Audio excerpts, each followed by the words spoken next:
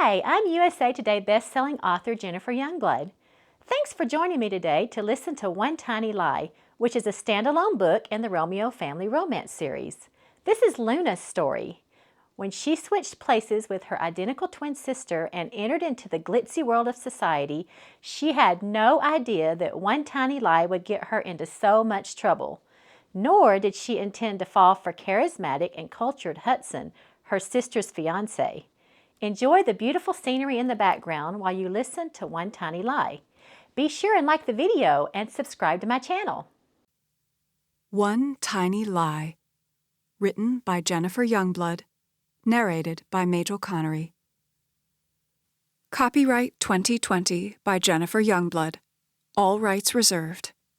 No part of this book may be reproduced in any form or by any electronic or mechanical means, including information storage and retrieval systems, without written permission from the author, except for the use of brief quotations in a book review.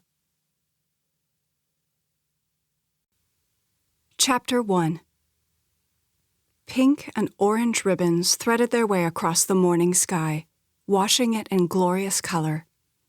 Everything was fresh and new, giving Luna the hope that things might turn out okay, despite her deception. Luna reached for her mug and took an appreciative sip of spicy orange herbal tea as she settled back in her seat. Her lightweight jacket was perfect for this time of the morning. Judging from the cool breeze that kissed her cheeks, Luna guessed the current temperature to be in the low 50s. By midday, it would rise to the upper 80s. While the residents of Sonoma considered that to be sweltering, Luna found the arid heat pleasant, as opposed to the suffocating humidity of Alabama in August. Her gaze soaked in the gently sloping hills, graced with neat, tidy rows of grapevines, stretching as far as the eye could see. She was too far away to see the clusters of plump red and green grapes that loaded the vines. Harvest time was fast approaching. According to Todd Giles, the founder and owner of the vineyard, the perfect time for picking the grapes would be next Tuesday, starting at 11 p.m. when temperatures were cool. A mist hung over the vineyard, giving the landscape a magical, dewy feel. Even though Luna had only been in Sonoma, California a few short weeks, she was starting to think of this place as home. It was crazy how much Luna's life had changed since her vivacious, resplendent, identical twin sister waltzed into her life. Luna had been waiting tables at the Muscadine Cafe in Nashville, Tennessee, writing songs with the slim hope that they might get published one day. Then, out of the blue, she received a private message on Facebook from a woman claiming to be her birth mother. Having lost her adopted mother when she was 16, Luna was hungry for a familial connection. Her birth mother set up a time for them to meet at a diner in Atlanta, Georgia. When Luna saw Norma Phillips, a heavy blanket of disappointment fell over her, dashing any hope of a fond reunion. Luna was instantly repelled by the emaciated woman with her hollow, vacant eyes and splotchy, loose skin. With that aversion came pity for the woman's state, along with a fair amount of anger at having been given up for adoption. Luna had been sitting at a booth across from Norma, trying to figure out what to say to the woman who'd given her life, when Ava sauntered in like a fresh breeze. She, like Luna, had come to the diner at Norma's request, expecting to meet her birth mother, never dreaming that she had an identical twin sister. Ava slid into the booth beside Luna, and the two of them listened as Norma shared her story. She'd gone to Nashville in the hope of making it as a singer, but had gotten addicted to drugs and alcohol. Norma's life was the sad, regretful tale of an addict who'd been in and out of rehab numerous times. She explained that she was dying of lung cancer and wanted to make peace with her daughters. As Norma unfolded her story, a heavy gloom descended over Luna. It was bad enough for her to be floundering in her life, but then to realize how tainted and damaged her origin of existence was, well, it was a bit too much to take. Norma had been with so many men that she had no idea who the twins' father was. Luna was surprised when Ava reached over and caught her hand, giving it a reassuring squeeze. The two of them shared a brief look, and Ava smiled in genuine understanding. In that moment, Luna realized that while her birth mother was nothing like she'd hoped, all was not lost. She had a sister. Not just a sister, but an identical twin. It was uncanny to look into Ava's face and see the mirror image of herself. Norma quietly passed away a week later. Ava was distraught over the death, saying that she wished they'd had more time to get to know her. Luna, however, felt a strange sense of relief that she could finally put the past behind her and move on. Even though Luna's adopted mother had experienced many emotional ups and downs, Luna loved her with all her heart and missed her terribly. She'd never felt the need to have another mother, that is, until her adopted mother died. Luna had felt the void then, but it was soon replaced with her grandma Peach, a crusty, efficient woman who had no trouble taking life by the horns. From the very start, Luna had been intrigued with Ava's description of her glamorous life on a vineyard with adopted parents who doted on her. Ava was polished, glamorous, vivacious, feisty. In a nutshell, everything that Luna wished she could be. Luna voiced her envy of Ava's life with a wistful, "I'd trade places with you in a heartbeat." Ava got a certain look in her eyes, and then a large smile spread over her lips. "Let's switch places."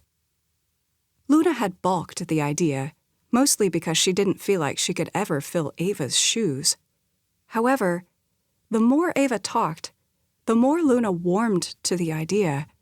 After all, what girl didn't want to live in an actual vineyard with a house grand enough to be a palace? Now, here she was, several weeks later, pretending to be Ava Giles. There had been a few tense situations where Luna feared the curtain would be pulled back, exposing her as a fraud. However, all in all, she'd done a decent job of being Ava. "Hey, you," a cultured voice said.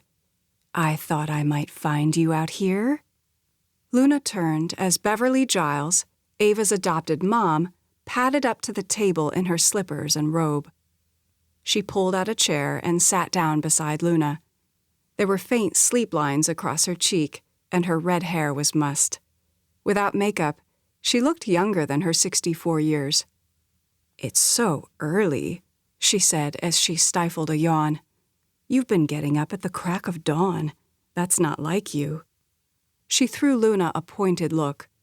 "Who are you, and what have you done with my daughter?" Luna stiffened. Before she could utter a single rebuttal, Beverly's crystal blue eyes zinged with amusement. "Well, whatever you've done, keep doing it, would ya? I like the change." She threw Luna an affectionate grin. A glow of warmth splashed over Luna as she returned the smile. "Thanks," she murmured, lifting her cup to her lips and taking another sip of the warm liquid. It was nice to be appreciated. Luna and Beverly had been getting along fabulously. That had not been the case with Ava and Beverly. "Where's Dad?" Luna asked. It had been hard at first to get used to calling Beverly and Todd Giles Mom and Dad. Now it was second nature. Luna was growing so fond of the couple that she was starting to think of them as her own parents. Luna had called them Mom and Dad when video chatting with Ava recently. She could tell that Ava was taken aback by that. Was it so wrong to want a real family? Especially one so endearing. "He's sleeping in a bit. I figure he needs his rest, especially with the harvest coming up." She glanced behind her. "Have you seen Rosalind this morning?" "No." Rosalind was the housekeeper of the palatial home and Beverly's go-to for everything. While Beverly wouldn't admit it, Rosalind was more than just a housekeeper and cook. She was one of Beverly's dearest friends, much truer of a friend than those stuffy women Beverly hung out with at the country club. The corners of Beverly's lips drooped. That's too bad. I'd like a cup of coffee, some toast, and a poached egg. We can go to the kitchen and I can make you something, Luna offered. Beverly's eyes rounded in surprise as she touched Luna's arm with a censuring laugh.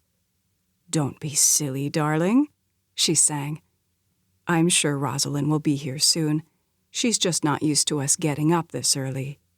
She yawned, water springing to her eyes. I'm surprised you're up so early since your flight got in late. By the way, I forgot to ask you last night. How's your friend doing? She scrunched her brows. What was her name? Amanda. Amanda, Beverly repeated. How is she doing? Much better, Luna said casually, feeling guilty for lying to Beverly. She'd gone to Nashville to check on her twin Ava, who'd been shot by a mentally and emotionally unstable backup singer who was terrorizing Cash Romeo's tour. When Luna first got wind of Ava getting shot, she panicked and caught the first plane to Nashville. Luckily, Ava was recovering and would soon be able to go back on tour with country music superstar Cash Romeo. It had been wonderful to see Ava and Cash so much in love. Luna figured it wouldn't be long before the two of them got engaged. Everything had happened so quickly that Luna hadn't told Beverly or Todd that she was going out of town. To cover her tracks, she'd called them both the day after she left, claiming that she was visiting a college friend in Nashville. Luna explained that her friend had been injured while hiking and was in the hospital. It was better to keep the story as close to the truth as possible. Still, Luna felt like a sleaze for lying to Beverly and Todd. Beverly sat up taller in her seat, pulling the tie of her robe tighter around her waist. Okay, we need to talk about our lunch meeting today. Lunch? Luna asked dubiously, her hands cupping the mug. Her brain was still a bit cloudy from the travel. Also, she was trying to make sense of her life, wondering how Hudson Davenport was going to play into her future. Yep, Juliet's joining us. She gave Luna a meaningful look. Luna's eyes widened. Oh. She took another drink of herbal tea. Juliet Davenport was Hudson's mother. Part of the reason Ava had wanted Luna to switch places with her was because Ava was being pressured into marrying her childhood friend, Hudson Davenport. Has Hudson given you any indication of when he's going to propose?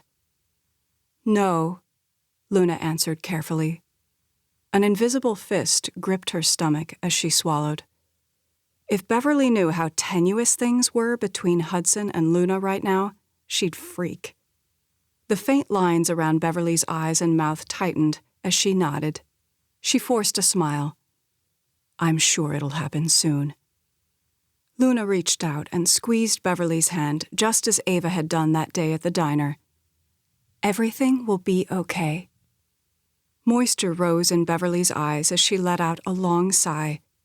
Her hand went up around her neck. I know you think your dad and I are terrible for wanting you to marry Hudson. Her voice hitched. It's not just because of what it will do for the vineyard or our family. Her eyes softened with pleading. The two of you would be great together if only you could see what I see. Hudson's crazy about you. Luna fought the urge to laugh. Hudson might have been crazy about Ava at one time, but he certainly wasn't crazy about Ava, or Luna, rather, now. If only. An awkward silence passed. How are things going with the vineyard? Luna asked, cautiously. Beverly's lips formed taut lines. With our loans, we should be okay for a few more months. After that... Her voice trailed off as she stared into the distance. Luna felt for the Gileses. They were desperate for a solution that would put their vineyard and winery back in the black. Hudson's family owned a large, booming vineyard that had been in his family for 3 generations. A marriage between Ava and Hudson would not only create a powerful dynasty, but more importantly, it would give Beverly and Todd the financial backing they needed to keep the vineyard solvent. Luna wasn't sure what details Beverly and Todd had worked out with the Davenports, but evidently they were being promised a truckload of money if the two families joined in a marriage. Interesting that the Davenports were so keen on the idea of their son marrying Ava. Maybe it was a rich people fetish, a way to keep all of that money and influence contained within two families. The marriage had been a source of contention for Ava and her parents. Ava didn't want to be forced into marrying a man she didn't love. Also, Ava was tired of her parents trying to run her life. That's why Ava had wanted to switch places with Luna, so she could escape her life and have room to spread her wings. Luna, on the other hand, had always felt trapped by her life of isolation with an eccentric adopted mother whose heart had been broken by her husband a long time ago, and she never got over it. Luna's adopted father was a pediatric dentist. When Luna was 6 years old, he fell in love with his dental hygienist and divorced Luna's mom. He was now married to the hygienist and had a passel of kids. Luna had never felt much of a connection to her adopted father. She resented him for all the pain and anguish he'd caused her mother. While Luna's adopted mother provided a decent income for the two of them, there were large chunks of time when she'd shut down emotionally, making Luna feel completely alone. There were so many times when Luna craved having a real family, complete with a mom and dad. Ava didn't realize how truly lucky she was to have the Gileses. Sure, Beverly and Todd were a little pushy, Beverly more than Todd, and entrenched in their upper-crust world. Some of it seemed a bit over the top, even to Luna. She could see why Ava had no patience with the never-ending parties and gatherings that Beverly lived for. However, in Beverly's defense, it was her way of connecting with her world and protecting her family through her association with influential people in the wine industry. As opposed to many families in the area whose vineyards had been handed down several generations, Beverly and Todd purchased the Arbutus Rim Vineyard and Winery in the late 1990s. Many of the staunch families in Sonoma and Napa Valley still considered the Gileses newcomers and were reluctant to allow them into their circles. Todd attributed some of this bias as part of the reason his vineyard was struggling. While Beverly and Todd desperately needed the money and association that a marriage to Hudson Davenport would bring, Luna could tell that the couple cared deeply for their daughter. In their eyes, Hudson Davenport was the cream of the crop and the perfect match for Ava. If only Beverly and Todd knew the truth, that Ava was madly in love with Cash Romeo and that an imposter was now in her place. Luna, as opposed to Ava, enjoyed life on the vineyard and everything it entailed, including Hudson Davenport. Truth be known, he'd consumed her thoughts from the moment she first laid eyes on him. He was everything and more that Luna could ever want in a man. She couldn't understand why Ava didn't feel the same way about Hudson or her adopted parents. Beverly and Todd were loving and kind, and they were fully engaged in Ava's life. And that was something Luna had never had before. Luna supposed that everything was relative to experience. She couldn't help but wonder how different things might have been had she been adopted by the Gileses instead of Ava.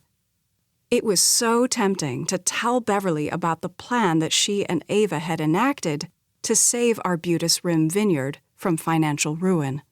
In a strange twist of fate, when Ava was working at the Muscadine Cafe and pretending to be Luna, she'd met the illustrious Cash Romeo, who took a liking to Ava right from the start.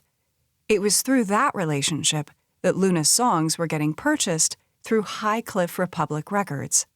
Luna and Ava were splitting all of the profits 50-50 that they earned through Luna's songs and Ava's performances on Cash's tour. The hope was that in a few months, Luna and Ava would have enough money to pay off the high-interest loans Todd had gotten. They decided to keep up the charade until the money was saved, at which point they planned to tell Beverly and Todd the truth. Luna didn't want to think about that. She wanted to continue basking in Beverly and Todd's affection while living in this beautiful place. "I think you should wear your green sundress to lunch," Beverly asserted. "The one with the sunflowers?" "Yep." She pursed her lips together as she critically studied Luna. "And you should wear your hair up with that pearl necklace I got you for your birthday the year before last." Luna chuckled. "That's specific." No wonder Ava felt claustrophobic. Beverly held up a hand. "I know you hate it when I tell you what to wear, but today has to be perfect. And with your hair up and pearls, well, you'll just look so sophisticated." She shrugged. "Sure, sounds good to me." Beverly rocked back. "You mean there's no argument?" "Nope," Luna said pleasantly, taking another drink of tea. "You really have changed," Beverly mused, her eyes simmering with open admiration. Warmth seeped into Luna's cheeks. She probably should have put up more of a fuss, but dressing as Beverly wanted seemed like such a trivial thing. The sunflower dress was exquisite, like all of Ava's designer clothes, and Luna rather liked wearing her hair up. The pearls were a bit stodgy for her taste, but it wasn't a big deal. Beverly's voice was coated with emotion. "A few weeks ago, when we had our blow-up about you marrying Hudson and then you disappeared," her voice hitched, "I was worried that you might not come back." She bit her lower lip, tears brimming in her eyes. Sympathy welled in Luna's chest. "I'm sorry," she uttered automatically, even though Beverly was referring to Ava and events that occurred before she and Luna switched places. "No, I'm sorry," Beverly said hoarsely, "that you're being put in a position where you have to save the family." Her head swung back and forth. "No child should have to bear that responsibility." A single tear rolled down her cheek. Hastily, she swiped it away as a tremulous smile wobbled over her lips. "On the upside, you're marrying a wonderful man. He loves you." She paused. "And I know you will one day come to love him." Luna's eyes misted. "Yes, I believe you're right," she said hoarsely. Beverly blinked, then gurgled out a laugh. "I don't know what's happened to you these past few weeks, but it's wonderful." A large smile spread over Luna's lips. "Really?" "Really." She reached for Luna's hand, her eyes taking on a new luster. "I feel like I've gotten my daughter back." She took in a breath, as if trying to clear away the emotion. "How are the plans coming for Dad's birthday party?" "I met with the caterer yesterday." Her voice was tempered with a mild reproof. "It would have been nice to have you there, but you were out of town." "I know. Sorry." Beverly rushed on, talking with her hands. "Anyway, we decided on tri-tip beef with roasted potatoes, green beans, Caesar salad, and croissants." Luna wrinkled her nose. "I thought Dad wanted barbecue, potato salad, and baked beans." "Ugh, that's so tacky." "It is Dad's birthday," Luna countered as gently as she could. Beverly's eyebrows slid up. "I am not going to serve potato salad and baked beans to our guests," she snipped. Luna laughed. "Okay, tri-tip beef it is. What are you doing for the people who don't eat red meat?" "You mean the people like Juliet Davenport?" Beverly chimed. "Already thought of that. Herb-crusted chicken." "What about dessert?" "An assortment of cheesecakes." Luna sat back in her seat, stroking her chin. "Or, since it's almost fall, you could have caramel apples and a station that makes fresh donuts on the spot." Beverly squealed. "Great idea. Your dad will love that." She babbled on about the fresh flowers, the decor, and all the other details. Luna didn't mind. She felt like a princess, planning beautiful parties. "Oh, and I want you to perform." Luna's heart nearly stopped. "Huh?" Beverly's eyes shimmered with excitement. "That will be the crowning event. Well, aside from you and Hudson announcing your engagement." Luna felt like she was going down a raging river trying to keep her head above the rapids. I'm not sure about that.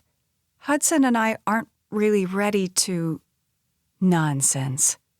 Beverly placed a hand on Luna's arm. "You just leave everything to me." Luna's throat felt smaller than a toothpick as she swallowed. "What do you mean?" "You'll see," Beverly chimed with a juicy smile. "Buenos dias, amigas bonitas. You're up early this morning. Oosh, it's cold out here." Luna and Beverly turned as Rosalind ambled toward them, rubbing her arms. Dressed in a black top, matching slacks, and white tennis shoes, Rosalind's dark, curly hair was smoothed back into a bun. Her only makeup was a touch of mascara and burgundy lipstick. Even so, she was a striking woman with her black eyes, olive skin, and distinctive features. From the moment Luna stepped foot onto the Arbutus Rim vineyard, she'd felt a kinship with the no-nonsense, middle-aged housekeeper, probably because she reminded Luna a little of her Grandma Peach.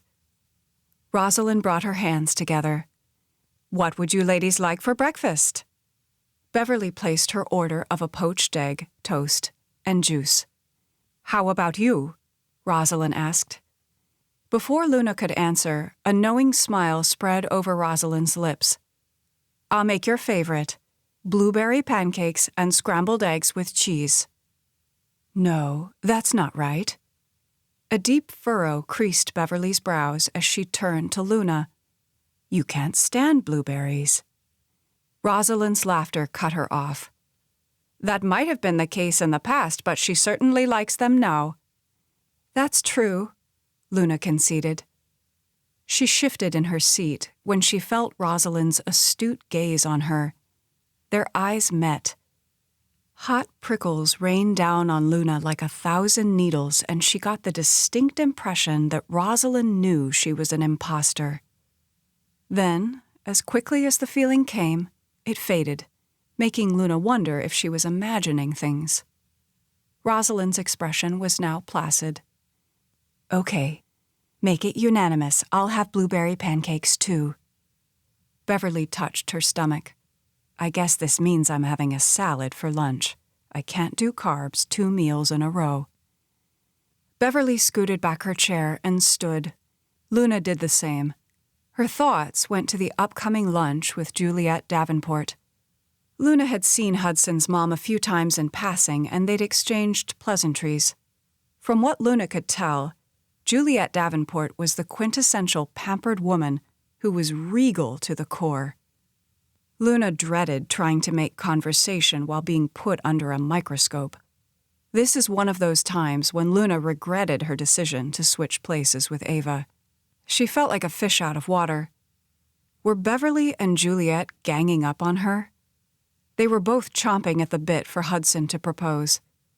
This would be so much easier if Hudson would just tell his parents what he told Luna that first day she met him, that he had no intention of saddling himself with a woman who didn't care to be married to him. Maybe Luna should call Hudson and get his advice on how to navigate lunch with his mother and Beverly. After all, she couldn't keep dancing around the topic of the engagement forever, especially when Beverly had her heart set on the marriage. Yes, that was the answer. She'd call Hudson. He would know what to do. She'd contact him right after breakfast. Just thinking of talking to Hudson over the phone caused Luna's pulse to ratchet up several notches. How was that for irony? Luna was being pressured to marry the man of her dreams, but, surprise, surprise, he no longer wanted her because he thought she didn't want him. There had been so many times over the past several weeks where Luna wanted to just throw caution to the wind and tell Hudson that she wanted a relationship. But then her practical side had taken over. Luna wasn't Ava. The two would eventually switch back, and then where would Luna be? She didn't want to hurt Hudson by giving him false hope for a relationship that would never be. That's why she'd held back. Now, however, the situation was different. Ava would end up with Cash Romeo. She was on the fast track to becoming a country music superstar. It was doubtful that she'd ever come back here to live. Cash and Ava had been able to navigate their way through the twin switch thing. They seemed to be doing great. Could Luna do the same? What if Hudson learned the truth? Was it possible that he could love Luna for her? A new hope pushed through her veins. Could she earn Hudson's love? Did she dare try? Maybe she should be more like Ava, more willing to live in the moment and not fret so much about the consequences. Grandma Peach always accused Luna of getting too deep in her own head and psyching herself out. Luna was tired of living in constant fear of the what if. She wanted to live a little, to earn the love of a great guy whose very touch lit her insides on fire. She wanted to have Hudson look at her the way Cash had looked at Ava, like she was a rare jewel that he'd scoured the earth to find. She wanted to break out of her shell and become the person she could have been had circumstances been different. Now was her time to shine. She only hoped she could gather the courage to do it before her time ran out and everyone learned the truth. Chapter 2. "Hello, darling. You look positively radiant," Juliet chirped as she air-kissed Luna on both cheeks.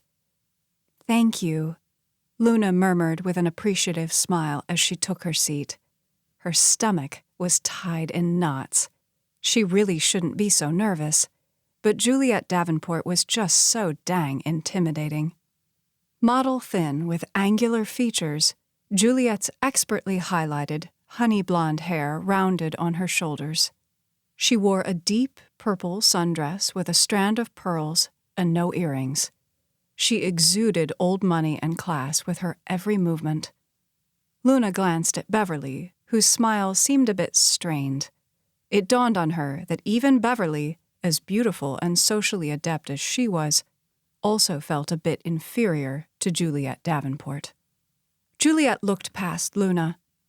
"There he is," she cooed, her voice dripping with affection. "This is a nice surprise," Beverly gushed, but her expression spoke otherwise. Luna turned, her heart skipping a beat, when she caught sight of Hudson striding toward them with a smooth, confident gait. She'd tried calling him earlier, but his phone went straight to voicemail. She hadn't left a message. As if Hudson's devastatingly handsome looks weren't enough to command the attention of every female in the room, he also had an innate charisma that he wore like a second skin. Luna traced the outline of his wide shoulders, moving down to his tapered waist and flat abs. Hudson was into outdoor sports, namely rock climbing, dirt bike racing, and sailing. It showed in his lithe, athletic frame that had just the right amount of muscles. Always the consummate gentleman, Hudson went to his mother first and kissed her cheek. "Sorry I'm late. I got held up at the winery." "No worries, dear. We just got here." She floated him a look of adoration. Hudson gave Beverly a dazzling smile and nod of greeting before turning his attention to Luna. "Hey," he said warmly, his eyes crinkling around the edges as he smiled. "Hey," Luna repeated with a goofy grin. She was supposed to be poised and elegant, not some silly schoolgirl with a huge crush on the most glamorous and exciting guy she'd ever met. Before Luna realized what was happening, Hudson leaned in, his lips brushing hers. "You look beautiful," he murmured. A sizzle of awareness shot through Luna. For a second, she was spellbound. Hudson drew back, and she thought she caught a flicker of genuine surprise in his blue-green eyes. He looked baffled, decentered. Had he also felt the zing of attraction? "Thanks," she responded as she looked down. Luna could count on one hand the number of dates she'd been on. She was so inept when it came to matters of romance. She'd fallen hard for one other man, and that had been a disaster. Why did she think this go-around would be any different? Hudson had made it clear that he was tired of getting the shaft and that he no longer wanted to marry Ava. The first day Luna had met Hudson, she was starstruck to the point where she couldn't fathom why Ava was running from a man like him. Hudson heightened Luna's senses, making her feel so completely in the moment. But with the rush of anticipation came a flutter of panic. She had no idea how to navigate the situation. After all, she was pretending to be Ava, and Ava hadn't been interested in Hudson romantically. Just as she was trying to figure out how to remain aloof from a man she was wildly attracted to, Hudson dropped a bombshell about no longer wanting to marry her, Ava. He explained that when Ava had up and disappeared for several weeks, he took a hard look at himself. He realized that he couldn't keep holding onto the hope that Ava would grow to love him. Even though Luna understood where Hudson was coming from and could tell that he'd been hurt deeply by Ava's indifference toward him, Luna couldn't help but feel like Hudson was turning her down personally. Ever since then, Hudson had been polite when he was around Luna, but super guarded. This left Luna walking on eggshells, trying to keep Beverly and Todd appeased about the engagement, all the while knowing that it wasn't going to happen. Her only solace had been the hope that Luna and Ava's plan to earn money from the music would help save the vineyard. Luna didn't blame Hudson for withdrawing from her or Ava. He deserved to find a woman who loved him for him, not for what his family could offer. It was the age-old case of love versus money. Luna's thoughts shifted back to the present. She blinked, realizing that both Beverly and Juliet were watching her with pleased, smug looks. Heat rose in her cheeks. Anyone could see that she was crazy about Hudson. Sheesh. All he'd done was give her an obligatory peck on the lips, and it had thrown her into a tailspin. Her head argued that she shouldn't be getting so worked up right now. The kiss meant nothing to Hudson. Why was her heart having such a hard time getting the message? Hudson sat down on Luna's right. How was she supposed to eat with him this close, much less make a good impression on Juliet? If only she were more like Ava, who'd been bred for this type of thing. She needed to channel Ava, think of how she'd act right now. "What have you been up to today?" Beverly asked Hudson. Luna was grateful that Beverly was taking control of the conversation so that it got her off the hook. Luna had never been great at chit-chat. "We're getting everything ready for the harvest in a couple weeks." Interest percolated in Beverly's eyes. "Oh? Todd has our harvest scheduled for next Tuesday. I'm surprised you're waiting an extra week." "Our enologist, winemaking director, and lab manager have studied the data and have selected what they feel is the prime day." He shrugged casually. "We pay them to be the experts, so we have to trust their judgment." Luna could tell that he wasn't trying to be a smart aleck, merely stating a fact. "Of course," Beverly soothed. She laughed lightly. "If I thought Todd would listen, I would have you talk to him. We might be picking too early." Her words were light, but Luna caught the undertone of worry. "I'm sure Todd knows what he's doing," Hudson said. Beverly nodded. "Yes, I'm sure he does." She glanced at Juliet, pasting a bright smile on her face. "What's this I hear about you launching a new label?" Hudson smiled. "It'll go on the market the 1st of next year." "How wonderful!" Beverly said, with an entire stadium's worth of enthusiasm. She looked at Luna as if to say, "You'll soon be connected to Hudson and all of the genius of his family." Luna was fast learning that anything the Davenports touched turned to gold. Luna bit back a smile. Beverly needed to work on her subtlety. Luna realized that Hudson was watching her and could tell that she was amused. Time seemed to slow as the two shared a look. What was happening here? If she didn't know better, she'd think that Hudson might be changing his stance on the engagement. The spark of hope that surged inside her was so acute that it was concerning. She needed to keep her feelings in check, or else she'd be headed for a huge heartbreak. The server approached the table and took their drink and food orders. Luna was in the mood for a big, juicy cheeseburger and onion rings, but she figured that wouldn't go over too well with Beverly and Juliet, so she ordered a Southwest chicken salad instead.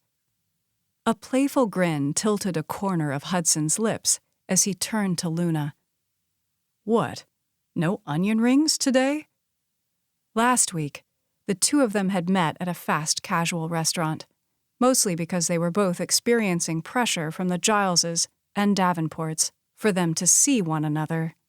Luna mentioned that she was a sucker for onion rings and vanilla milkshakes, the best comfort food on the planet as far as she was concerned. "I can add an order of onion rings," the server offered. "That would be great," Hudson said, "but only for me." His eyes danced with mischief as he turned to Luna. "If you're a good little girl, I might be persuaded to share one or two. Maybe." A smile stole over Luna's lips. "That's mighty kind of you." She enjoyed the sparks pinging between them. "Since when do you like onion rings?" Beverly piped in, giving Luna a funny look. Luna's face flamed, making her feel like she was sitting too close to a roaring fire. "Yeah, I like them," she said nonchalantly. Good grief. It seemed that everything Luna liked, Ava had been averse to. Blueberries, onion rings, Hudson. It was astounding how different the two sisters were. Hudson chuckled. "Oh, she likes them. I can guarantee you that." There was something intimate in his expression as he caught her eyes, warming her blood several degrees. "Well, I guess Hudson knows you better than I do," Beverly said, sounding a smidgen jealous. As odd as it was, moments like this really endeared Luna to Beverly. Beverly truly wanted to have a good relationship with her daughter. Coming from a place where Luna had largely been on her own, that was very comforting. The group chit-chatted until the server returned with their drinks and a basket of steaming hot bread with olive oil and herb dipping sauce. As Luna went to unroll her silverware from her napkin, her arm grazed Hudson's, sending tingles through her. She caught the blip of amusement in his eyes, as if he knew how much he was affecting her. She was so hyper-aware of Hudson that he might have been the only other person in the room. Their eyes met for a brief second. Luna couldn't be sure, but thought she detected a question in his expression. Something was definitely different between them, and now Luna was ready to act on her feelings. Ava had gone on to find her life. Luna needed to find hers. She'd have to figure out how to manage the deception of her not actually being Ava, a hurdle that seemed insurmountable now, but Luna would have to just take things one step at a time. A silent exchange passed between Beverly and Juliet. Hudson sat back in his seat, a lopsided grin pulling at his lips, making him look boyishly adorable. "Oh no," he teased, his index finger encapsulating them both as he pointed from one to the other. "What are they plotting now?" "It must be something big," Luna said, getting in on the fun. Beverly and Todd Giles, Hudson, this place. They were becoming Luna's world. She wanted to stay here. She wanted to belong here, but not as Ava. She wanted them to eventually come to know her as herself. That's why Luna was willing to give up her share of the music earnings. More than amassing wealth for herself, Luna wanted to help the Gileses. She wanted to earn their love and trust. Not just theirs, but Hudson's as well. Juliet swatted Hudson's arm as she made a psh sound with her lips. "You're so funny," she laughed. Hudson lifted an eyebrow. "Funny, but right on the money." He let out a heavy sigh as he fingered his napkin. "Okay, let's hear it." Juliet glanced nervously at Beverly before looking back at Hudson and Luna. Watching Beverly's demeanor made Luna's nerves jump a little. "Well," Juliet began, her face radiating a hopeful enthusiasm, "Beverly and I thought it would be nice if you and Ava would announce your engagement at Todd's birthday party." Beverly jumped in. "Ava's going to perform. The two of you could make the announcement right after." A soft gasp rose in Luna's throat. The birthday party was less than 2 weeks away. She felt spikes of terror raining down over her. Terror over performing and apprehension about the engagement. Luna had a decent singing voice, but nothing like Ava's. Furthermore, the mere thought of getting up in front of people to sing or speak made her sick at her stomach. She looked at Hudson to get his reaction about the engagement, but his expression was unreadable.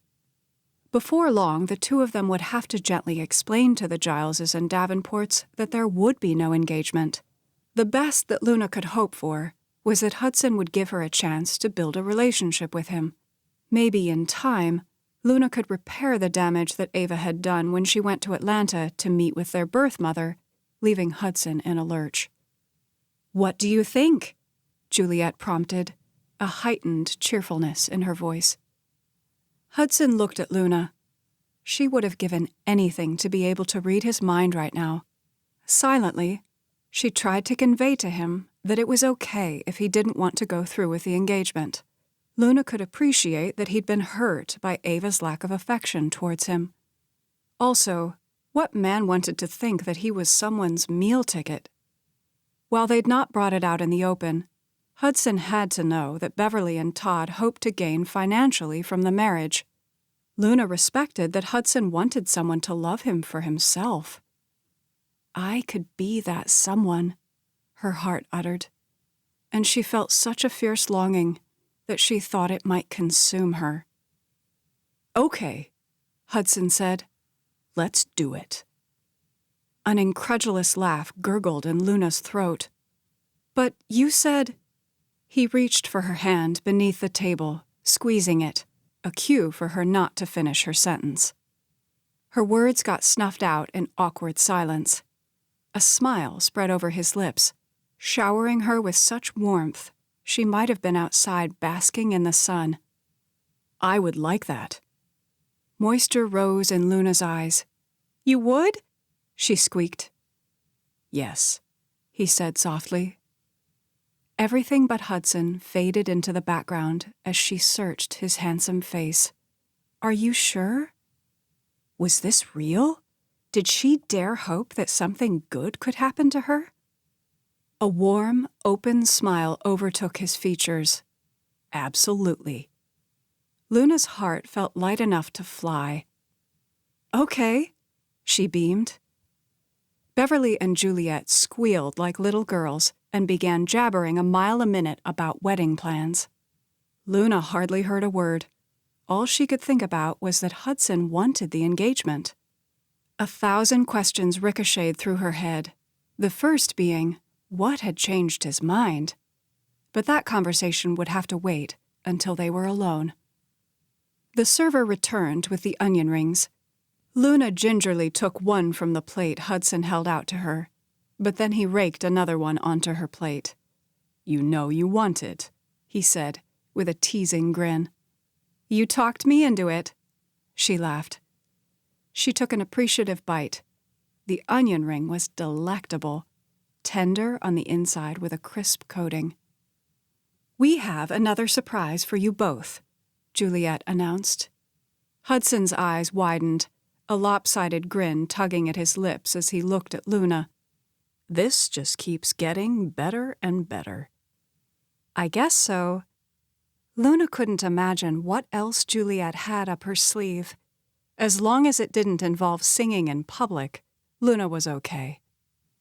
Juliet's eyes danced with anticipation as she homed in on Hudson. "What's the one thing you absolutely love?" "Ava?" Hudson flashed Luna a disarming smile. Luna would have been over the moon about the word love, but she could tell Hudson's answer was an automatic reaction, devoid of any real feeling. Confusion swirled inside her, driving home the point that while Hudson was going through with the engagement, it didn't mean that everything was hunky-dory. They still had much to work out before riding off into the proverbial sunset. "That goes without saying," Juliet answered, rolling her eyes. "The wind swept." Her words were wrapped in a breathy excitement. Hudson's jaw grew slack. "What are you saying?" "The windswept is yours," Juliet sang. She trilled out a velvety laugh. "Consider it an early wedding present from me and your dad." Hudson sat back in his seat. "Wow, thank you," he uttered, genuinely touched.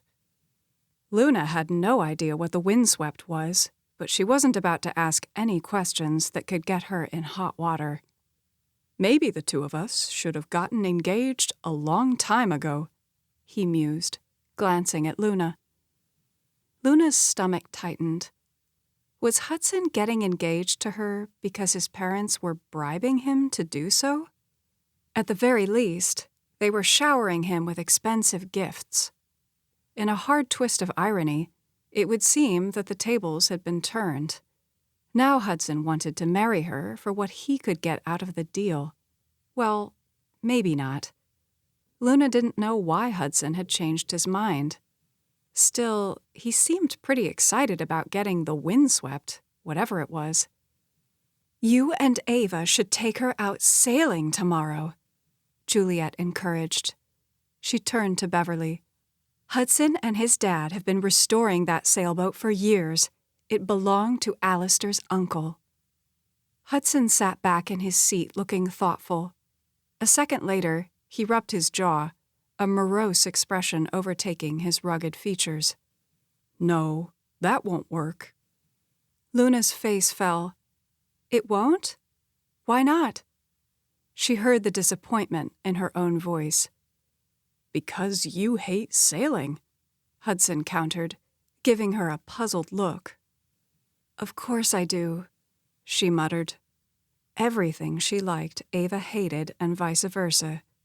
Luna needed to have a long talk with her sister.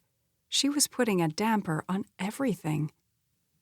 "I'm sure you could make an exception," Beverly said stiffly, giving Luna a sharp look. Luna jerked, realizing how her statement had come across.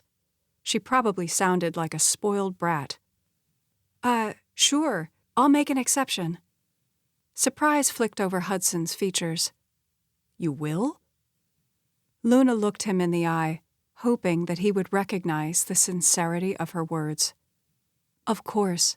For you, I will." "Thanks," he said quietly. "That means a lot."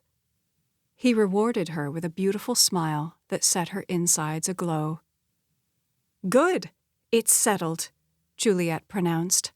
"I'll get Anna to make you lunch." Luna assumed that Anna was the Davenport's housekeeper. "That's so nice," Beverly said, clearly impressed. She looked at Luna, her eyes shining with love. "I'm so proud of you." An unexpected rush of emotion rose in Luna's throat. "Thank you." She looked at Hudson, who was studying her. "What?" she whispered. He gave his head an imperceptible shake. Later, he seemed to be saying. Their food arrived a second later. Luna did her best to eat in a regal, proper manner that would make Beverly proud. Several times, she felt Hudson studying her.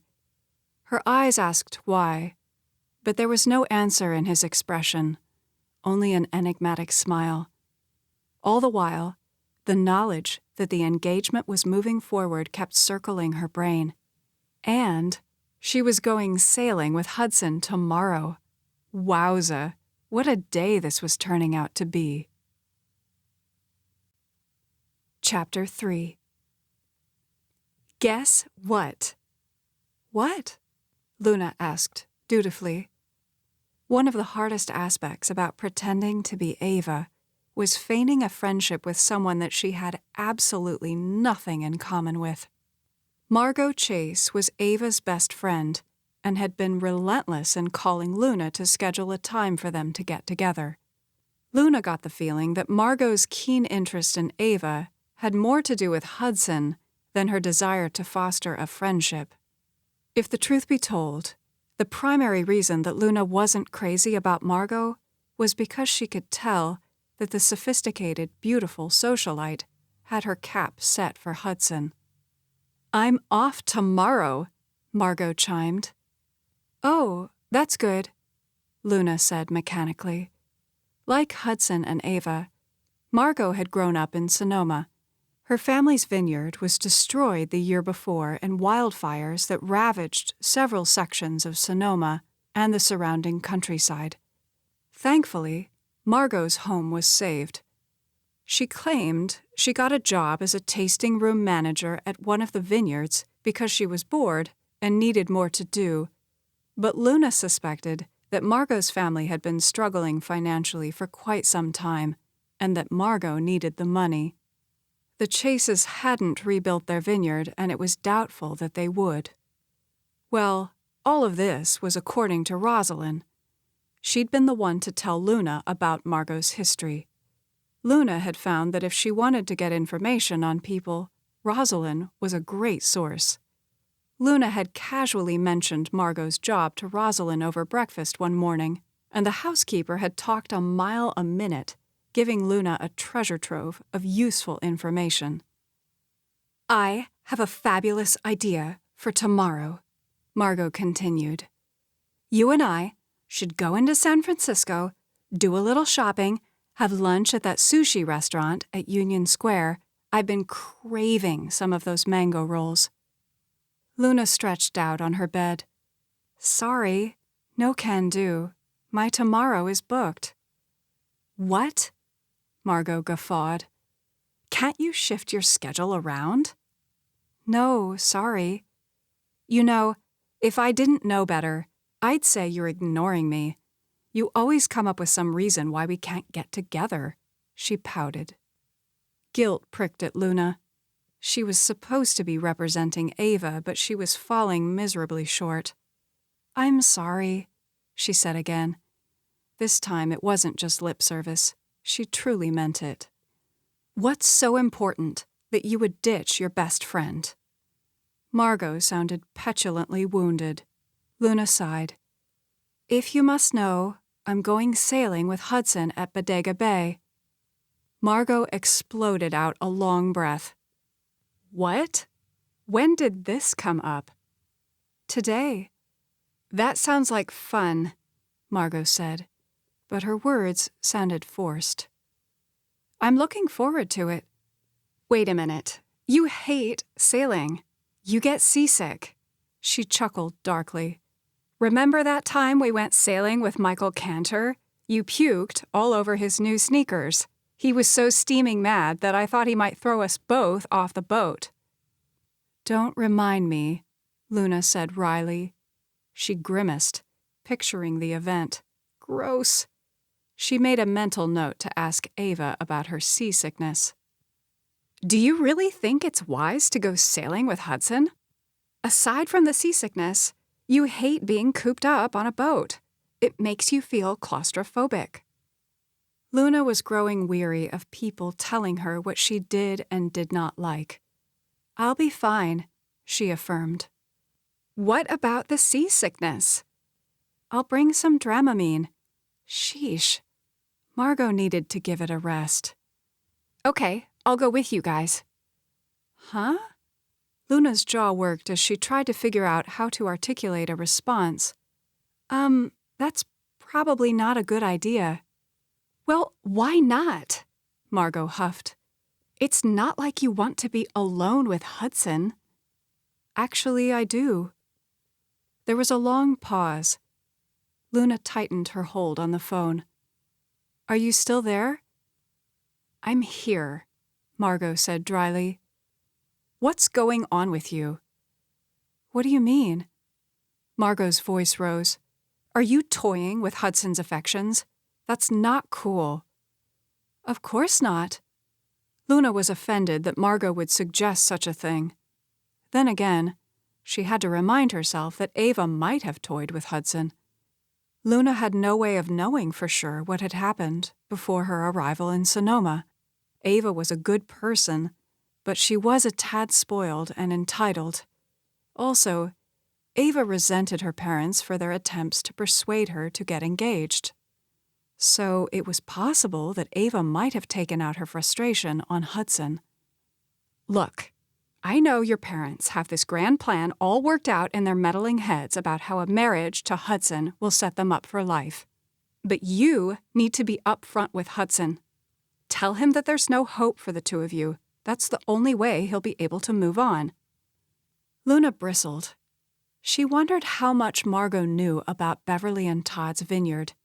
Had Ava told her everything? If so, that was stupid on Ava's part. Then again, Margot was Ava's best friend, so it made sense that the two would confide in one another. What if there is hope? What do you mean? Did she dare voice the words out loud? Maybe it was time. Luna wanted to get the message across to Margot loud and clear that she intended to pursue Hudson.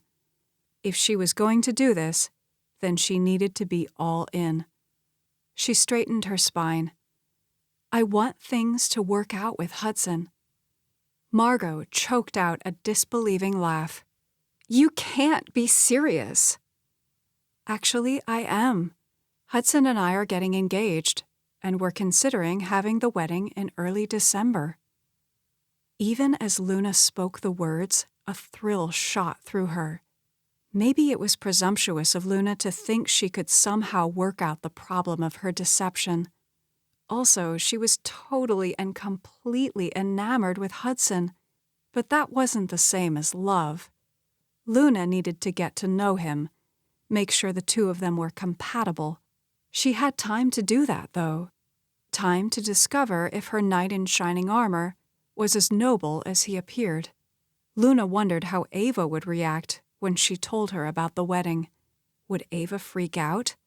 Or would she be happy for Luna?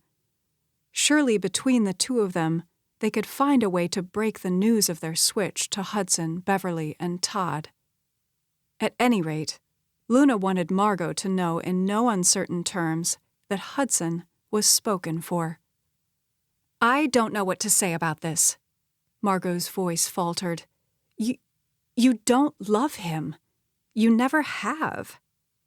Luna felt Margot's desperation seeping through the phone like an insidious vapor, stripping away her confidence. Was Luna being selfish for pursuing Hudson?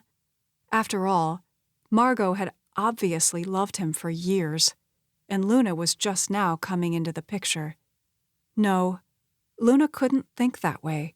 This was her chance to make a go of her life. Hadn't she always longed to break out of her shell? Well, now was the time. Luna had been given the chance of a lifetime, and it was up to her to take it. Ava had taken her chance, and it was working out beautifully. Luna needed to channel Ava, borrow some of her courage and moxie. That may have been true in the past, but times are changing. I've changed, she said firmly. Margot grunted. You certainly have, she said in a snarky tone. Luna's eyes narrowed. What's that supposed to mean? Margot's voice took on a shrill edge as she talked a mile a minute. First of all, you disappear for several weeks without so much as a word to me, Hudson, or your parents. And then you traipse back home acting like nothing ever happened. When we try to ask you where you were, you say you don't want to talk about it. Ava had been the one to instruct Luna not to tell anyone about her going to Atlanta. Tell them that you just needed time away to sort through your feelings, Ava had said. Tell them that you don't want to talk about it, but want to start fresh. They'll be okay with that. They'll assume you went to some sort of wellness retreat. Luna had her doubts. If it had been her Grandma Peach they were talking about, there would be no way Luna could have gotten off the hook with such a vague explanation. Grandma Peach would have pestered her until she broke down and told all. Luna pulled out of her own thoughts, listening again to what Margot was spewing. Then, you start avoiding my calls. Now, all of a sudden, you're gung-ho about marrying Hudson when you were fighting mad about it before. Her voice quivered. I don't even know who you are anymore. I'm the same person I've always been, Luna countered, wincing at the lie. A cold, hard knot formed in her stomach. She felt like everyone could see right through her. It would only be a matter of time before the net closed in. Her only hope was to build a solid relationship with Hudson before that happened. Then, maybe, he would be understanding when he learned the truth. No, you're not, she said sadly. I've got to let you go. Margot sounded so dejected that Luna almost felt sorry for her. Almost. Maybe we can plan a time to have lunch together this weekend. Yeah, maybe, Margot said in a non-committal tone. What time are you guys leaving tomorrow? Hudson's picking me up at 9. Just do me one favor. What's that? Luna asked, warily. You've put him through so much already. Don't break his heart. I won't, Luna said softly, mostly to herself, as she ended the call. Her conscience argued that she had no right to make that promise. If she could win Hudson's affection, then he would be hurt when he learned the truth. Luna had been brought up in a God-fearing home, admonished by her adopted mother and Grandma Peach to always tell the truth. When Luna first came to Sonoma, she'd convinced herself that pretending to be Ava was one tiny lie that wouldn't harm anyone. However, she was now starting to question that reasoning. Beverly and Todd were overjoyed, believing that they had their daughter back. They would be devastated when they learned that Ava had no intention of ever moving back to Sonoma. Her life was with Cash. But what of Luna's life? She was willing to give up her earnings to help the vineyard. Didn't that count for something? Also, she cared deeply for Beverly and Todd. As for Hudson, well, Luna would just have to see how it all played out, because she didn't have the strength to turn away from the possibility of what the two of them could be together. Call it intuition. Call it wishful thinking. Regardless of what happened with Hudson, Luna had to see it through. She owed herself that much. Chapter 4. As Hudson turned onto the circular drive in front of Ava's home, he tried to prep himself for how he would answer her questions about why he'd changed his mind about the engagement. Yesterday, after lunch at the country club, Ava had pulled him aside, asking him to give her an explanation. He'd stalled, assuring her that he would tell her everything when they went sailing. The short answer was that Ava had changed. She was still as beautiful as ever, the most captivating woman he'd ever been around. But there was a depth to Ava now that hadn't been there before. She seemed more real, more down to earth. Also, she looked at him differently now. Yesterday, when he'd given her the peck on the lips, he felt something. Then, he saw the look in her eyes and knew that she'd felt it too. It was at that moment that something had shifted inside Hudson. That's why he decided to go along with the engagement. Today, however, he was having second thoughts. Ava had always been so against marrying him, asserting that while she cared about him, she could never love him the way he deserved to be loved. The only reason Ava had entertained the idea of marrying Hudson was because her parents were so desperate to have financial help for their vineyard. In the past, Ava had been very open about this point, expressing resentment that her parents were looking to her to solve their problems. "You don't want to be married to someone who married you for the money," she told Hudson. Her words had stung, but Hudson was so in love with Ava that he'd convinced himself that he could eventually make her fall in love with him. Then, Ava had the big blow-up with her mother about the engagement and disappeared for several weeks.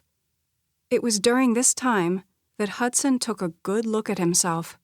He was disgusted that he'd let things get this far. He couldn't keep holding onto the hope that Ava would one day love him. He had to lock his heart and move on. He couldn't base his life on someone who couldn't or wouldn't reciprocate his feelings.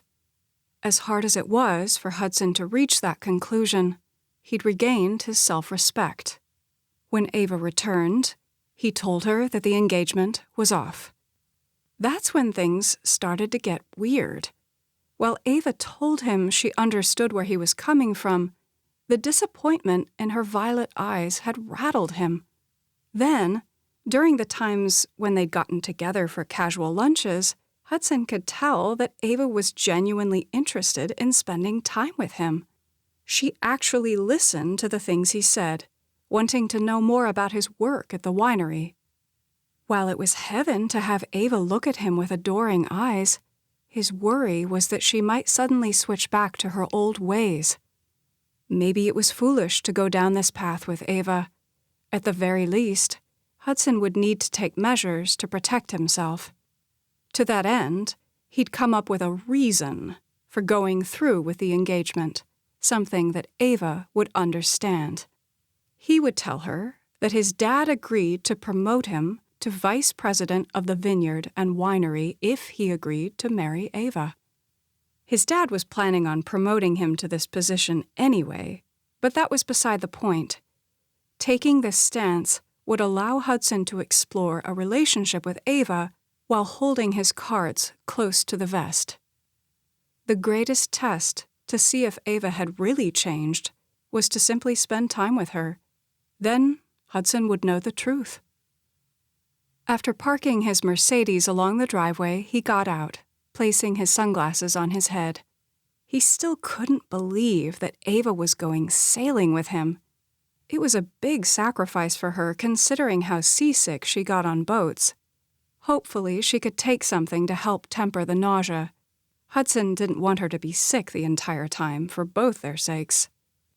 He found himself whistling softly as he strode to the front door and pressed the doorbell. A couple minutes later, Rosalind, the Giles' housekeeper, answered the door. Her face lit with recognition when she saw him. "Hudson," she said warmly as the two embraced in a hug. He caught the scent of bacon mixed with baby powder. Having spent much time in the Giles household as a kid, Hudson was fond of Rosalind, thinking of her as an aunt. "Ava will be down in a minute," Rosalind said. "Would you like some breakfast while you wait?" Before Hudson could answer, he heard movement and looked up the staircase to where Ava was trotting down, her purse slung over her shoulder. His breath caught in his throat. Ava was a vision, her red hair bouncing on her shoulders with her nimble steps, her lively eyes radiating sunshine as she graced him with a large smile that deepened her dimples. "Good morning," she sang as she stepped up to him. "Hey," he said as he leaned in and kissed her cheek. His gaze flickered appreciatively over her white shorts, blue and white striped blouse, and sandals. Indecision touched Ava's features. "Is this okay?" Hudson grinned. "You look great. Perfect." "Thanks," she murmured, color kissing her cheeks with a rosy pink. She looked down, her long lashes brushing against her cheekbones. Hudson felt it again, the strong current of connection running between them. Rosalind turned to the nearby bench.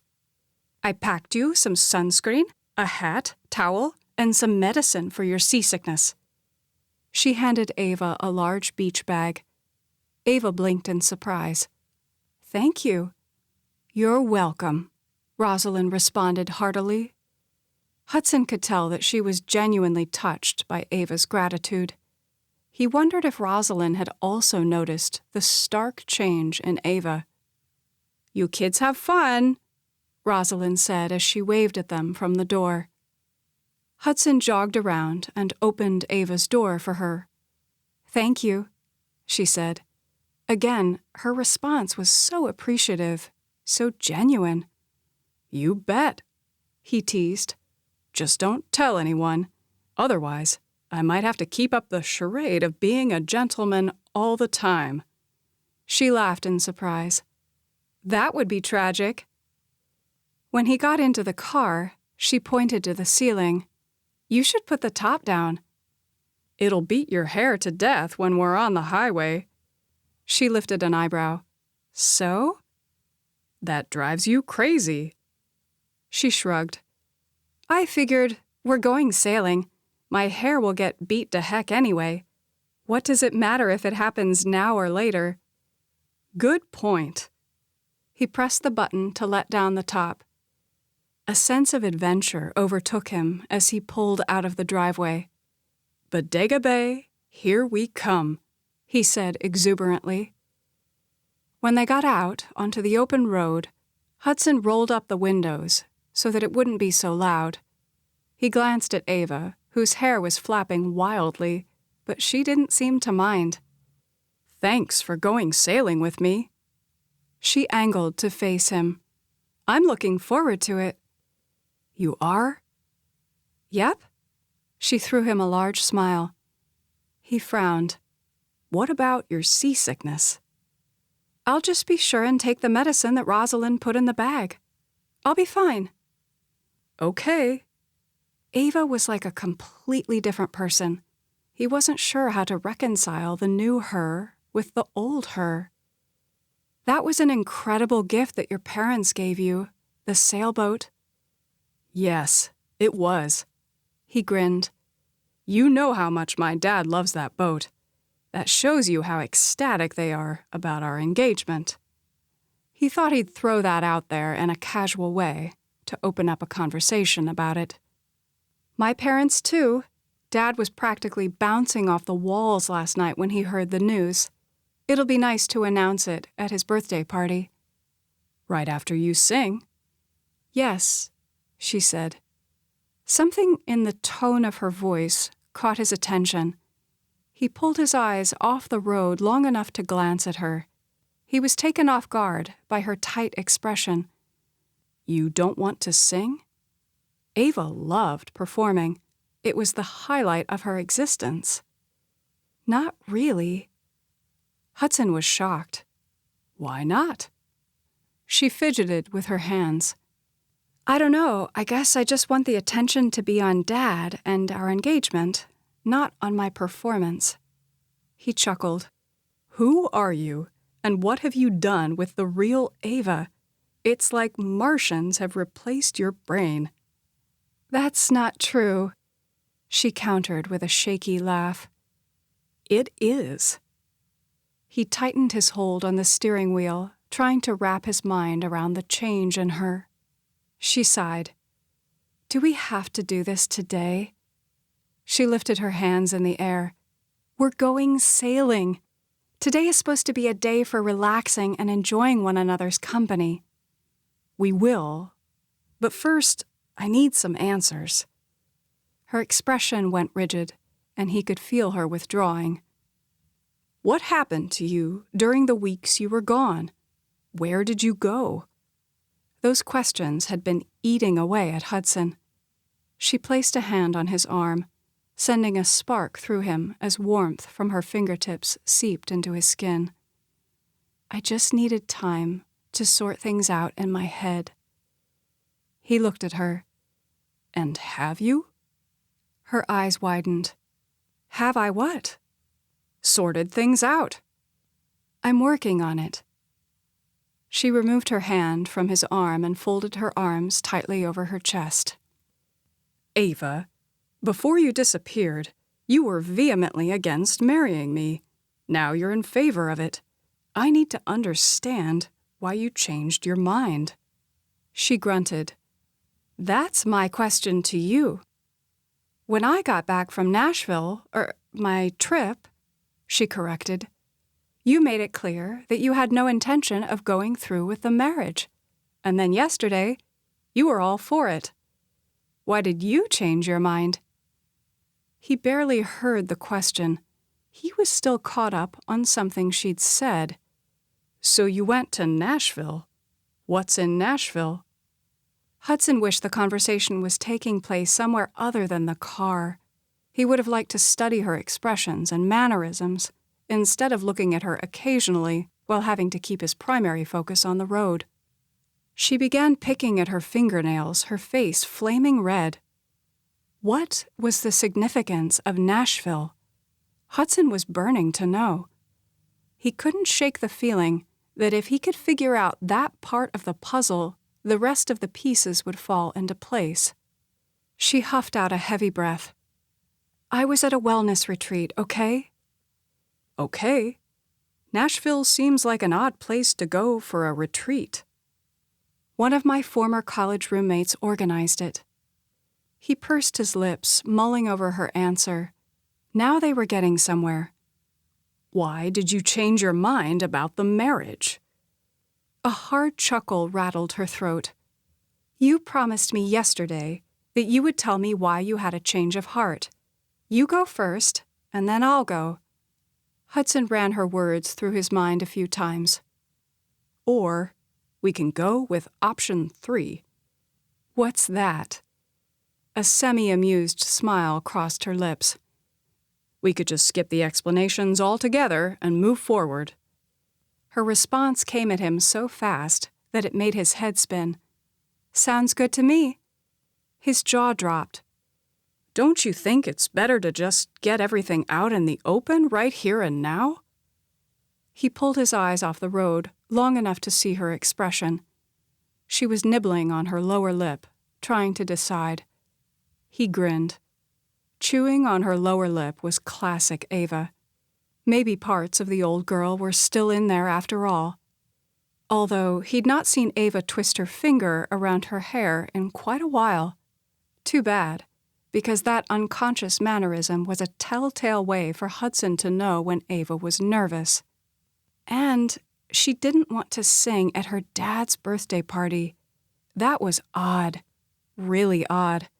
Ava wasn't an attention hog by any means, but she certainly wasn't one to shy away from the spotlight, especially when it was thrust on her. Nope, she said lightly. I don't need an explanation for why you changed your mind. I'm just glad you did. She floated him a smile tinged with so much affection that it caused him to lose all train of thought. I have an idea. His brain rushed to catch up.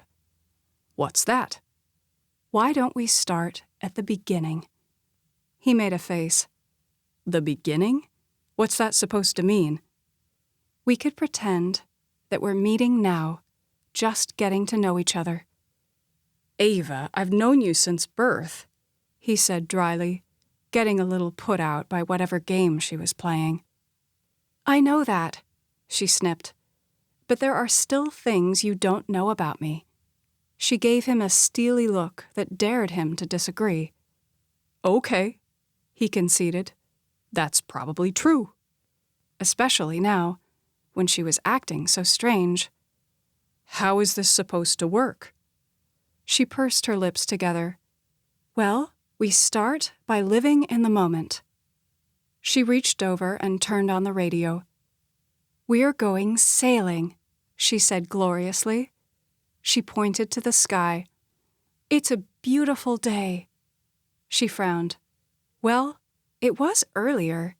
Those are some dark clouds. Apprehension wrapped her voice. Do you think we'll be okay out on the water? A smile pulled at his lips. Not trying to weasel out of going out on the boat, are you? He wouldn't put it past Ava to use the weather as an excuse. Nope, not at all, she said lightly. A little rain never hurt anybody. He rolled his eyes. Just remember that if it does start to rain. She laughed and began singing along softly to the song playing on the radio. See, you sound great. You really should consider performing at your dad's party. The deep blush that crept over her cheeks made her look even more beautiful. She laughed. Nah, I think I'll just relegate my singing to the car and the shower. It was so interesting and refreshing to see this side of Ava. Well, in that case, at least sing something decent. She giggled. Oh, really? He switched the channel. Ah, this one's great. He began singing the chorus. Lonely moon, forever in my room, always there, always plays fair. My lonely moon, I won't leave you so soon. Ava joined in, the two harmonizing remarkably well, considering that Hudson had a mediocre singing voice. That was awesome, Ava said when the song was over. So, are you a Cash Romeo fan? Of course. Who isn't? That's a pretty good song, huh? I think it's one of his best. Thank you, she chimed with a burst of what he could only surmise as pride. He frowned. Huh? He cast her a look, noticed that her cheeks were pink. Thanks for what? For today. You bet. I'm excited to take the windswept out. He grinned. Remember that time when my dad made me spend an entire week sanding the deck of the boat? I thought he was the meanest man on the planet for making me work like that. A little work never hurt anybody. He chuckled. You certainly didn't feel that way when your dad made us spend the entire night picking grapes with the harvest crews. He felt like you were getting spoiled, taking things for granted. You were so hot around the collar I thought you would combust. You tried to get me to sneak back to the house, remember? She laughed. I did? Come on, you know you remember.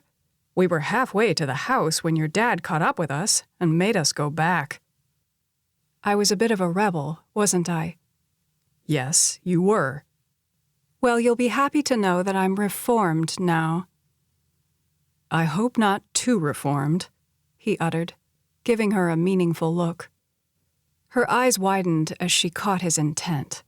She smiled demurely, her hand going up around her neck. The air felt electric. She angled toward him. Okay, I want to hear all about this new wine label y'all are working on. His brows tugged together. Really? Really? But you hate it when I talk about work. She held up a finger. What? Remember, we're not dwelling on how it used to be between us, only the way it is now. So you're telling me that you really want to know about the label? That's exactly what I'm telling you. A smile spread over his lips. Okay. With that, he launched into conversation, eager to tell her about the winery. It was such a large part of Hudson's life that it was cathartic to be able to share it with Ava. We're working on a Merlot. It has the normal notes of blue, black, and red fruit, but also an undertone of vanilla. It's so good. I can't wait for you to try it. It seemed to take no time at all for them to arrive at the marina. Hudson was a little embarrassed when it occurred to him that he'd spent the second half of their hour-long drive from Sonoma to Bodega Bay rattling on about the new label as he explained his marketing plan for the launch. The crazy part was that Ava didn't seem to mind. In fact, she had some great feedback on the subject. He made a note to himself that on the way back he would shift the conversation more to Ava. When he caught the first sight of the windswept, a feeling of awe trickled over him. He still couldn't believe his parents had given him the sailboat. Hudson and his dad had been restoring it for years. Now it was in pristine condition, shining like a new penny. Had Hudson desired, he could have purchased his own sailboat 10 times over. But this one meant so much more, because he and his dad had worked on it together. Hudson's dad was the no-nonsense, practical sort who believed that he needed to instill in his only son the value of hard work. Alistair taught Hudson to labor in the vineyard, often alongside the other workers. In fact, he didn't want to bring this up to Ava, but it had been Hudson's dad who gave Todd Giles the idea to have Ava work all night long beside the harvesters. Hudson had wanted to be with Ava, so he agreed to pick with her.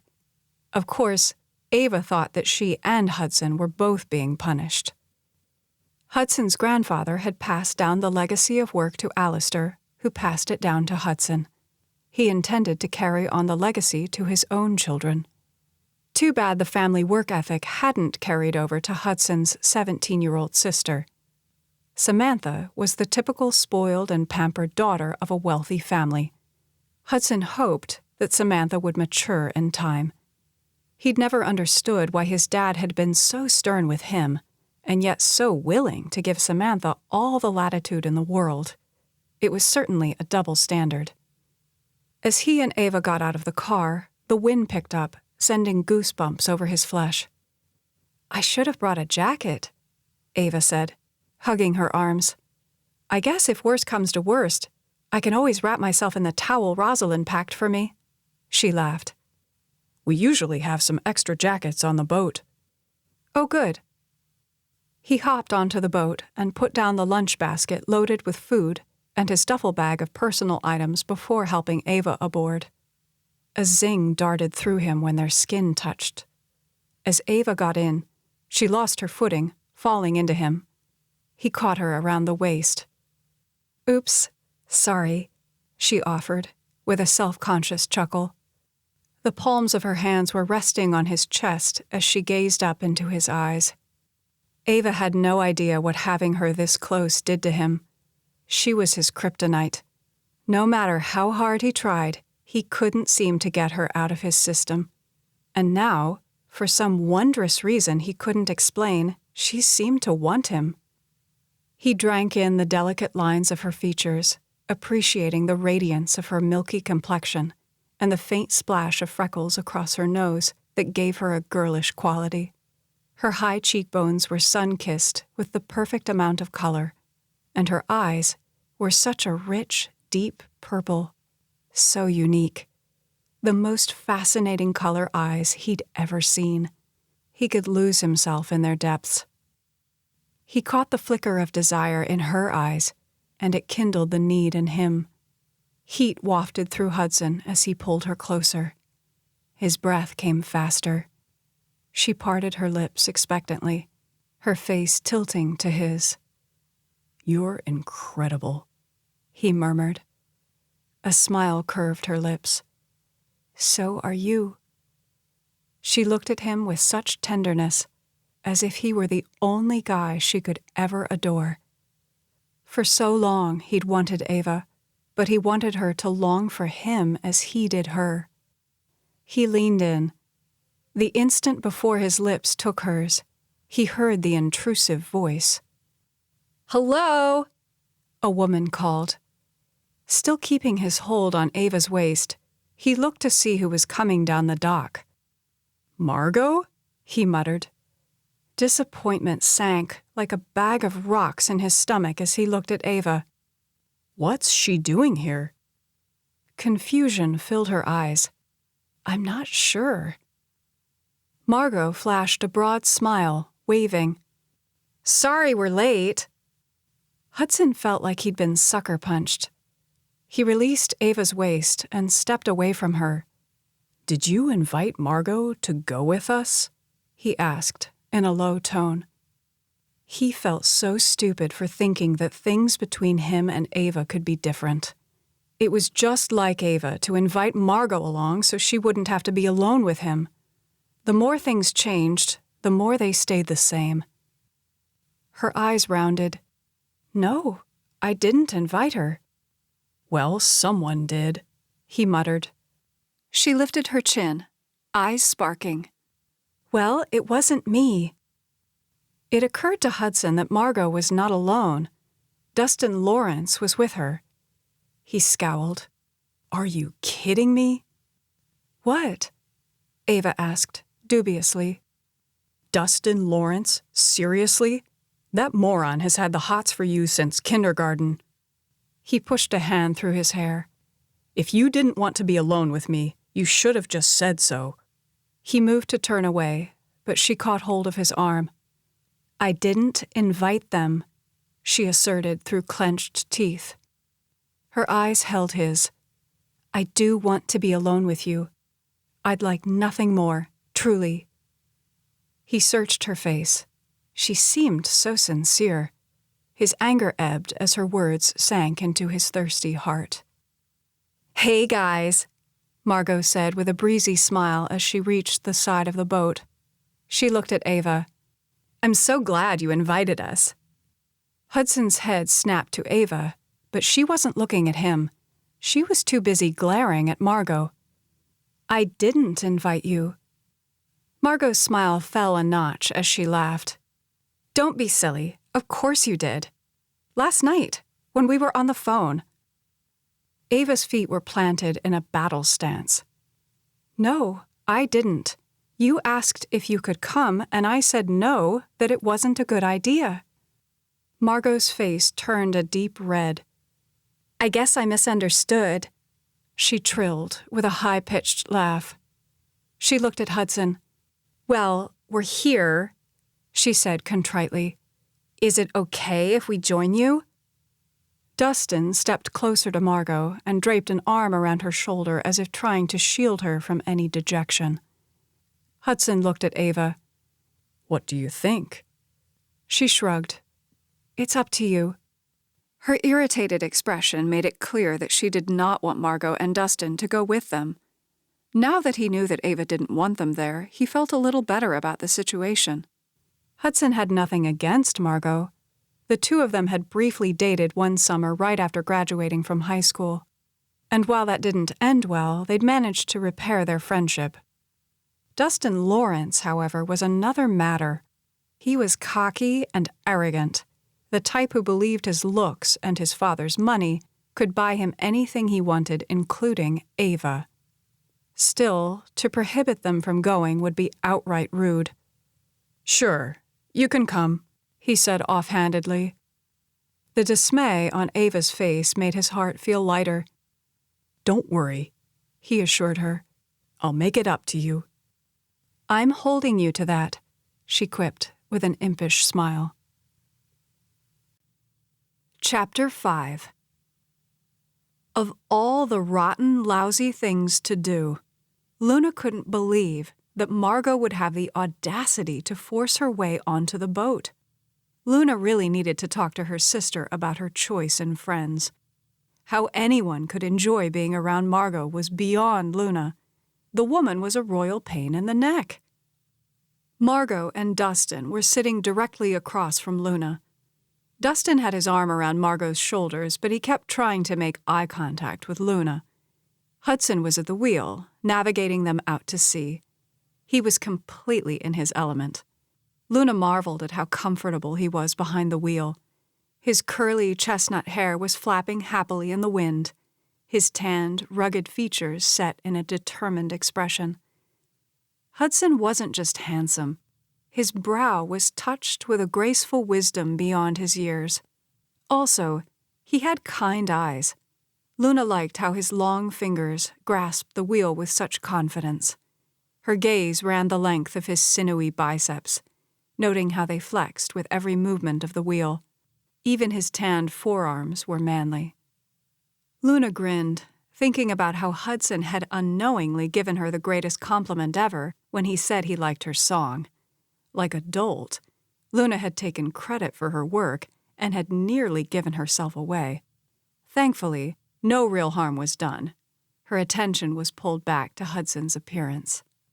He was wearing cut-off jeans, Docksider shoes with no socks, a navy t-shirt that clung enticingly to his well-defined pecs and chiseled torso.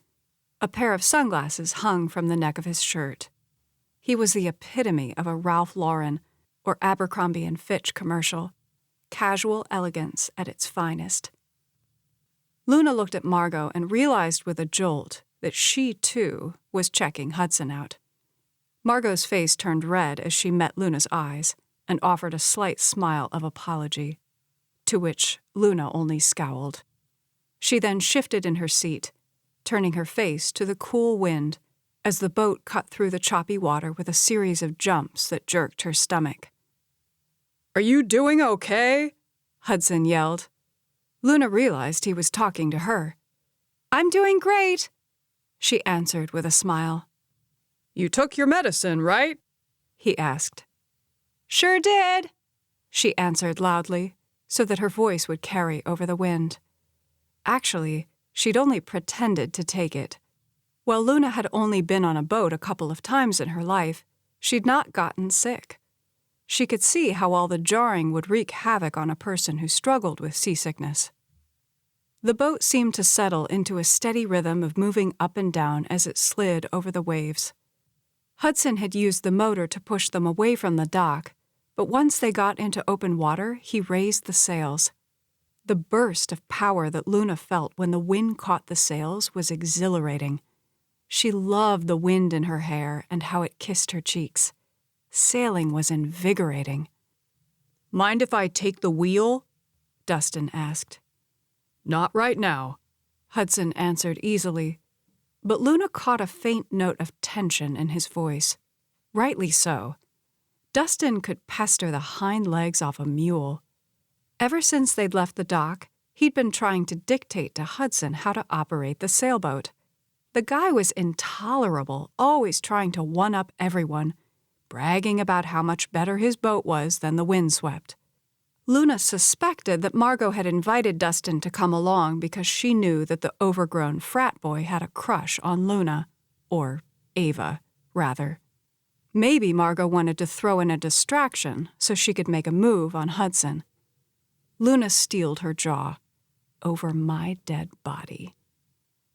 "Come on, man," Dustin egged. "You've got to let me have a go at it." His voice had a whiny, nasally pitch to it. "I'm used to my larger, faster vessel. This one will be a piece of cake to navigate." He talked with his hands as he spoke. Luna noticed how soft and smooth they were, suggesting that Dustin had never done a day's worth of manual labor in his life. "I don't have to do anything," Hudson said with a warning edge. Luna bit back a smile, pleased to note that she and Hudson were on the same page, both super annoyed with Dustin. Dustin's face fell. His sullen expression reminded Luna of a toad. "But I will let you have a go after lunch," Hudson promised. Dustin muttered something under his breath. "I'm sorry, I didn't catch that," Hudson said. His muscles were pulled taut, indicating that he was about 2 shakes away from stepping across the boat and pummeling Dustin. Luna felt a twinge of guilt for hoping that Hudson would do just that, so he'd shut Dustin up. "I said that's cool, man," Dustin said easily, but there was an underlying nervousness to his voice. Margot sat up. "Lunch?" Her eyes rounded. "Oh, no, I didn't bring us anything." She looked at Dustin. "I'm sorry." Dustin just scowled. "It's okay," Hudson said with a beleaguered sigh. "We don't mind sharing." Luna gave Margot a withering look. "What?" Margot blustered. "I'm sorry." She rolled her eyes. "Sheesh, I didn't think it would be a big deal if we came.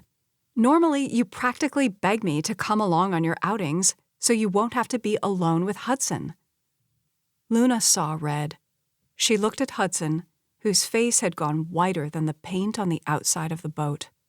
The hurt in his eyes cut her to the bone. "That's not true," she fired back, glowering at Margot.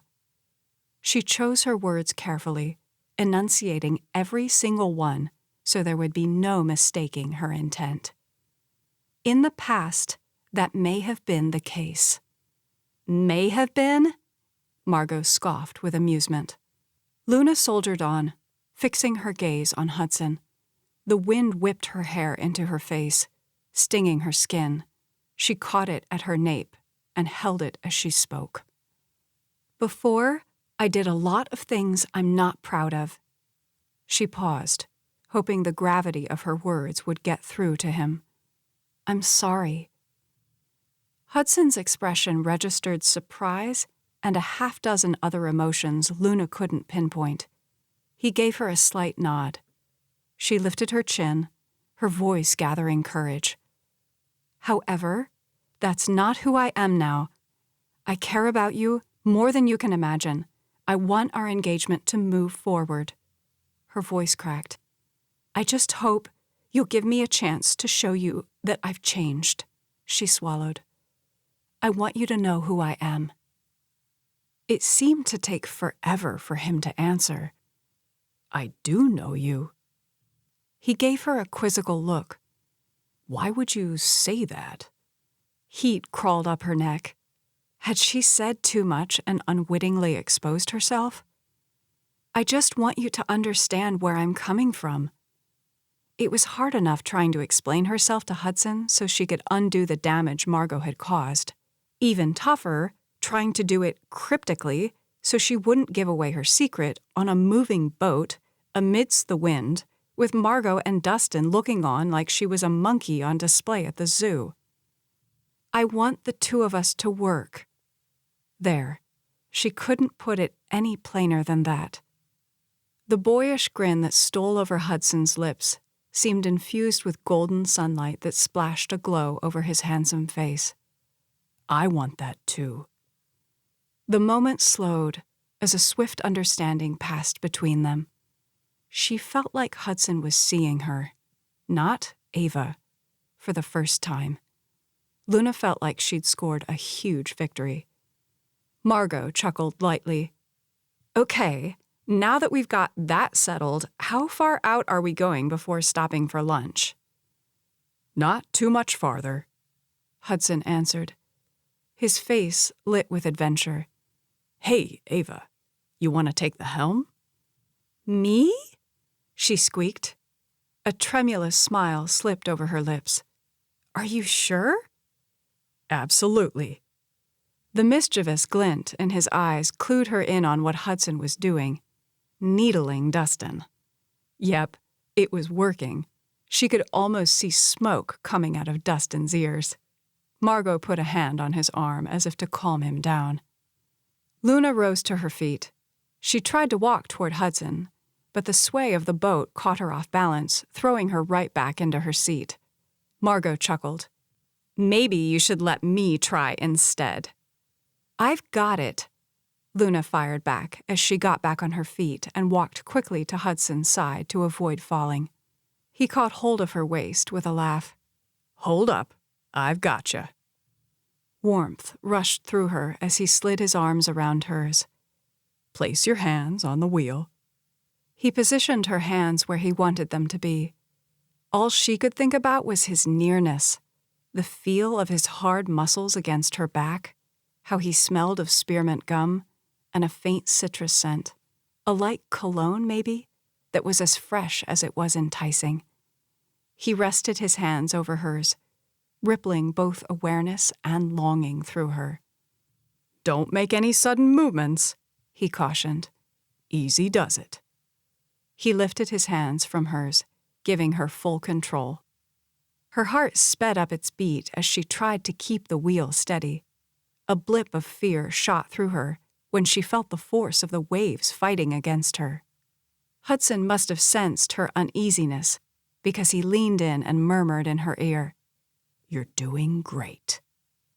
Her breath caught as she felt the warm tickle of his breath on her ear. She sensed that Hudson knew how affected by him she was, and that he was pleased by it. Out of the corner of her eye, she caught the daggers that Margot was shooting her, so she simply kept her eyes focused straight ahead. With the wind in her hair, the endless blue water straight ahead, Hudson so close, Luna felt a surge of euphoria. A few months ago, she couldn't have even dreamed that anything like this could happen to her. Now, here she was. Hudson let her drive the boat for a good 10 minutes or more before announcing that they should stop and have lunch. He placed his hands on Luna's arms in a protective gesture that she rather liked. "Okay, better go back and sit down. Be sure to hold on," Hudson directed, not only to Luna but also to Margot and Dustin. Luna went back to her seat and did as he said. In a swift movement that caused her stomach to lurch like she was on the downward part of a roller coaster, Hudson turned the boat 180 degrees into the wind, where they immediately slowed down. Without the friction of the wind, the sails hung loose like deflated balloons, the boat rocking with the motion of the waves. "Should we go below deck or eat up here?" Margot asked as she glanced up at the sky. Luna followed her trail of vision. Clouds were obscuring the sun. It was hard to tell if bad weather was setting in or if it would blow over. A shiver ran down Luna's spine. She couldn't imagine being out on the ocean with raging waves. Part of her was tempted to ask if they should go back, but she didn't want to be a party pooper. "Better eat up here," Hudson said. "I'm not going to put the anchor down, and we don't want to drift too far off course." That sounded like a wise idea to Luna. She noticed when she was at the wheel that the boat had a sophisticated-looking built-in GPS tracking system. That was comforting. "Ava, would you mind going below deck and getting our picnic basket?" Hudson asked. "You'll find some extra plates, napkins, and silverware in the cupboards." "Sure," Luna said as she stood. "I'll go with," Margot chirped. Luna had to fight the urge to scowl. "It's okay. I've got it." A frown formed over Margot's full lips before she forced a smile.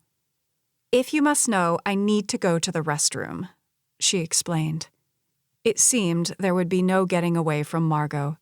She ducked into the cubby and went down the stairs with Margot following close behind. The second they were below, Margot got up in her face. "Why are you being so catty?" Luna drew back, her voice going into an outraged whisper. "I'm being catty? I'm not the one who forced herself onto the boat." Margot's face reddened. "I thought I was doing you a favor." A high-pitched chortle rose in Luna's throat. "You can't be serious. I told you on the phone last night that I wanted to make a go of it with Hudson and that it wasn't a good idea for you to come today. Then you show up with Mr. Fancy Pants." Margot's face fell. "You're serious about going through with the engagement?" "Yes," Luna shot back as loudly as she dared. "I thought I made that clear last night." Confusion circled in Margot's eyes. Her voice held a panicked edge. But you said you didn't have feelings for Hudson, that you were trying to figure out a way to get out of the engagement. That's why you and your mom have been at each other's throats." "That may have been true in the past," Luna said quietly. "But my feelings have changed. I care a great deal about Hudson, and I want our relationship to move forward." She lifted her chin. "From here on out, I'm going to do everything I can to show him how much I care." "I can't believe this." Margot rattled out a humorless laugh as she rubbed a hand across her forehead. "You can't believe what?" Luna was getting tired of Margot's theatrics. Fire flashed in Margot's dark eyes. "You are so selfish," she seethed. Luna's hand went to her hip. "Excuse me?" "You could have any guy on the planet, and yet you try and take away the only man I've ever loved." Tears gathered in her eyes. "How could you do this to me? she asked hoarsely, her expression pleading. I'm your best friend. This was all so mixed up. Look, I'm sorry. This has nothing to do with you. Luna pushed away the guilt, attempting to steamroll over her. She felt for Margot, she really did. But now was her chance to fight for something she really wanted. She wasn't about to back down. Margot's head snapped up, her dark hair falling back over her shoulders. The heck it doesn't, she snarled. This is a game to you. You only want Hudson because you know that I want him. Luna swallowed the hysterical laugh trying to break through her throat. You have no idea what you're talking about. My feelings for Hudson have nothing to do with anyone else, least of all you. They stood glaring at one another, their chests heaving in anger, until a spiteful smile twisted over Margot's lips. Okay, if this is how you want to play it, sister, game on. Foreboding trickled down Luna's spine. I thought we were supposed to be best friends. So did I. Margot fired back. Is everything okay down there? Dustin called. Yep. Margot answered in a voice so cheerful that it made Luna want to puke. She was so fake. We'll be up in a minute. Margot was glamorous and beautiful, with her long dark hair, dark almond eyes, olive complexion, pristine features, and sparkling teeth. While her looks were intimidating enough, she was also the picture of sophistication. The thought of going head-to-head with a woman like Margot filled Luna with dread, and yet she couldn't just walk away from Hudson because Ava's supposed best friend had her sights set on him. Luna was at a turning point in her life. She'd made a promise to herself after seeing Ava and Cash together, how in love they were, that she was going to shed her inhibitions and try to carve out a life for herself. She wanted that life to be with Hudson. She gave Margot a hard look. You and Hudson dated once. What happened? During one of their video chats, Ava had mentioned that Hudson and Margot briefly dated one summer and that something happened with Margot's former boyfriend. That's all Ava knew about the subject. She did say that Hudson was tight-lipped about whatever it was. Hesitation clouded Margot's features. None of your business, she muttered. Aha! Luna was onto something here. You obviously couldn't keep him the first go-around. What makes you think you could keep him now? It was a cheap shot, but the words had just rushed out. At the same instant Luna saw movement, she felt the sting of Margot's hand as it connected with her cheek. She stepped back, stunned, holding her jaw. You slapped me. Margot seemed shocked by her own action, and Luna thought she might apologize. Instead, she raised her chin. Our friendship is over, she spat. She pushed past Luna, shoving her backwards as she tromped back up the stairs. That's fine with me, Luna uttered. I didn't want your friendship anyway. Pain was still streaking across her jaw, and she was sure there was a red mark. She went to the cupboards and began gathering plates, utensils, and napkins. She piled the stash on top of the picnic basket and headed back up. The minute Hudson saw everything that she was carrying, he rushed to help. Here, let me. Thanks, Luna said appreciatively as he took everything from her.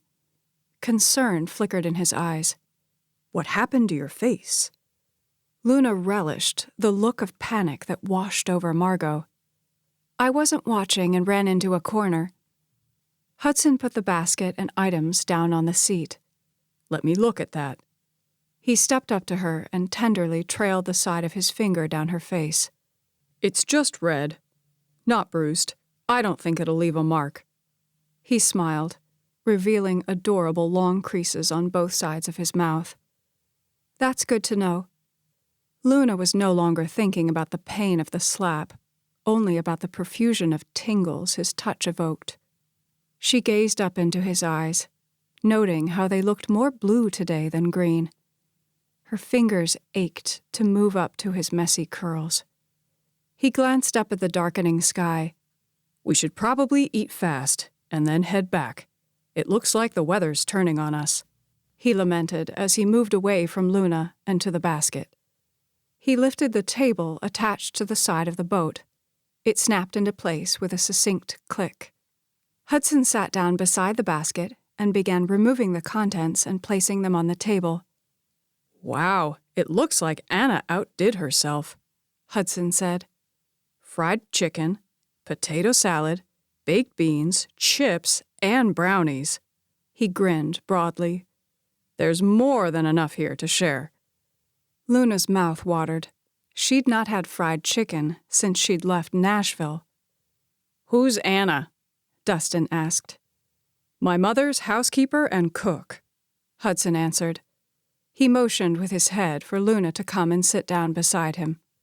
They dished up the food onto plates and began eating. Luna felt Margot's cold eyes on her.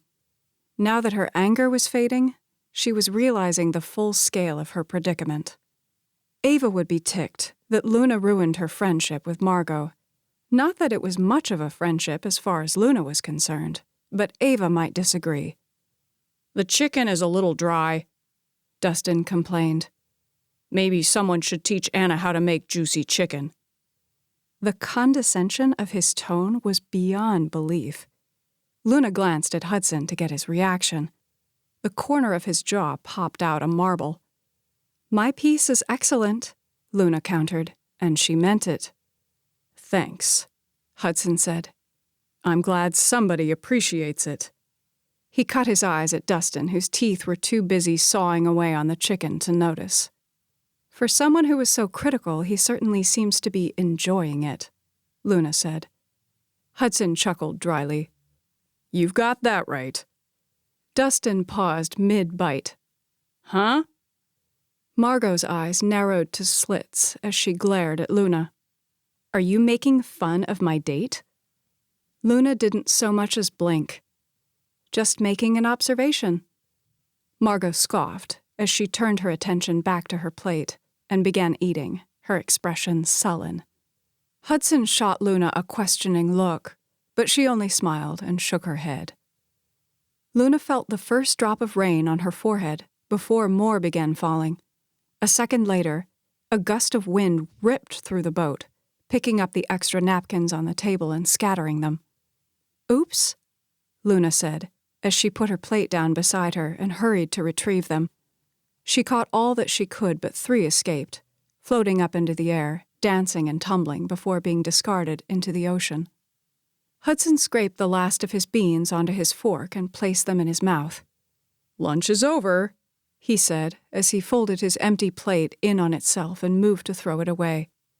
Margot shrieked as rain started pelting down, pinging them like swarms of cold bees. Waves started thrashing against the boat like someone had suddenly turned on the jets of a hot tub. Luna jumped into motion, wrapping up the leftover food and putting it back into the basket. She looked over at Margot, who was sitting in her seat and hugging her arms, as if that could somehow protect her from the rain. "A little help would be nice," she grumbled. Margot gave her a snarky look in response. The hair on the back of Luna's neck rose. "You're such a diva," she muttered under her breath, but loud enough for Margot to hear. Lightning flashed in the sky, followed by a boom of thunder. Luna gasped, nearly jumping out of her skin. The storm had come on so suddenly. Alarm raced through her veins when she saw the waves rising up in swells around them.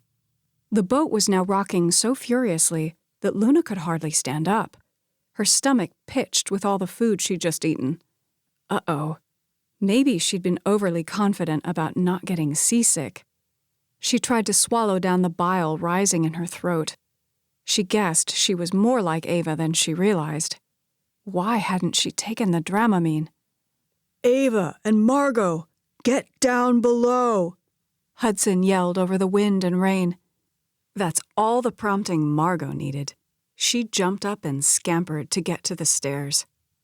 "We need to get these sails down," Hudson said to Dustin. "I'm on it," Dustin said. We'll need to lash them down. The regular ties won't hold." Waves crashed over the deck. The boat dipped, causing Luna to lose her balance. She caught hold of the railing to keep from falling.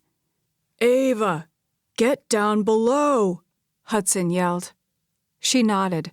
Her stomach roiled. Holding onto the rail, she leaned over and vomited.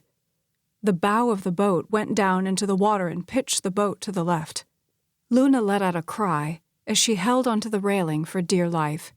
Then, a metal arm came flying across the boat and hit her in the back with brute force, knocking her overboard. Panic raced through her veins as her brain tried to grapple with what was happening. She sucked in a breath, taking in salt water with the air as she gurgled and coughed. Her hands batted against the water as she struggled to stay afloat. Rain was beating down from above like endless needles. She was sinking into a cold black pit of nothingness. Instinctively, she began treading water, her body bobbing up and down with the motion of the waves. "Hang on!" She looked up and saw Hudson. He tossed her a life preserver. "Oh no," she heard Hudson say. "I'm doing okay," she sputtered. "Just cold," she said through clattering teeth.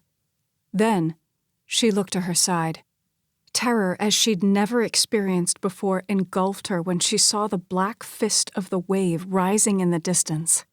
It slammed on top of her with the force of concrete, and she felt herself going down, down, down. Her lungs burned for air, her tears mixing with the endless water around her. Just when she was about to abandon all hope and give herself to the force of the darkness, she felt strong arms around her, pulling her up. When her face broke the surface, she gasped in a blessed scoop of air. Hudson's arm was around her, taking her back to the safety of the boat. Relief rolled over her as she half cried and half laughed. "You saved me," she said hoarsely. Luna felt herself being lifted and realized Dustin had her arms and was pulling her onto the boat. He lay her back on the seat. Dizziness wafted over her, and for a second, she felt like she was still in the water. Hudson sat down beside her and scooped her up in his arms. Her body was trembling uncontrollably from the cold. It occurred to her that it was still raining. "Get her some blankets," he ordered. "I'm so sorry," he said, his voice breaking. "I thought I'd lost you." Luna was so cold. Her teeth were chattering to the point where she thought they might break out of her mouth. The boat was still rocking wildly, making her feel like she might throw up again. Hudson rubbed her arms vigorously, but he too was shaking from the cold. Finally, Dustin returned with blankets. Luna settled into the warmth they afforded, but her body was still so cold. "Let's get you down below," Hudson said. He picked her up and carried her down the stairs where he placed her gently on the couch. Tenderly, he brushed her hair back from her forehead. She thought he might sit with her, but he pulled away. "Stay with her," he said gruffly. That's when Luna realized that Margot was in the cabin. Tears stained Margot's cheeks. "I'm so sorry for everything I said," she cried as she rushed forward and threw her arms around Luna's neck, enveloping her in a tight hug. Luna was too tired to fight. "It's okay." Margot pulled back. "No guy is worth our friendship. If you want Hudson, you can have him." A wry grin touched Luna's mouth. "Good to know. I guess some good came out of me almost dying." The horror of the experience rushed back, bringing with it a shiver that had nothing to do with the cold. When that wave hit, she'd thought she was a goner. Margot's eyes rounded. "Don't joke about that." She sat down beside Luna. "We've got to get you out of these wet clothes," she said practically, "before you freeze to death." "Good idea," Luna agreed through clacking teeth. Chapter 6. You could have died. I almost did die. Thankfully, Hudson got me out. Luna shuddered, remembering the bleak, cold water and how it had numbed every part of her body, threatening to pull her under and snuff out her life. Ava's head moved back and forth. Wow, I'm so glad you're okay. Me too. Luna sat back in her seat, hugging her arms. She looked at Ava, whose injured shoulder was still in a sling. Both of them had had near misses with death recently. Ava's experience was much worse than Luna's. Still, the accident had jolted Luna. A shiver ran down her spine. Was fate punishing the sisters for their deception? No, she couldn't think like that. She had to remain positive. You are okay, right? Ava asked, her penetrating eyes piercing through the large screen on the desktop computer. Luna let out a half-laugh. The concern in Ava's eyes was touching. It was nice having a sister to look out for her. Yeah, I'm doing fine. I mean, my back is sore from where the boom hit me, but I'll live, she finished dryly. The boom? Ava frowned. What's that? The bottom frame section of the mainsail. A storm came up. Hudson asked Dustin to lower the sails and lash them so the wind wouldn't rip them apart. But the moron didn't have a clue what he was doing. Her jaw tightened. He did something wrong. The sail swung, hit me in the back, and knocked me overboard. Ava's eyes were large pools of sympathy. I am so sorry. She dipped her head. Who's Dustin? Dustin Lawrence. Seriously? Ava scoffed. I can't stand that guy. Why was he there? Luna rolled her eyes. Because Margot brought him as her date. Oh, I guess it's good that you and Margot are getting along well. Did you invite her sailing? Of course not, Luna retorted. She called me last night. I told her I was going sailing today and she just showed up, even though I specifically told her not to come. Her voice hardened, irritation coming back full force. I don't understand how you could be friends with that woman. She drives me nuts. Ava let out a long sigh. You can blame that on circumstance. We've been friends for as long as I can remember, on account of our families. Try not to let Margot get to you. Margot's just Margot. She can be a diva at times, but inside she's a big teddy bear. More like a mountain lion, Luna muttered. Or a coyote. Ava chuckled and waved a hand like she was brushing the topic aside. What did Mom and Dad say? I'll bet they freaked. Luna pursed her lips as she looked at the screen. Hudson and I both agreed that it was better not to tell them. Ava nibbled on her lower lip. That's probably wise, she grimaced. See, that's why people shouldn't ever go on boats. I didn't realize that you got seasick so easily. Oh, yeah, she offered a sheepish grin. I didn't even think to tell you that. And you hate blueberries, Luna added, giving her twin a reproving look. I'll have you know, I eat a lot of blueberries. In fact, I'm loving Rosalind's blueberry pancakes. She makes them for me all the time. Concern touched Ava's features. Doesn't that make everyone suspicious? That you're so different from me? Nah, I just keep telling them that my tastes have changed. I guess that works, Ava frowned. Hey, I keep getting calls from your Grandma Peach. Really? Luna was surprised by that. Grandma Peach had been calling Luna a couple times a week like clockwork, ever since she barged into Ava's dressing room after Cash Romeo's concert in Atlanta and accused Ava of being an imposter.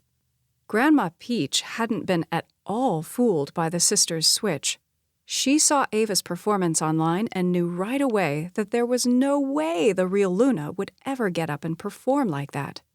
Grandma Peach was threatening to go to the police if Ava didn't tell her what was going on. Having no other option, Ava got Luna on a video call and the two of them came clean to Grandma Peach. Luna was glad that Grandma Peach knew the truth. Her grandmother had raised her since she was 16, from the time her adopted mother passed away from cancer. It was good communicating with someone familiar, especially here where she was immersed in Ava's world. What's Grandma Peach saying to you? That we need to tell everyone the truth about us. She's been quoting passages from the Bible. Luna rolled her eyes. Let me guess. They shall know the truth, and the truth shall set them free. Ava's voice lilted. Yep, that's it. She's been telling me the same thing, Luna admitted. Grandma Peach had been riding Luna hard about coming clean, but she just kept politely ignoring the comments. Oh, she has also been reiterating that thou shalt not lie is one of the 10 commandments. Ava bit her lower lip. I think she may have a valid point. Luna went hot all over, then frigidly cold. No, she asserted. We have to tell everyone eventually, Ava argued. Luna's spine stiffened. Look, this whole switch thing was your idea, she huffed. I agreed to go along with it. I gave you time to work through all of your stuff with Cash.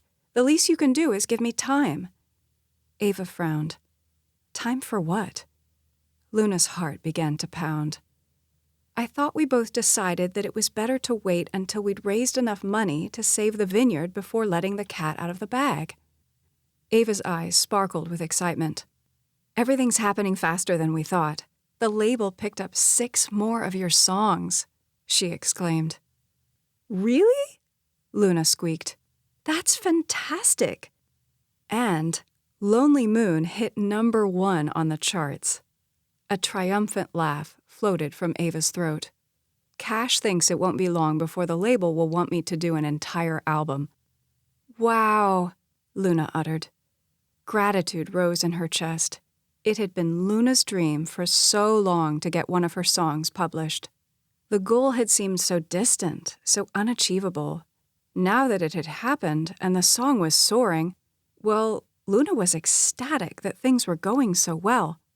However, there was a new dream taking shape and overshadowing the former one. Luna never would have thought this possible a few months ago, but more than a successful career, she wanted to earn the love of a handsome, charismatic man who had a heart of gold. He'd saved her life, even more reason for Luna to adore him. Ava rushed on. We're doing it, Luna. Me and you. I feel sure that we'll be able to save enough money before Dad's creditors call in the notes.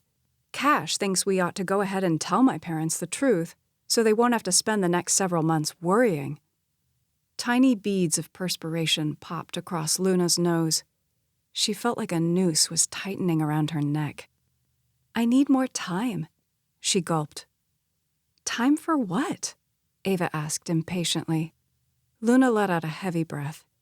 She'd wanted to wait before telling Ava about Hudson and the engagement. She wasn't sure how her sister would react to the news. However, since Luna was being pushed into a corner... Spit it out, Ava demanded. Something's going on, I can tell from the way you're chewing on your lower lip. I am? Yes, she was. Luna had not even realized it. I guess that's one way you and I are alike, Ava laughed. I do the same thing. Ava gave her a prodding look. Whatever it is, you can tell me. We're sisters, remember? Her eyes went soft around the edges. Luna sucked in a quick breath and let it out slowly, bracing herself for Ava's reaction. Okay, here goes. The engagement to Hudson is on. We're going to announce it at your dad's, she corrected, birthday party. That's coming up soon, Ava blurted. I know, Luna mumbled. Ava frowned. I don't understand. Why would you go through with the engagement? It's no longer necessary. She tipped her head. Unless... A knowing smile spread over her lips. You like Hudson. Luna's face instantly flamed, like she'd stepped into the path of a blowtorch. Yes, she admitted softly. I'm crazy about him. She looked down. A startled laugh rose in Ava's throat. I've suspected for some time that you had a crush on Hudson, but I didn't expect this. Luna's hand went up around her neck. I hope you don't mind. I guess I just need a minute to process it. Ava pushed her hair back from her face. When did this happen? From the moment I saw him, Luna admitted. He's amazing. You're in love with Hudson, she giggled. Who would have thought?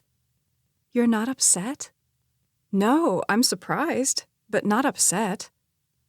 The tricky part is, Hudson thinks it's you he's marrying. Ava's eyes turned to saucers. Yeah, that could be bad. Even more reason why we should go ahead and tell everyone, especially him, the truth. No, Luna blurted. Ava gave her an exasperated look. Why not? The words spewed out. Because I need time to make him fall in love with me. She clenched her hands. The real me, not the memory of you. If I tell him the truth, right now, I could lose any chance I've got. Ava sat back. Yeah, I see your point. She began twisting her finger around her hair. How much time do you think you'll need? Luna gurgled out a laugh. I'm not sure. It's hard to put a timetable on these things. A wicked grin flitted over Ava's lips. You're in love with Hudson, she taunted in a sing-song voice. More heat flushed over Luna's cheeks. It's too soon to call it love, but I care about him a lot. Ava leaned forward, a new light simmering in her eyes. Okay, we need a plan, a way to make Hudson fall for you. We need to make it snappy, she teased. You might find this hard to believe, but I'm starting to miss Mom and Dad, and I want them to meet Cash, she added. Luna heard the door open at the same time Rosalind spoke. Sorry to interrupt, but Margot is downstairs. She jumped a foot when she saw Ava on the screen. Vaya! Rosalind exclaimed, crossing herself. For a moment, Luna just sat at the desk, frozen. Tell Rosalind to close the door, Ava hissed. Rosalind, shut the door, she said loudly. But Rosalind's feet were rooted to the floor, her face ashen. It took Luna's brain a second to process what Ava meant. In her fright, Rosalind had swung the door to the bedroom wide open. Hastily, Luna got up and went to close it. ¿Qué pasó? Rosalind uttered, looking back and forth between Ava and Luna. A wide smile spread over Ava's lips. Hey, Rosie, she said affectionately. I've missed you. Rosalind's jaw dropped as she looked at Luna for an explanation. She pointed. Is that? Ava laughed with delight. Yep, it's me, Ava. What do you think of the blonde hair? She touched it. Kind of groovy, huh? If she's Ava, then who are you? Rosalind asked Luna. Rosalind's face was so blanched that Luna feared she might pass out. I'm Luna, Ava's twin sister.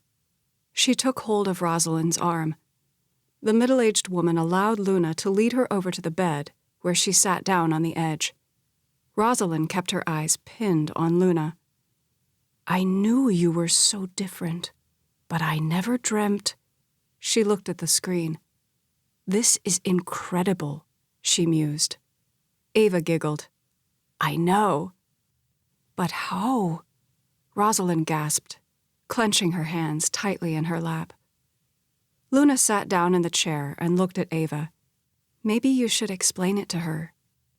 That's all it took for Ava to start talking a mile a minute, telling Rosalind all about how their birth mother had gotten them together shortly before she died. Luna was relieved to see that the color was returning to Rosalind's face, and she was no longer wringing her hands. Apprehension clawed at the base of Luna's skull. Would Rosalind be willing to keep their secret? Or was everything ruined? Why did you switch places? Rosalind asked, her dark eyes wary. Ava sighed. The engagement to Hudson pushed me over the edge. She scrunched her face. I was so sick of Mom trying to dictate every facet of my life. It was like she expected me to just solve all of her and Dad's problems. She's always been that way ever since I can remember. Rosalind's lips formed disapproving lines. You shouldn't talk about your mama that way. She's a good woman. Ava rolled her eyes. I know she's a good woman. I just couldn't take it anymore, so I talked Luna into switching places with me. Rosalind's eyes were wider than full moons as she homed in on Luna. Why did you go along with this? Ava wasn't the only one who needed a new life, Luna said with a shrug, feeling very small right now. Rosalind's hand went over her chest, her eyes going troubled. Beverly has been so happy. She thinks she has her daughter back. She shot Ava a condemning look. You have to fix this. I will, Ava responded. But it's not time yet. What do you mean? Rosalind asked, her voice coated with suspicion. Ava looked at Luna. Can I tell her? Sure, Luna said. There was no point in keeping anything back. Rosalind already knew too much. Here's where it gets good, Ava said in a juicy tone, her eyes sparkling. Luna's in love with Hudson. The only sound in the room was Rosalind's sudden intake of breath. She crossed herself again. But Hudson thinks he's marrying Ava. I know, Luna said sadly, the full scope of the predicament covering her like a hot, wet blanket. Rosalind's head swung back and forth. Pobre chico. He's such a good man. He doesn't deserve to be deceived. She gave Luna a condemning look.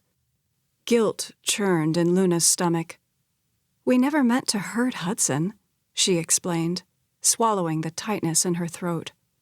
I care about him a lot. Rosalind turned her focus to the screen. Where are you? In Nashville, Tennessee. Tomorrow we're flying to Miami. Who's we? Rosalind asked, raising her eyebrow. Ava's eyes rounded. Oh, wow, I guess there's a lot to tell you. She pursed her lips. Let's see, I'll give you the abbreviated version. While I was pretending to be Luna, I crossed paths with Cash Romeo. Seeing Rosalind's blank expression, Ava went on to explain. He's country music royalty. Rosalind squinted at the screen. Are you wearing a sling? Yeah, I'll get to that later. I'm now part of Cash Romeo's tour. What kind of tour? Rosalind asked, skeptically. Ava laughed. He's a country music superstar, Rosie. We sing together in concerts all over the world. Astonishment draped Rosalind's features. She looked to Luna for confirmation. Everything she's saying is true, Luna answered. It gets better. You see, Luna is an amazing songwriter, but she's not a performer. We combined forces. Luna writes the songs and I perform them. Together, we're pure gold. Ava rushed on, her voice bubbling with enthusiasm. We're making money, Rosie. Lots of it. Soon we'll have enough to help Mom and Dad with the vineyard. Is that true? Rosalind asked Luna. It is, Luna asserted. Rosalind rubbed her jaw. Wow, this is... She shook her head. Wow. Her brows furrowed as she looked at Luna. Are you okay with this? Spending your money on the vineyard? Luna squared her jaw. I am. But why? Rosalind asked, studying her intently. Luna could tell that Ava was interested in the answer as well. She gathered her thoughts to put them into words. My adopted parents divorced when I was 6. My dad is a dentist. He fell in love with his hygienist. He married her, and they started a new life together. It broke my mother's heart. The hurt and resentment rushed back. Luna had never been close to her adopted father because she couldn't get past what he'd done to her mother. She never fully got over him. A lump formed in Luna's throat. She thought of all those years when her mother had shut down. There were long stretches when her mother would go to work, come home, and lock herself in her bedroom, leaving Luna to make her own meals and fend for herself. Pobre chica, Rosalind lamented. Lo siento. Luna nodded. Thank you. My mother did the best she could. Luna knew that with all her heart. Her mother hadn't meant to be neglectful. She just couldn't cope. When I was 16, my mother passed away from cancer. From that point on, I was raised by my grandmother. Her eyes grew moist. You can imagine what it meant to me to learn that I have a sister. She looked at Ava, who had tears in her eyes. They shared a tender look. Then, I came here. For the first time, I'm part of a real family. Her voice cracked. I love Beverly and Todd. I love being here on the vineyard. She chuckled through her tears. Believe it or not, I don't even mind when Beverly picks out my clothes. Well, that's one area where you and I are totally different, Ava said tartly. I plan to do everything I can to help save the vineyard, Luna finished. Tears glimmered in Rosalind's eyes. You are a jewel, she said as she reached for Luna's hand. Yes, she is, Ava agreed. Essentially, Mom and Dad are gaining another daughter. Rosalind nodded in agreement, giving Luna a large, radiant smile. A second later, Rosalind released Luna's hand and mopped her eyes. Well, this is really something. I'm still trying to wrap my brain around it. So, will you keep our secret? Ava asked. Luna held her breath, waiting for an answer. She felt like her entire future was hanging by a thread. A knock sounded at the door. Ava? Beverly called. Uh-oh. This time, Luna had the presence of mind to act fast. She turned off the computer screen just as Beverly opened the door and stuck her head in. Beverly frowned as her eyes moved between Luna and Rosalind. Everything okay in here? Luna forced a smile. Yep, we're good. She tried to articulate a response, but her mind was as blank as a new sheet of paper. Ava and I were trying to decide which dress she should wear for the harvest party, Rosalind said, giving Luna an imperceptible look. Interest shined in Beverly's crystal eyes. I think you should wear your teal dress, the off-the-shoulder one.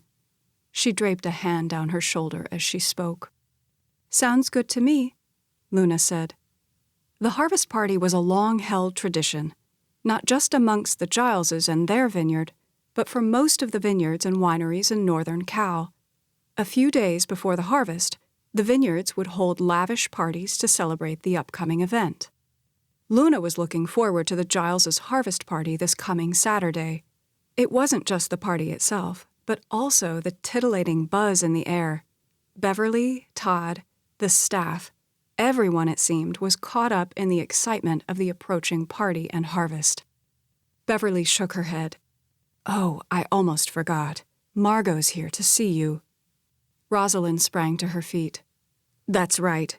I came up to tell you that. An undertone of red seeped into her cheeks. I guess I got distracted with other things. Luna stood, smoothing her hand down her shirt. I guess I'd better go and see what Margot wants. The last thing she wanted was to have to entertain Margot right now, especially when she was still reeling from the accident. I'll go and tell her you're on your way down, Beverly chimed as she left. Rosalind caught Luna's arm. Be careful around Margot, she warned. I've tried to tell Ava this for years, but she's too stubborn to listen. Margot is not your friend. The truth of Rosalind's words caused a chill to run down Luna's spine. I know, she said quietly. Understanding passed between them, letting Luna know that she'd found a true ally in Rosalind. Chapter 7. Race you to the top, Ava said, her laughter floating like soft musical notes against the pleasant breeze. Her chin was set with determination as she leaned into the handlebars and pedaled faster. Hudson laughed as he picked up his pace to catch her. It was a long, winding hill. He'd always admired Ava's tenacity, how, when she saw something she wanted, she would set her goal and then put 100% effort into achieving it. However, the past several years, Ava seemed to have lost her passion and zeal for their way of life. She'd become restless and discontent with everything, including Hudson. Now, for some reason he couldn't explain, she was back full force. But she was different. There was an added depth and complexity to her. Ava had always been so carefree and open, often wearing her feelings on her shirt sleeve. Hudson only had to look at her expressions to know what she was thinking. Now it was harder for him to get a read on her thoughts.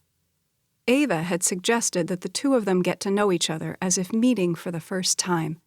In many ways, Hudson felt like he was meeting Ava for the first time. He grunted. That was absurd. He'd known Ava all his life. How could he just now be getting to know her? Ava had been Hudson's first crush. Over the years, those childhood feelings had developed into something deeper, at least for him. It had been torture watching Ava date so many guys over the years. He got used to her patterns, how the relationship would last a few weeks, and then she would grow tired of it, craving the next new or shinier object. Hudson had wished so many times that Ava would come to her senses and realize that the two of them were meant to be together. Now, here they were. Miracle of miracles, Ava now wanted him. The question was, would she soon grow tired of him? His stomach tightened. He didn't want to go through the heartache of giving her his all, only to lose her. Maybe he should walk away. Yeah, right. Like that would ever happen. Hudson had never been able to deny Ava anything. When Hudson realized that Giles's vineyard was failing, he'd gone to his dad and pitched the idea of the two of their families joining to create a powerful dynasty. Hudson had a knack for business. Even though his family's vineyard was solidly in the black, having been built on several generations of hard work and reputation, Hudson had, through his prowess and ingenuity, taken the business to even greater heights. He had no doubt that he could do the same for the Giles's vineyard. Hudson's parents had been excited and on board with the plan. They had a fondness for Ava and felt like she would fit in well with their family. Alistair had gone to Todd Giles, pitching the idea as his own, but the plan had backfired. Hudson couldn't have anticipated how adverse Ava would be to marrying him. He figured she wouldn't mind, since the two of them were close friends. Also, Ava had dated so many guys and hadn't found anyone. Hudson hoped she would one day grow to love him as he did her. He never could have anticipated that she would up and disappear for weeks on end. Nor could he have anticipated that Ava would come back a changed woman, ready to embrace him. Yesterday, when Hudson realized Ava had gone into the water, a cold, hard panic overtook him as he jumped in to rescue her. He couldn't allow himself to think about how close he came to losing her. Ava was his entire world. He was in too deep to ever turn away from her. If she'd let him, he'd spend the rest of his life proving that he was indeed the guy for her. "Come on, slowpoke," she taunted as she looked back over her shoulder. Ava was a good 200 yards or more ahead of him. Adrenaline shot through Hudson as his legs moved faster, his muscles burning as he pumped the pedals. He caught up with Ava and passed her just before they reached the top. "Victory!" he shouted as he let go of the handlebars, using his body to balance the bike, and lifted his hands in the air. "Congratulations," she laughed as she caught up with him. "For a minute there, I thought I was going to leave you in the dust." "Ha, that would be the day," he responded with bravado as he winked. He sucked in a breath, hoping that Ava wouldn't hear how hard his heart was pounding against his chest. He'd had to exert a superhuman effort to catch her. He took a quick assessment of Ava. She was breathing hard, too. A thin coat of perspiration covered the bridge of her nose. Her violet eyes were lit with the fevered excitement of living fully in the moment. Her high cheekbones were brushed with color from the physical exertion, making her look so incredibly beautiful that it took all the willpower Hudson could muster to keep from jumping off his bike, gathering her in his arms, and crushing her lips with his. He caught something in her eyes, a blip of desire, maybe. Was Ava reading his thoughts? Was she having similar feelings? A flame of hope leapt in his chest. They shared a long, intimate smile. Then, something interesting happened. A deep rose color flushed in Ava's cheeks, and she looked down, her lashes brushing against her milky skin in a demure feminine gesture. He'd seen Ava do that several times recently. If he didn't know better, he'd think Ava was a bit shy. He really liked this side of her. He scooted his bike closer. "I didn't realize you were such an avid biker." A large grin flitted over her lips, deepening the dimples in her cheeks. "See, there's a lot you don't know about me."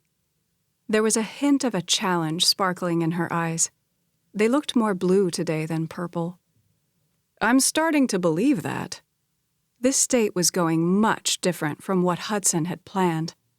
He'd taken Ava to his family's vineyard, where he'd arranged for them to go horseback riding.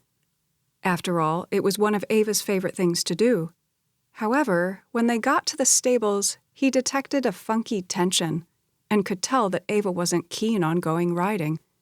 He called her out on it, and she admitted that she'd rather do something else. "I'm game for anything," Hudson responded. The next thing he knew, they were at a local outdoor shop renting bikes. Now, here they were, roaming all over Sonoma. She pulled her water bottle from the rack and lifted it to her lips. He also reached for his, taking a long, refreshing drink. He swiped his arm over his forehead to remove the perspiration. Ava's gaze surveyed the landscape around them. Hudson followed her trail of vision, taking in the rolling hills, dotted with rows of leafy grapevines. Framing the vineyards were patches of trees tipped with hints of yellow, evidence that fall was fast approaching. The blue-gray mountains in the distance hovered just below the ceiling of azure sky. "It's so majestic," Ava said, with a trace of awe. "How do you do that?" "What?" she asked, a bemused smile tugging at her lips.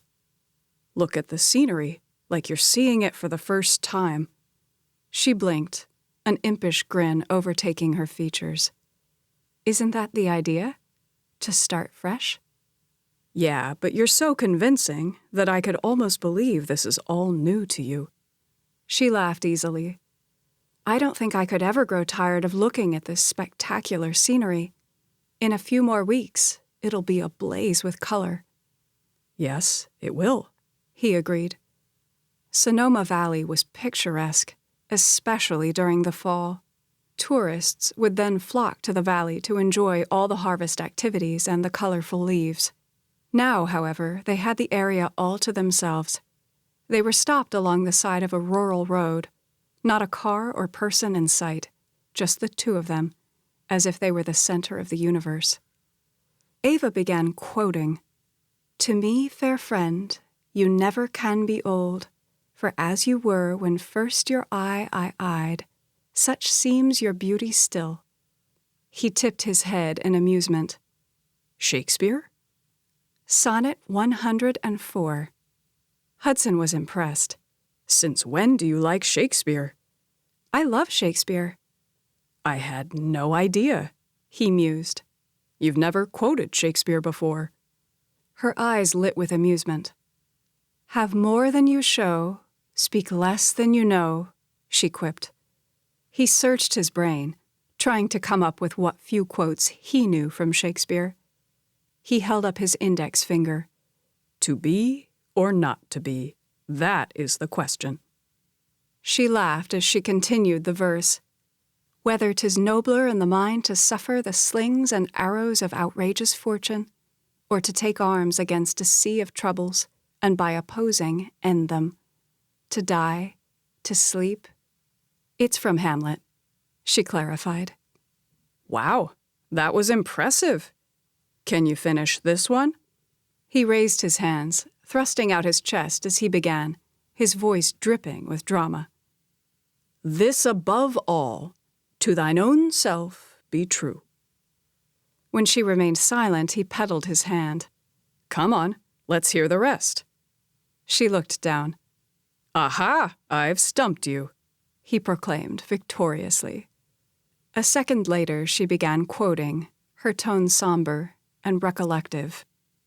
"This above all, to thine own self be true, and it must follow, as the night the day, thou canst not then be false to any man."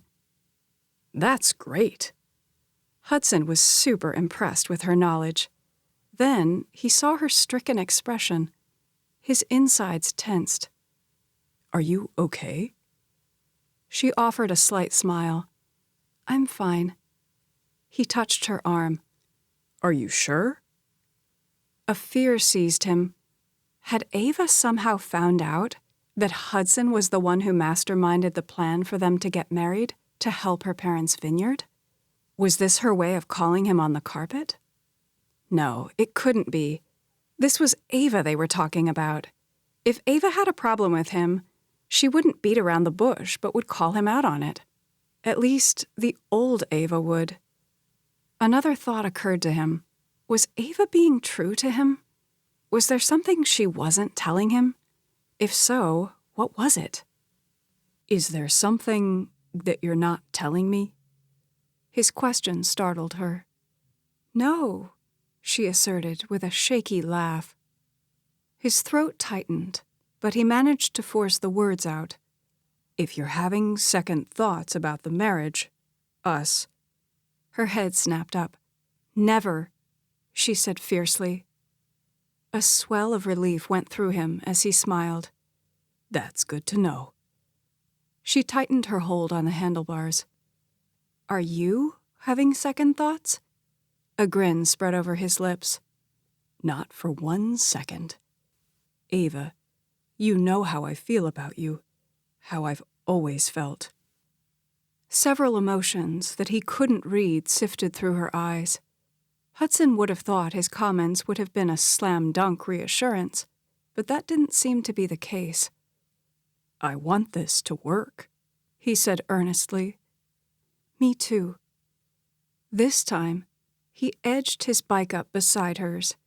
The air sizzled with the electricity of a lifetime of untapped possibilities as his hand went to her cheek.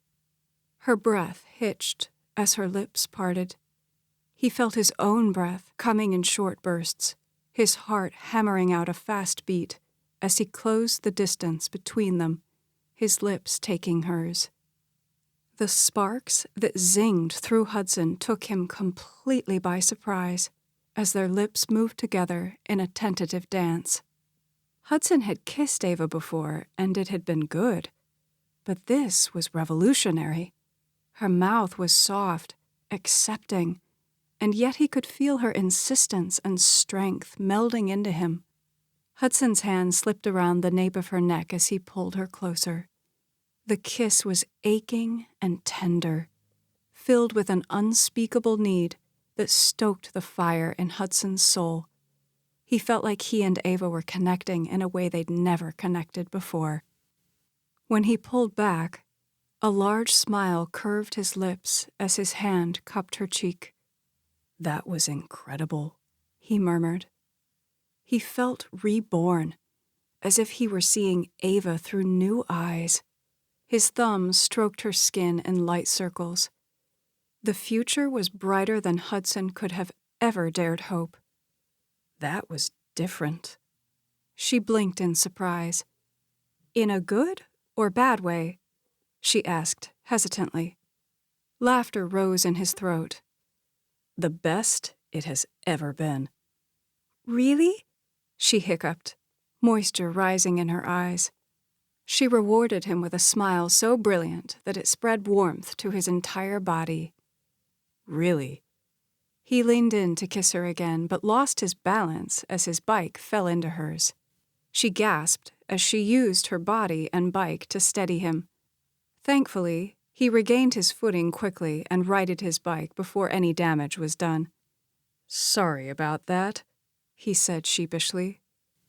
Ava motioned with her head at the ribbon of road that trailed over the rolling hills.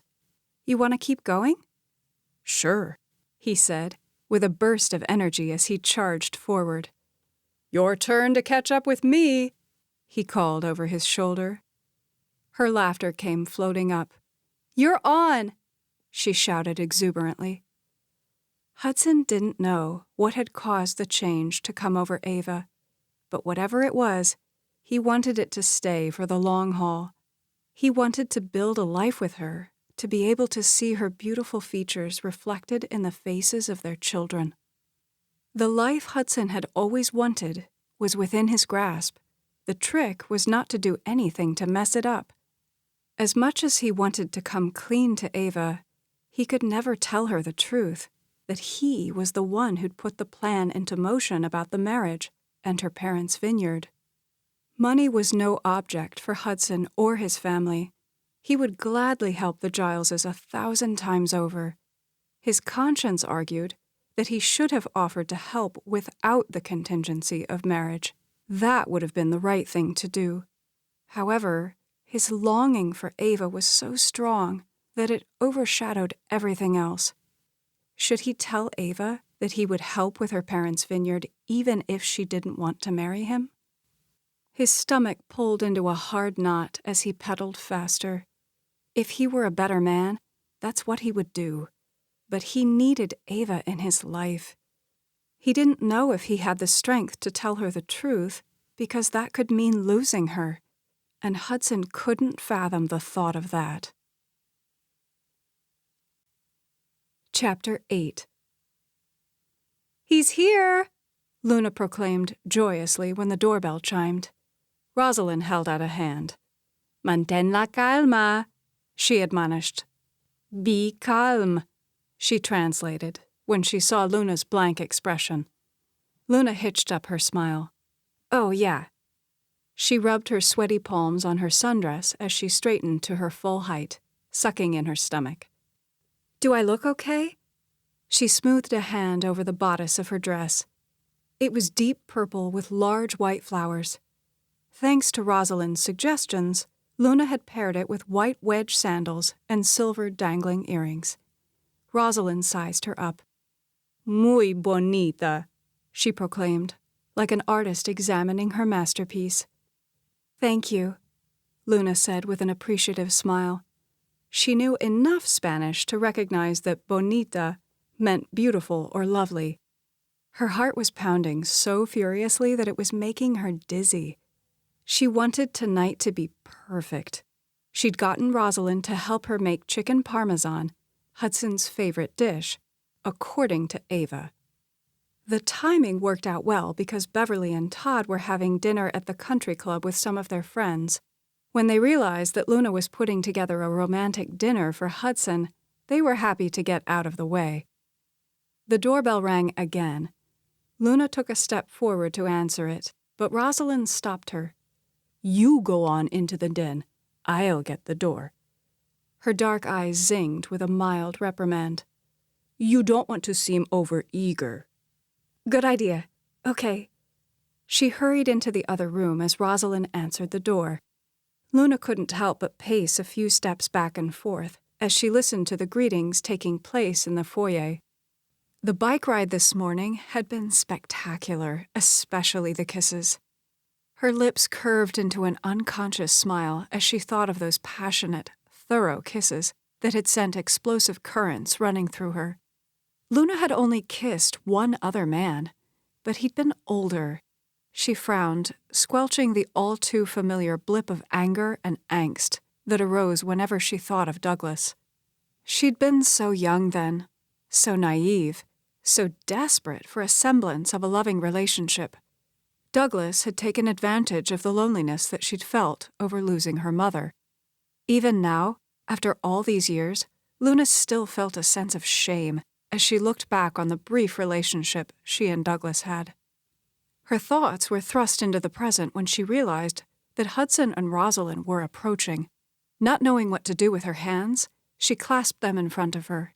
Moistening her dry lips, she pasted on a bright smile.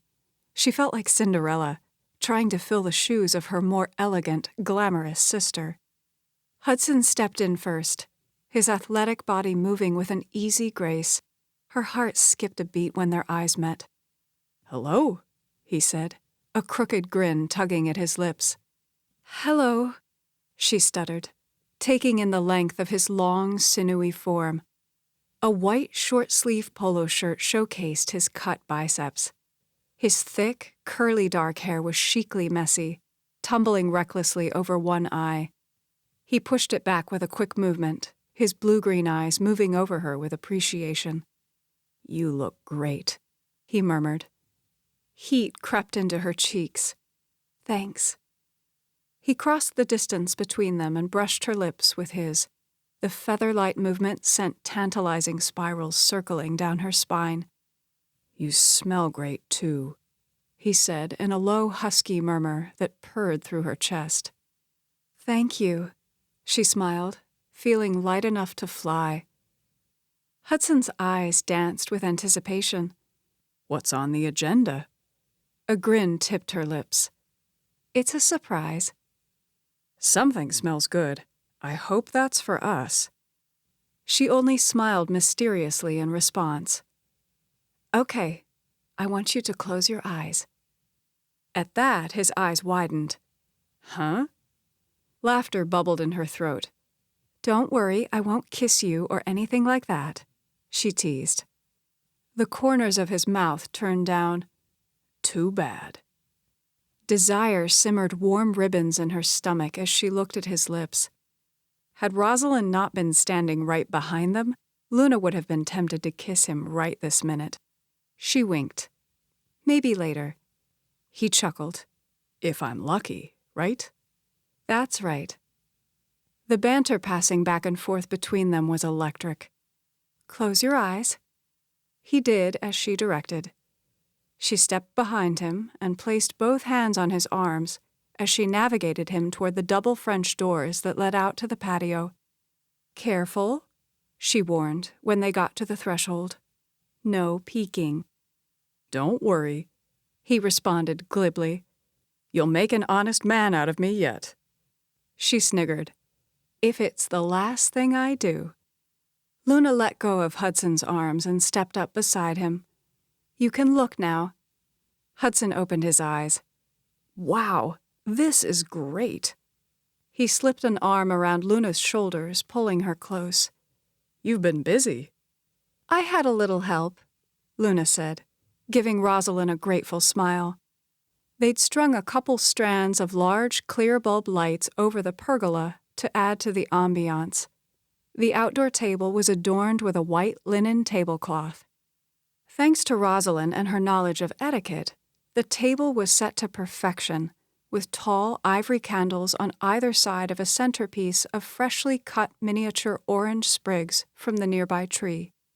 Soft classical music was being piped over the outdoor speakers.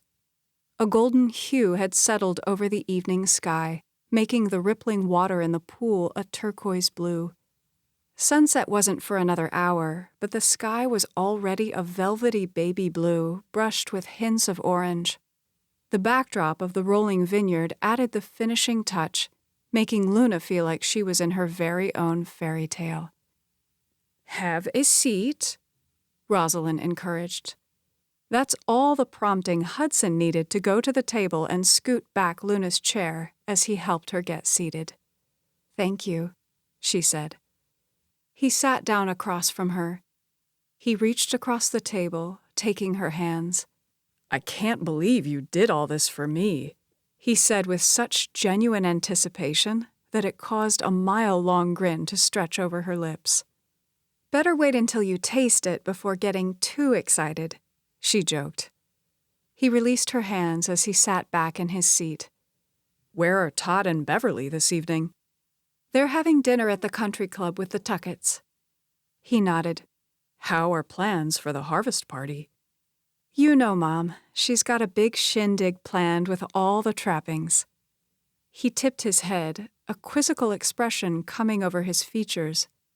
"Shindig? I've never heard you use that word before." Heat seeped into Luna's cheeks as she laughed. "I haven't?" she asked lightly. Oops. She needed to be more careful. Luna had always prided herself on being good with accents, but every once in a while a bit of her Southern slipped out. Rosalind came out carrying Italian salads, a basket of homemade rolls, creamy butter, and frosty glasses of lemonade. "This looks amazing. Thank you," Hudson said to Rosalind. It was cute how Rosalind blushed. "You're welcome, but it wasn't just me. Ava helped." Hudson dug into the yeasty rolls, slathering on a pat of butter. He took a large bite. "This is incredible." "Thank you," Luna said. She'd made the rolls using Grandma Peach's recipe. Even Rosalind had been impressed. It was a quick bread recipe that could be made in under 2 hours. Hudson polished off the first roll and reached for another. It was gratifying how much he was enjoying the food. "Did you make the rolls?" "Sure did," she chimed as she placed her napkin in her lap and reached for a fork. He gave her an appraising look. "I had no idea you could cook like this. I keep learning more and more things about you." "It keeps things interesting." She took a bite of salad, appreciating the tanginess of the dressing. The lettuce was crisp, the tomatoes juicy and ripe. She loved the complex tartness of the Kalamata olives. "Yes, it does," he said with gusto. "So, how are things going with the harvest?" "Really well, from what I can tell. Dad has been super busy." "We've been busy too. Everything's shifting into high gear." Luna nodded. "Hey, I meant to tell you. Thanks for taking the day off today so we could go bike riding. I'm sure it wasn't easy to carve out time with the harvest approaching." He grinned broadly. "I wouldn't have missed it for the world." He gave her an appraising look. "You're quite the biker." A smile twitched on her lips. "So are you." "We should go into San Francisco and get us some good bikes." "I would love that," she beamed. As she looked across the table at this handsome, kind man, she couldn't help but think how blessed she was to cross paths with him. Happiness was within her grasp. She just had to figure out how to tell Hudson the truth. He gave her a hesitant look. "What are the chances that I could get you out on a boat again? After yesterday?" Her eyes rounded as she pondered the question. She knew she'd have some PTSD the next time she got on a boat. However, she wanted to face her fears quickly so that she could put them to rest. Luna had always enjoyed swimming, and being on Hudson's boat was exhilarating, right up until she was knocked overboard. "Pretty good, so long as we leave Dustin and Margot at home." He burst out laughing. "Deal," he exclaimed. He gave her a speculative look. "So, are we going for a swim tonight?" "Tonight?" she squeaked, and then saw the wicked grin flit over his lips and realized he was teasing. She relaxed into her seat. "I guess we could go just like we are." He leaned in. "Or we could do like we used to." "Oh?" "We could strip down to our underwear." His eyes simmered with mischief. "Remember the last time we did that? We got in so much trouble when your dad came home and caught us." She forced a chuckle as a hot ping of jealousy darted through her. While it was foolish to be envious of Ava and all the memories, she was. Luna wanted to know everything about Hudson, and she wanted him to know her, the real her. She wouldn't have been caught dead swimming in her underwear with some boy, even if he was a close family friend. "That was a long time ago," she said lightly as she took a sip of her lemonade. It was a little on the tart side. She'd need to add more sugar next time. "Yes, it was," he agreed. "So," she began, "have you read any good books lately?" Luna was an avid reader. She enjoyed reading various genres of fiction as well as biographies. "Actually, I've been reading some marketing books." "Which ones?" He looked puzzled. "You really want to know?" "Of course." A pleased smile spread over his lips. "Wow, you have changed." Irritation crawled up her neck. "I'm so tired of everyone telling me how much I've changed," she muttered. He caught hold of her hand. I like the change. You do? Yes, I do. Don't take this the wrong way, because I've always thought you were great. However, you have a complexity that you never had before. His gaze penetrated hers with such intensity that she felt like he was seeing into her soul. I feel a connection with you that wasn't there before. I'm so glad, she uttered in part joy and part relief. Earlier, when she and Hudson had kissed, he said it had never been like that before.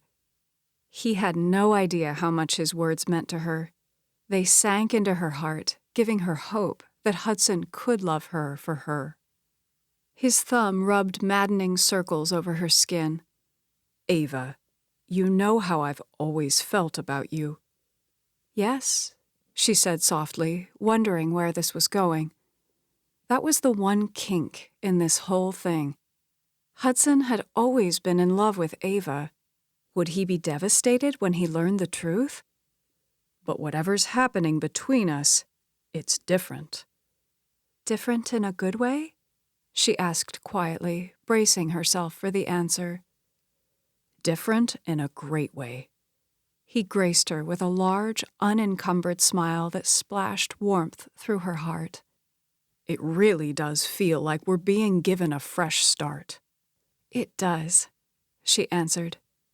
His eyes searched hers, and she detected pain, uncertainty. Promise me that it won't end.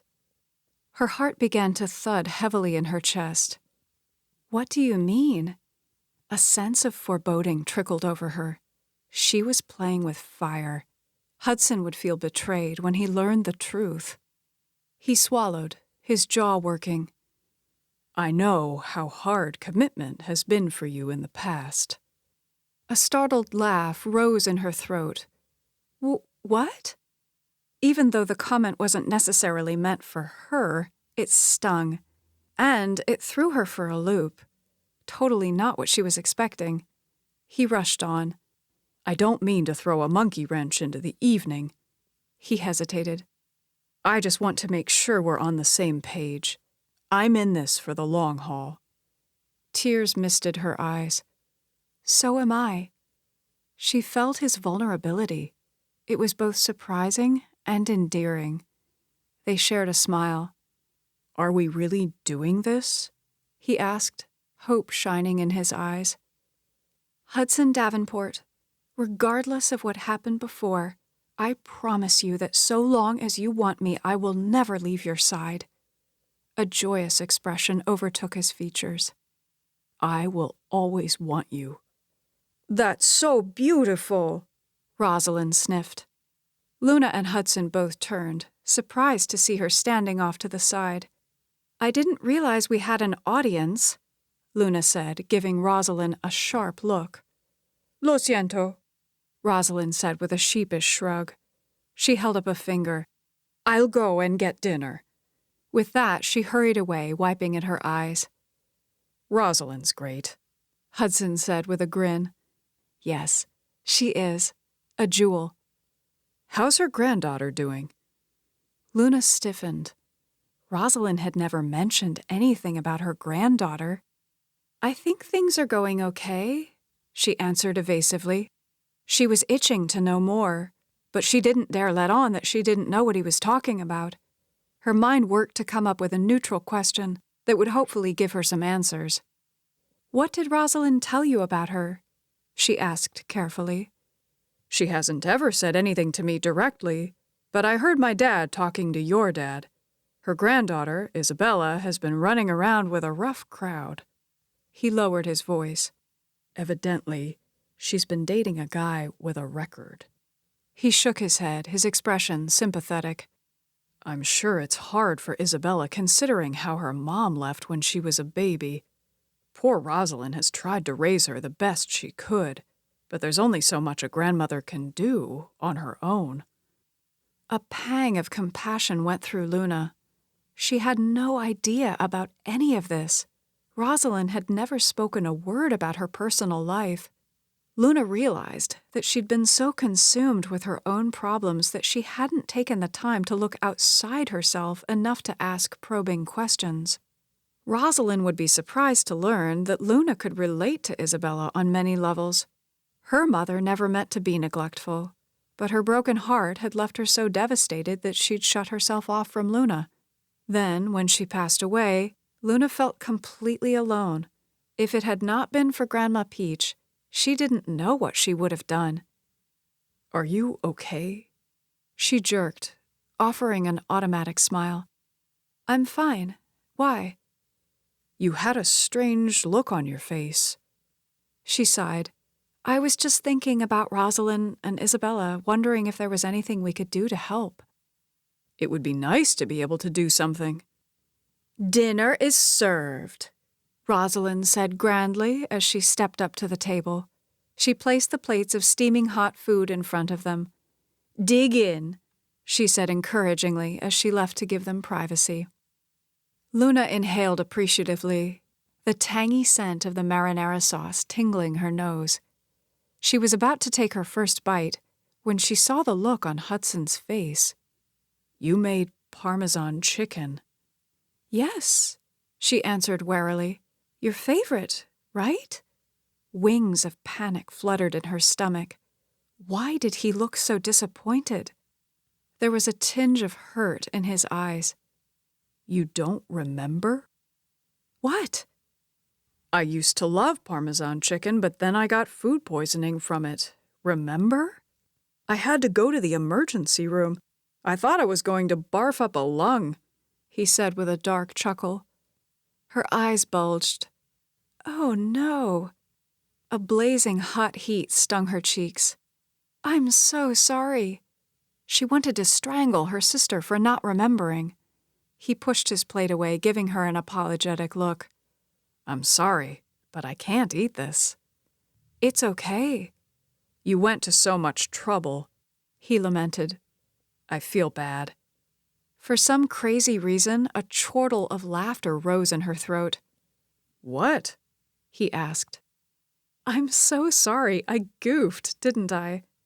A ghost of a smile touched his lips. "Yes, you did." "I guess we really are starting from the beginning." His features lightened. "I guess so." She looked past him at the streaks of orange and pinks pushing their way across the darkening sky that was backlit with strands of gold. "Look," she said. He turned. "Wow, it's incredible."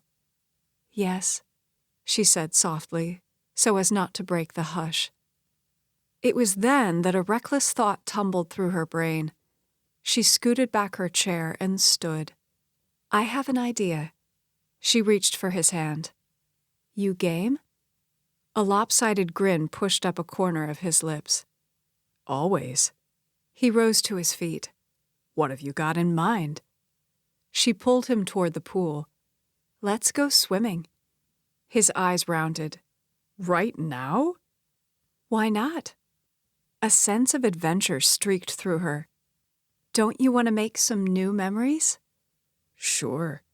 His arm encircled her waist as he pulled her close, his eyes deepening to indigo as they moved over her. "Are we stripping down to our underwear this time?" Heat simmered in her stomach. Hudson was so breathtakingly handsome, with his rugged features and chiseled jaw. He was the kind of man that Luna could have only dreamt of meeting before coming here and switching places with Ava. "Not on your life," she laughed as she wiggled out of his grasp and slipped off her wedge sandals. She went to the deep end of the pool, her toes perched over the edge. Her heart was thrumming out a fast beat of anticipation. Hudson laughed as he threw her a look of challenge. "Are you really going to jump in?" "Nope," she chimed. "Not jump." If she was going to do this, she was going all in. With a nimble hop, she dove in. The water was colder than she expected, stealing her breath. Still, it felt exhilarating. Her head crested the surface. She pushed the hair out of her face as she looked up at Hudson. She treaded water as she pushed her dress down, trying to keep it from billowing up like a giant balloon. "You are something," he said as he hastily began removing his shoes and socks. A second later, he peeled off his shirt. Luna's breath caught in her throat. Sheesh, that was some six-pack.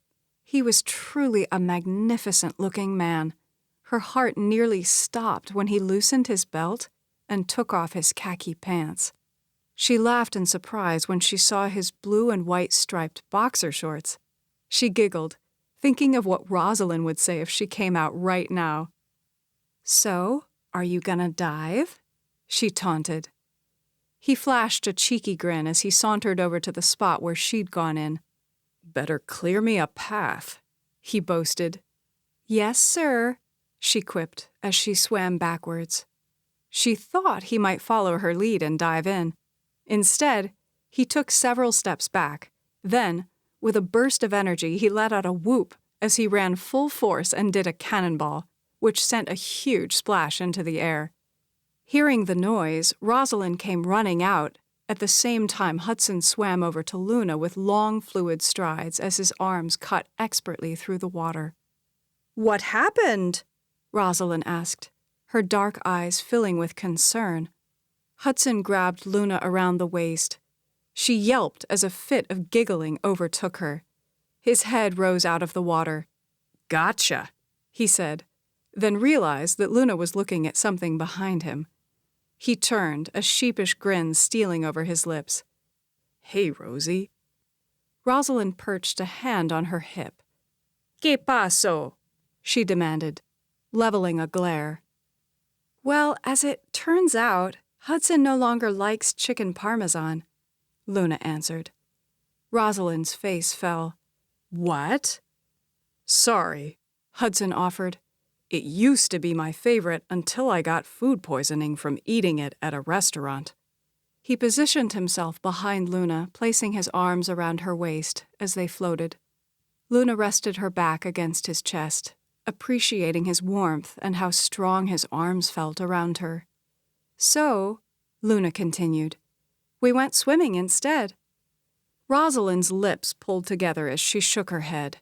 She made a point of looking at Hudson's clothes, which were piled in a heap on the concrete. "At least one of you had the good sense to keep your clothes on," she blustered. "Now, Rosie," Hudson countered in a cavalier tone, "I'm wearing boxer shorts." Rosalind blushed as she made a psh sound and waved a hand. "I'll make you tacos." "You don't have to do that," Hudson said, but she just shook her head and hurried away. Hudson pulled them to the side of the pool. In an adroit movement, he turned and positioned Luna with her back pressed against the side, with him facing her. He placed his palms on the concrete, pinning her in. "So?" he began. "What now?" He pumped his eyebrows, looking boyishly adorable. Luna laughed as she pushed a lock of hair from his forehead. "How about this?" she murmured, as she bridged the distance between them and pressed her lips to his. She gave him a long, deep kiss that spiraled desire through her. He pulled back, a grin quirking his lips. "That's pretty good." "Pretty good?" She arched an eyebrow, somewhat offended. A cocky grin pushed over his lips. "My turn." He captured her in his arms, his lips crushing hers. Fire raced a hot trail through her veins as she returned the kiss, marveling at how his insistent lips had the power to awaken something so tender and so alive inside her. Her body trembled as she clung to him, her hands moving over the rigid muscles on his back. She loved the warmth of his skin and how it felt against hers, the hardness of his muscles. A few minutes later, they had to pull apart for air, both breathing hard. "Hey," she began, "remember the time when we were eating dinner and I realized that you have an aversion to Parmesan chicken?" His eyes widened as she rushed on. "Then we jumped into the water, fully clothed," she chuckled. "Well, at least one of us was." Understanding registered on his handsome face. Ah, I see where this is going. We're creating new memories. Yep, she quipped. And it's only just beginning, she said, as she moved in for another kiss. Chapter 9. You must be really hungry, Margot said as she looked disdainfully at Luna's sausage, egg, and cheese croissant. She began picking at the chicken on her salad, taking a minuscule bite. Yep, Luna said lightly as she took a large bite of her sandwich. It was delicious, the flaky croissant melting in her mouth. Just because Margot was afraid to eat a single carb for fear of gaining an ounce didn't mean that Luna was. She was going to enjoy every bite of this sandwich despite Margot's antics. Margot leaned forward, her dark eyes sparkling with interest. So, what are you wearing to the harvest party tomorrow night? I haven't decided yet, Luna answered casually. She had decided, but she didn't want to tell Margot. Luna didn't trust Margot any farther than she could throw her. She wouldn't put it past Margot to try and one-up her. How about you? I have a couple of options I'm trying to choose from, she sniffed. Margot's voice went juicy. How are things going with the happy couple? Great, Luna said, sporting a large grin. She could feel the envy lurking beneath Margot's gooey smile. Guilt picked at Luna. If Grandma Peach were here, she would say that it was bad form for Luna to throw it in Margot's face that she and Hudson were a couple. Still, it was satisfying to put Margot in her place for once. Have you decided on your wedding date? Luna chuckled. Nope, we're taking things slow. She could tell that Margot was relieved. It was irritating how Margot was fishing for information. Every time Luna spent any amount of time around Margot, she was tempted to tell the diva to take a hike. Then she would remind herself that Margot was Ava's friend, and, for better or worse, Luna was representing Ava. The only reason Luna had agreed to have lunch with Margot was because Margot kept accusing Luna of avoiding her. Who are you bringing to the harvest party? Dustin Lawrence? Margot's expression turned sour. Not on your life, she smirked as she stabbed a piece of lettuce with her fork. Her brows tugged together. You know, I think the only reason Dustin even came sailing was so that he could see you. Luna wasn't going down this rabbit hole. Obviously, Margot knew that Dustin had a thing for Ava, or she wouldn't have invited him to go sailing. Now she was playing Miss Innocent about the whole situation. She neatly sidestepped the comment by reiterating her question. Who are you taking? Peter Sedgwick, she said with enthusiasm, as if the name was supposed to mean something. That's great, Luna said with as much emotion as she could muster. Margot shrugged. Peter has been dying to go out with me for months. I figured I'd throw him a crumb. She laughed as she tossed her dark, shimmery hair. Luna wanted to roll her eyes. Girls like Margot had always grated on Luna's nerves. Maybe it went back to her high school days when Luna was so painfully shy and insecure. There was a time when she wanted to be part of the popular crowd. Now she was realizing how shallow aspects of the upper-crust world could be. No wonder Ava had wanted to break free. Margot assumed, because she was beautiful and glamorous, that all the world was pining away for her. That was mighty kind of you, Luna said, the faintest hint of sarcasm creeping into her voice. Margot wasn't astute enough to notice. It was, wasn't it? Margot said without a trace of guile. This time Luna couldn't help it. Laughter escaped her lips. Margot's jaw fell. What? Nothing. I'm sure Peter will be thrilled to go out with you, she soothed. Luna felt like she was talking to a child. Margot sighed heavily. Work has been a beast today, and it's only lunchtime. We had 4 tour buses come through this morning. I'll bet it will get a lot busier now that the harvest season is upon us. I know, Margot made a face. I do love my job, though.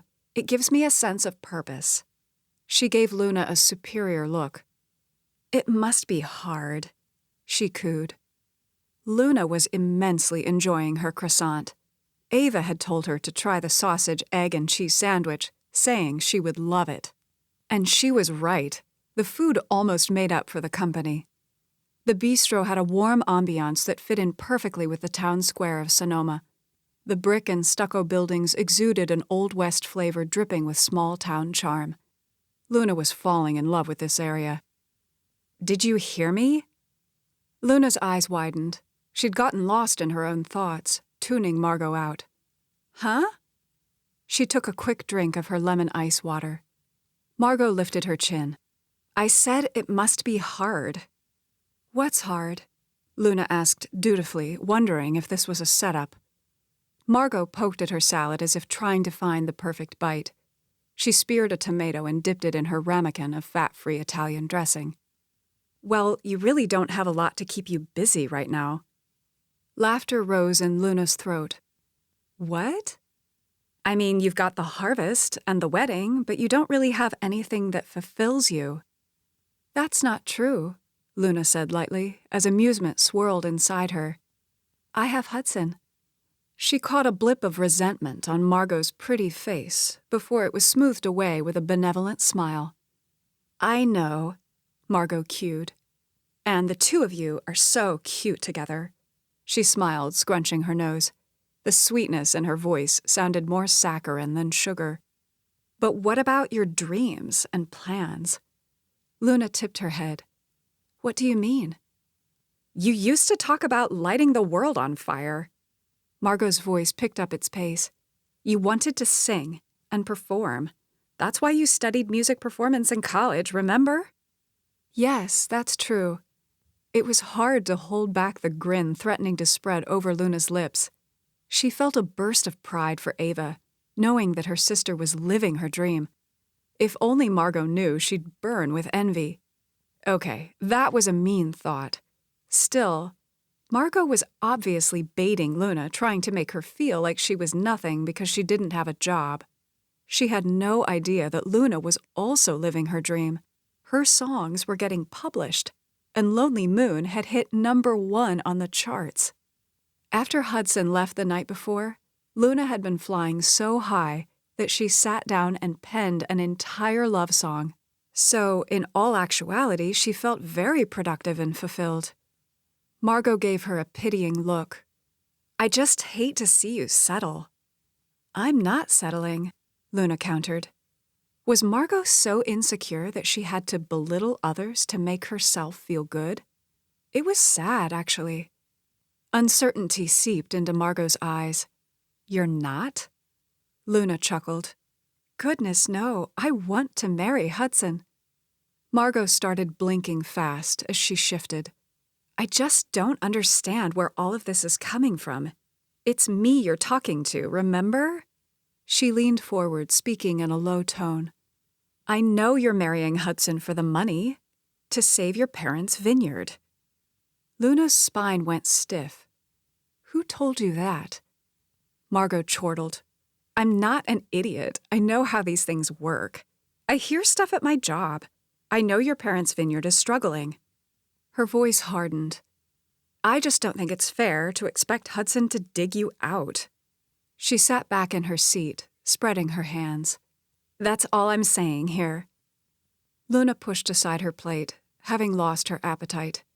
Circumstance or not, how could her sister have ever been best friends with this catty woman? She pinned Margot with a steely look. "My engagement to Hudson has nothing to do with money." Margot grunted. "I don't believe that." "Well, that's your prerogative," Luna shot back. Margot's face fell. "Why are you being so mean?" She pouted. Luna raised her eyebrows.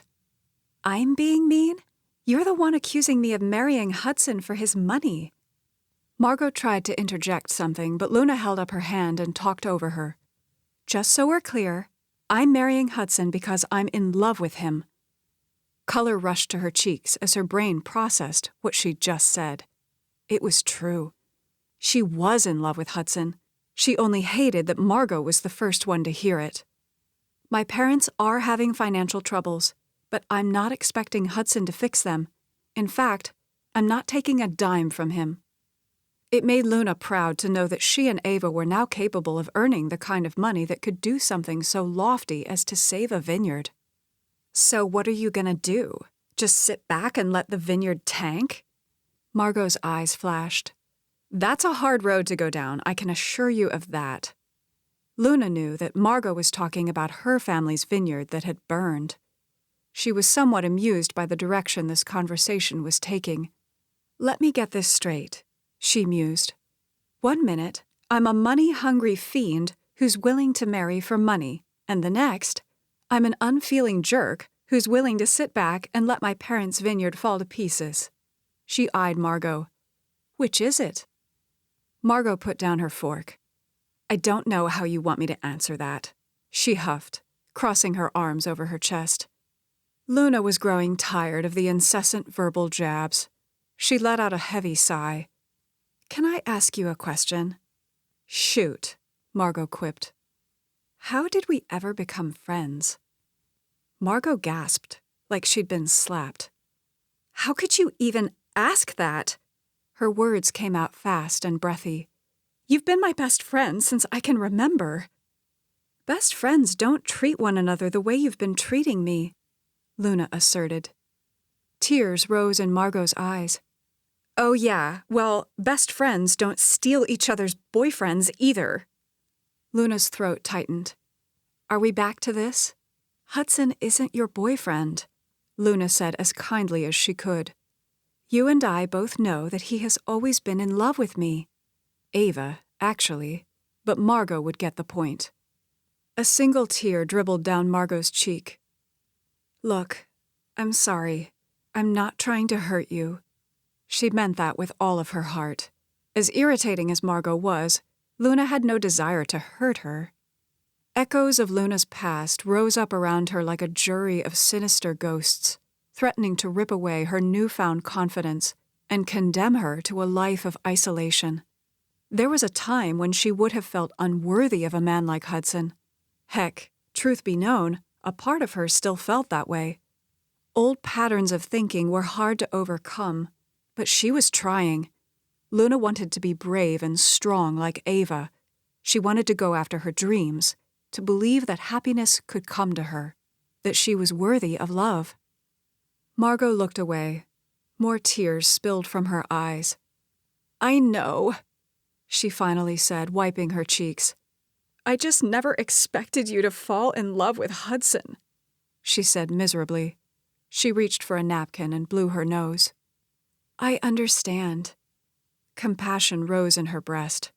Margot, you're beautiful and smart. You have so much going for you. I'm sure there are lots of guys who would be overjoyed to be with you, including Peter Sedgwick. I know. Margot's voice broke. Too bad it's not the man I love. Silence settled between them like a dense fog. Margot scooted back her chair. I'll be right back. I'm going to the restroom. A sniffle rose from her throat as she hurried away. Sure, Luna said, mostly to herself. She rubbed a hand across her forehead. Sheesh, this was getting dicey. She actually felt bad for Margot.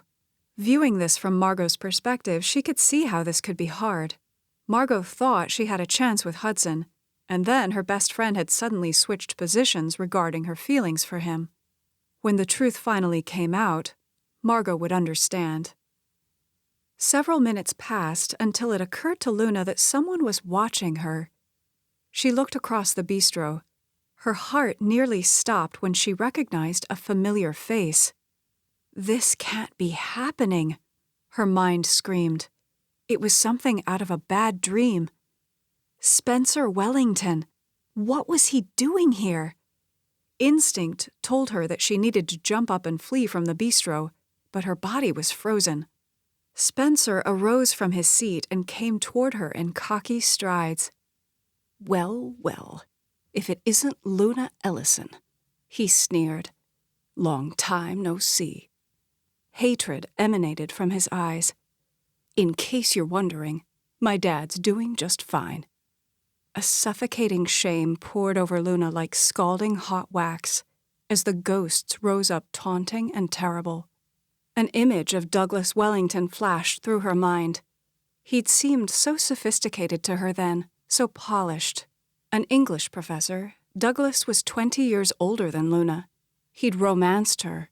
She fell hard. Luna was mourning the death of her mom. Douglas claimed his wife had recently died. Their grief drew them together, or so Luna thought. She was only 16 years old, still a child in so many ways. "Still shacking up with married men?" Spencer said, disgust flashing through his eyes. Luna's hand curled up around her throat. She'd never shacked up with Douglas, had never slept with him, but to her everlasting shame, she'd fallen for his lies. Spencer saw Douglas and Luna together at a restaurant. Douglas confronted his dad. They had a heated argument. That's how Luna learned that Douglas was playing her. His wife had been very much alive, at home, waiting for him. Her brain raced to connect the dots. Why was Spencer Wellington here in Sonoma? Spencer frowned. "What are you doing here? Your hair's red. I saw you online a couple of days ago. You were blonde and touring with Cash Romeo. Didn't you get shot in the shoulder? You seem fit as a fiddle now." It mortified Luna to know that Spencer had been keeping such close tabs on her. Was he trying to exact revenge for what had happened? She rose to her feet. Her legs were shaking like rubber bands. "I'm sorry. You must have me mistaken for someone else." He caught her arm in an iron grip. "I don't think so. You recognized me from across the room. I could see it on your face." "Let go of my arm," she seethed. His fingers were digging into her flesh. He did as she commanded, holding up his hands. His face was a deep purple, his accusing gaze riveted on her. "You destroyed my family, took my mother from me. I'll never forget it." Margot stepped up to them. "What's going on?" she asked, as she looked between Luna and Spencer. Luna could feel her face burning in sharp contrast to the icy fear twisting around her heart. She forced a smile through clenched teeth. "Let's go." She started walking fast, hoping Margot would follow. Thankfully, she did. "See you around, Luna," Spencer said in a loud, mocking tone. "What was that all about?" Margot asked when they got out of the bistro. "Why did he call you Luna?" "I have no idea," Luna retorted, hoping she sounded adequately outraged. "He must have mistaken me for someone else." Horror streaked through her. Margot had heard her real name. Would she put two and two together? "That was weird," Margot said, looking back over her shoulder. Yes, it was. Apprehension clawed at Luna's gut. Of all the bistros in all the world, why did she have to cross paths with Spencer Wellington? He hated Luna's guts. Was Spencer just passing through, or did he live here? She wished that she'd been able to guard her expression better. She'd been so shocked to see Spencer, and it had broadcasted over Luna's face. He was a stark reminder of the biggest faux pas in Luna's life. She hadn't meant to fall for a married man, and, when she realized that he was married, she'd broken it off.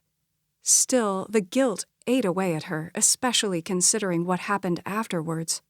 The irony was that Luna would have never so much as given Douglas a second look had she realized he was married. She, of all people, knew the pain that resulted from infidelity. Luna hated that she'd inadvertently contributed to another person's pain. She pushed aside the despondent thoughts. She couldn't keep punishing herself for something that was beyond her control. She was 16 years old.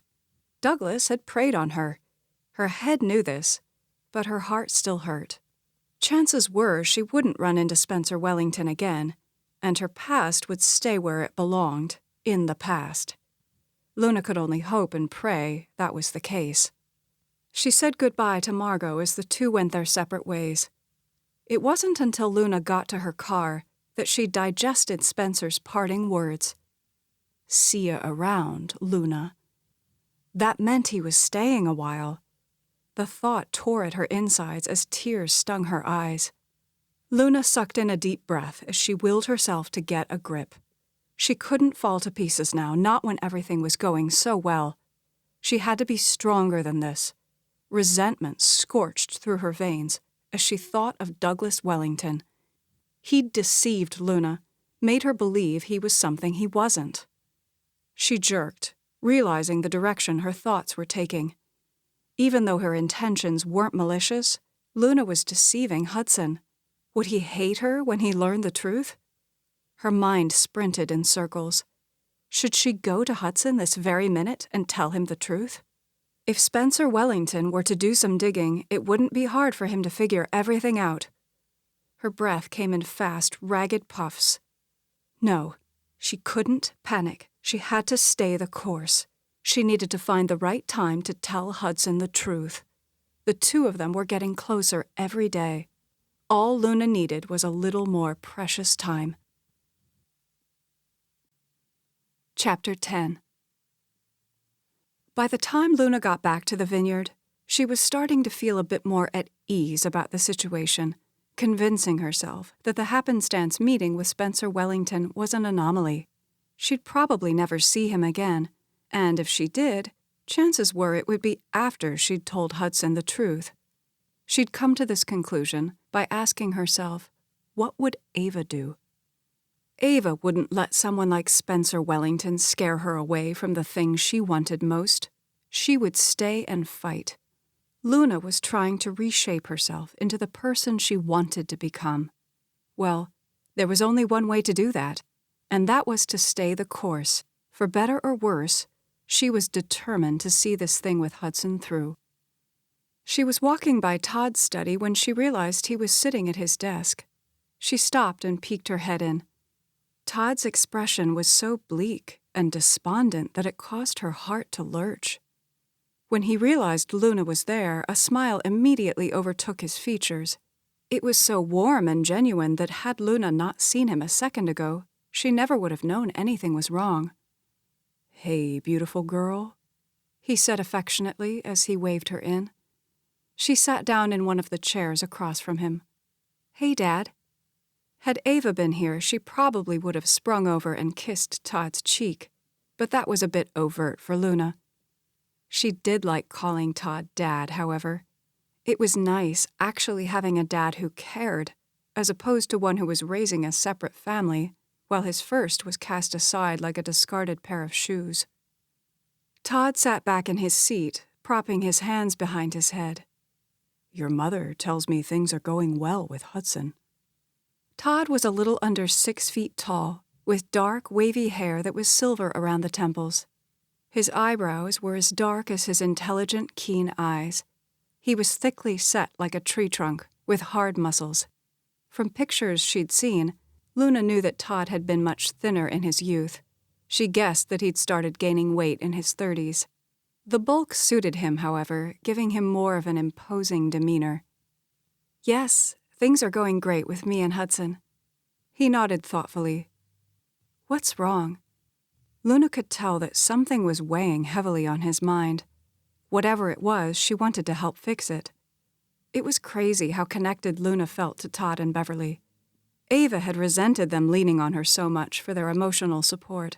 However, Luna welcomed it. It felt good to be needed. His lips formed grim lines as he sat up taller in his seat. He looked past Luna and then back at her. "Look, I know how set your mother is on you marrying Hudson." He spoke in hushed tones as if worried that Beverly might overhear the conversation. "And admittedly, it would help us in the short term to join forces with the Davenports." He clasped his hands. "However, it's not your responsibility to fix everything. I want the vineyard to be successful, but not at your expense. I want you to marry for love," he said tenderly. A smile tipped Luna's lips. "I am." Happiness percolated inside her. At least that was one thing she was sure of. She was in love with Hudson. His jaw grew slack. "You are?" "Absolutely. I love Hudson."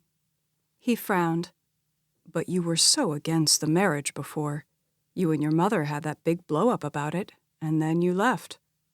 I know. I needed time to work everything out in my head. How easily the lies were flowing from her lips. Luna felt a twinge of guilt for everything she and Ava had done. This poor man thought he was talking to his daughter, not an imposter.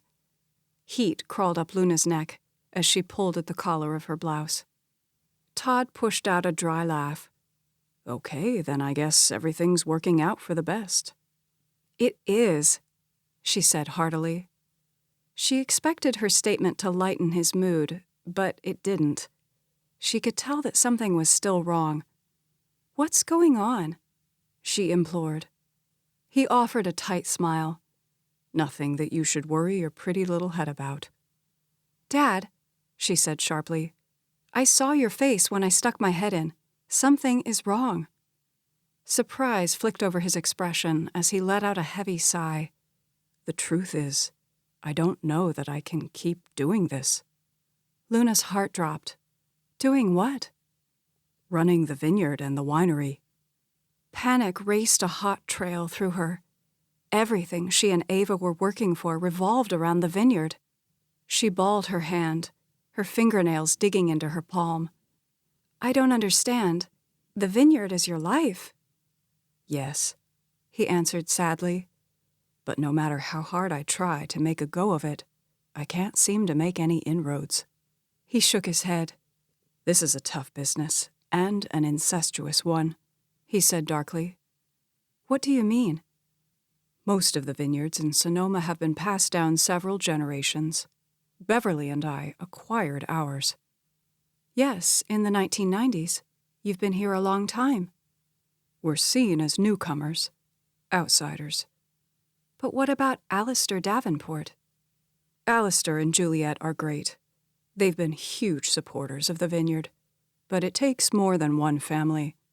The vineyards operate as a good old boys club. They pull together to market. They decide which labels will soar in the industry. It's all about perceived value. Even if the Davenports give us a cash infusion, I don't know that it will make a difference in the long run. Not unless I just allow them to buy us out. Alistair and I could make the same exact wine and his would go great guns because of his family's reputation. I just don't know how long I can keep playing their game. Maybe that's the problem. His head snapped up. What do you mean? Well, you're trying to play the game according to their rules. Maybe you should stop doing that. Take a different look at the situation. A cautious hope moved across his features. What do you mean? He repeated.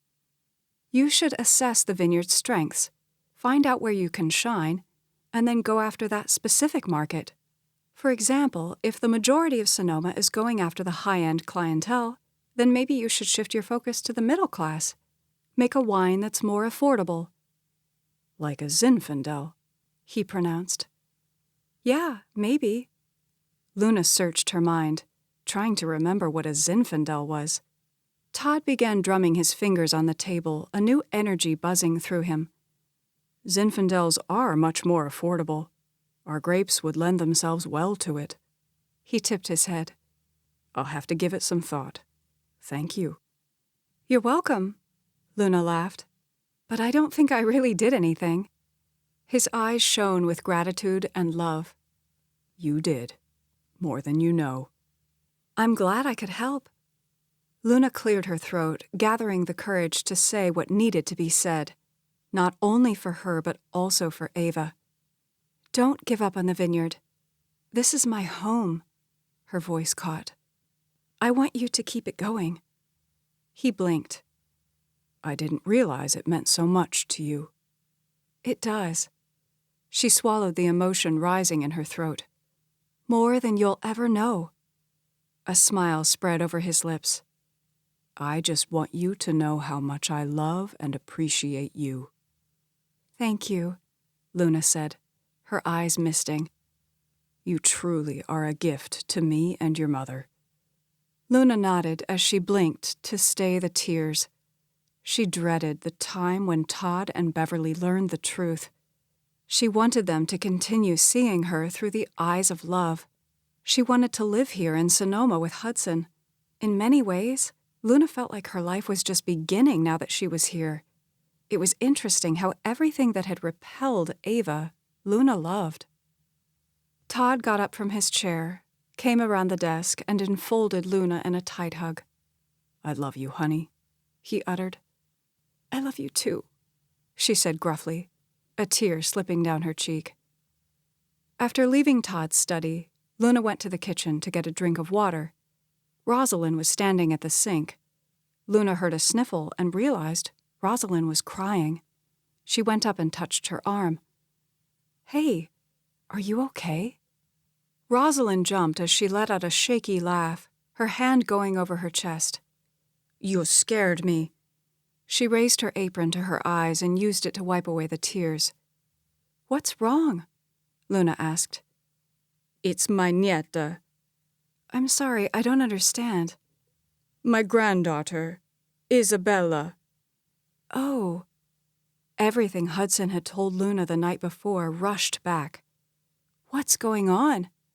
Rosalind's lips pressed into tight lines. "I don't want to burden you with this." "Nonsense. That's what friends are for." She looked Rosalind in the eye. "Tell me." Rosalind stood indecisive for a few seconds before she motioned with her head at the table. "Maybe we should sit down." Luna followed Rosalind where they sat down across from one another. Rosalind pushed her hair out of her face before clasping her hands together. "Isabella's madre, my daughter, ran off when Isabella was a baby." "I'm so sorry." Rosalind's expression was grim. "It has been tough on Isabella. Her boyfriend is not a good man." Her eyes narrowed. "I keep telling Isa to stay away from him, but she won't listen. Isa has a beautiful singing voice. In the fall, when school starts, they will hold a talent show at her high school. Isa was planning to sing, but Felipe has been teasing her about it, telling her she's no good." Tears pooled in Rosalind's eyes. "It's not just the talent show that I'm upset about. I want Isa to know that she's worth something." "I understand." Luna felt for Rosalind and even Isabella, whom she'd never met. An idea took shape. What if I help Isa practice for the talent show? Rosalind's eyes rounded. "Oh no, I couldn't ask you to do that." "You didn't.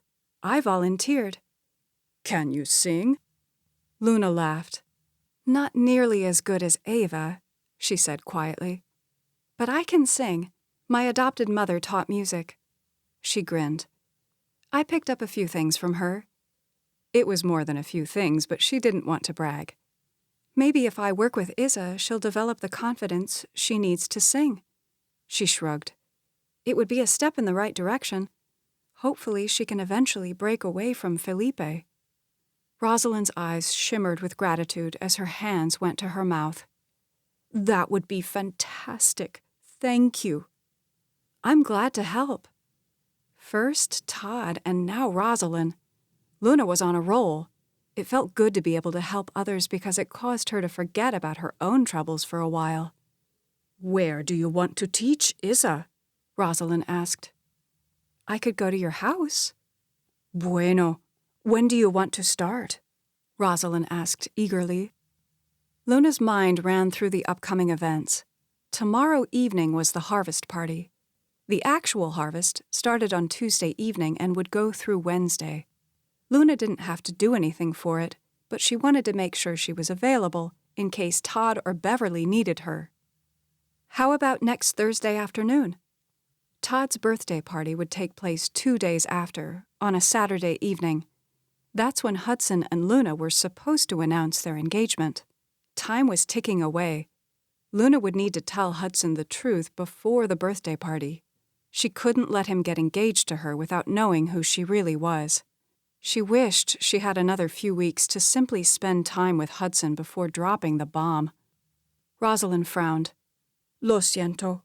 Isabella has her math tutoring on Thursday." "Okay." How about Monday? Monday would be perfect, Rosalind said enthusiastically. She reached for Luna's hands, holding them tightly in hers. Thank you, she breathed, with an appreciative smile. You're welcome. I look forward to meeting Isabella. Rosalind took in a deep breath. She will love you. You are an amazing person. Todd, Beverly, and Hudson are lucky to have you here. Tears rose in Luna's eyes. Thanks, she squeaked. I hope they still feel the same way. After. They will, Rosalind assured her with a smile. I know it. Chapter 11. Just breathe. Luna straightened her spine and rubbed her sweaty palms on her dress. She reached for her lipstick and applied it in smooth, swift strokes. She dabbed powder on her face before fluffing her hair. You look so beautiful, Beverly squealed. I knew that dress would look perfect on you. A wicked laugh trailed from her throat. Hudson's gonna go out of his mind when he sees you. Luna chuckled as she turned around, a smile filling her face. Thank you. You look beautiful, too. Beverly was wearing a simple black dress that showcased her curves. Her red hair was loosely curled and draped stylishly on her shoulders. She wore large, dangly diamond earrings and shiny black pumps. She stepped up and enfolded Luna in a tight hug. Her subtle perfume tingled Luna's senses. Just think, 1 week from today, you and Hudson will announce your engagement. Butterflies flapped out a fast beat in Luna's stomach. Yes. The birthday party was her moment of truth, the point where she would tell Hudson everything. Either he'd accept her for who she was, or he wouldn't. No matter, Luna was determined to forge ahead. She needed to talk to Ava about the timing. It would be nice if she could tell Todd and Beverly the truth at the same time. Then again, she didn't want to ruin Todd's birthday or the party. She pulled in a breath, telling herself to take one step at a time. No decisions had to be made tonight. She could simply enjoy spending time with Hudson. She was looking forward to dancing in his arms. Anticipation thrummed through her veins as she smiled. Have you decided which song you're going to sing for the birthday party next week? Beverly asked. Crumb, the performance. She'd conveniently put that out of her mind. Luna had no idea how she was going to navigate herself out of this pickle. She wished she could switch places with Ava just long enough for Ava to perform. I'm still working on that, she said evasively. Beverly patted her shoulder. Well, I know whatever you do will be great. Beverly stepped back.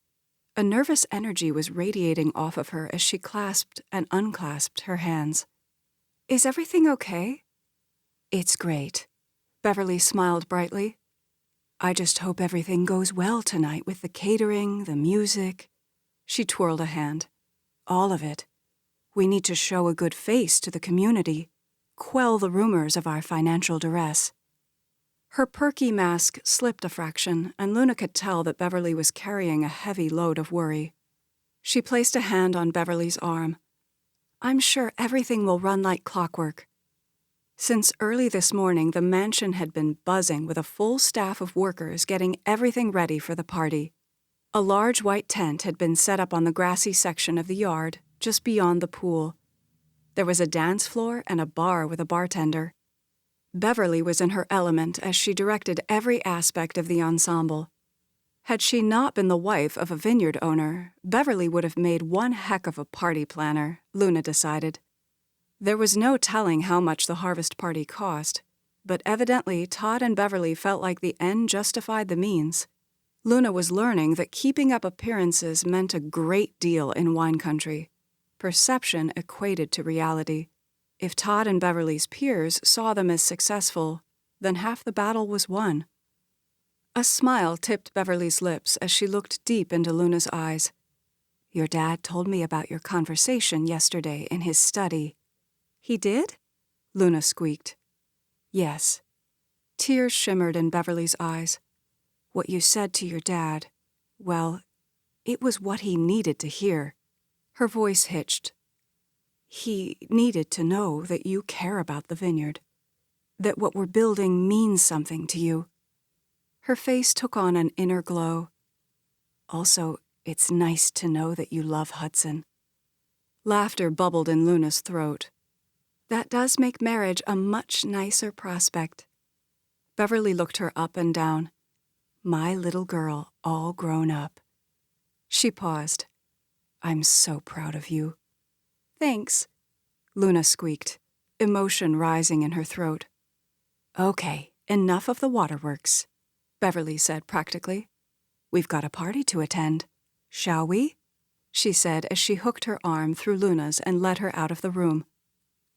Luna's breath caught when they stepped out onto the back patio and she saw the glorious transformation. A string quartet was playing lively music.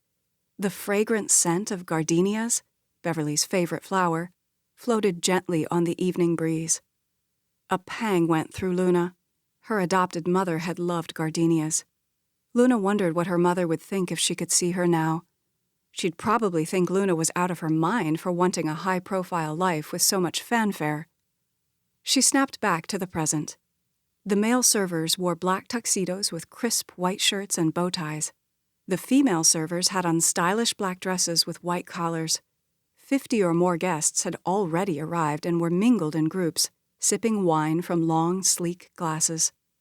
Luna searched the guests, looking for Hudson. I'm sure he'll be here soon, Beverly said, as if reading her mind. She pasted on a queenly smile as she nodded and spoke to people. Hello, a woman said warmly as she stepped up to Beverly and Luna. Around Beverly's same age, she was tall and reed skinny with a tower of jet black hair. Her royal blue dress had a plunging neckline, letting everyone know she'd had a boob job.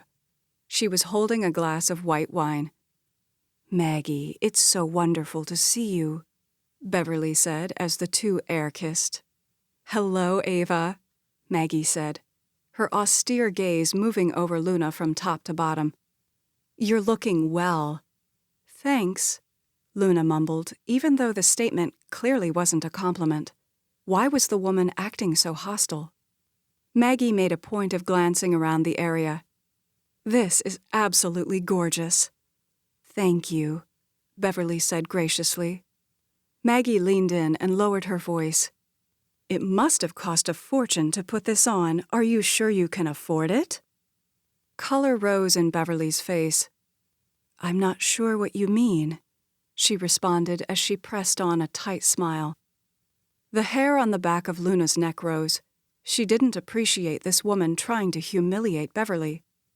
Margot's on her way, Maggie said as she drank the last of her wine. The dark eyes, exotic facial features, it all snapped together. Maggie was Margot's mom. Wow, the apple certainly didn't fall far from the tree. Later, Luna would question what had made her so bold. Maybe walking in Ava's shoes was starting to wear off on her. She looked Maggie in the eye. I can imagine that you're very cost-conscious. Maggie blinked. I'm not sure what you mean, she snipped. Well, considering how your vineyard burned last year and that Margot had to get a job to help make ends meet. Maggie's face turned blood red. You watch yourself, she growled. A magnanimous smile spread over Beverly's lips.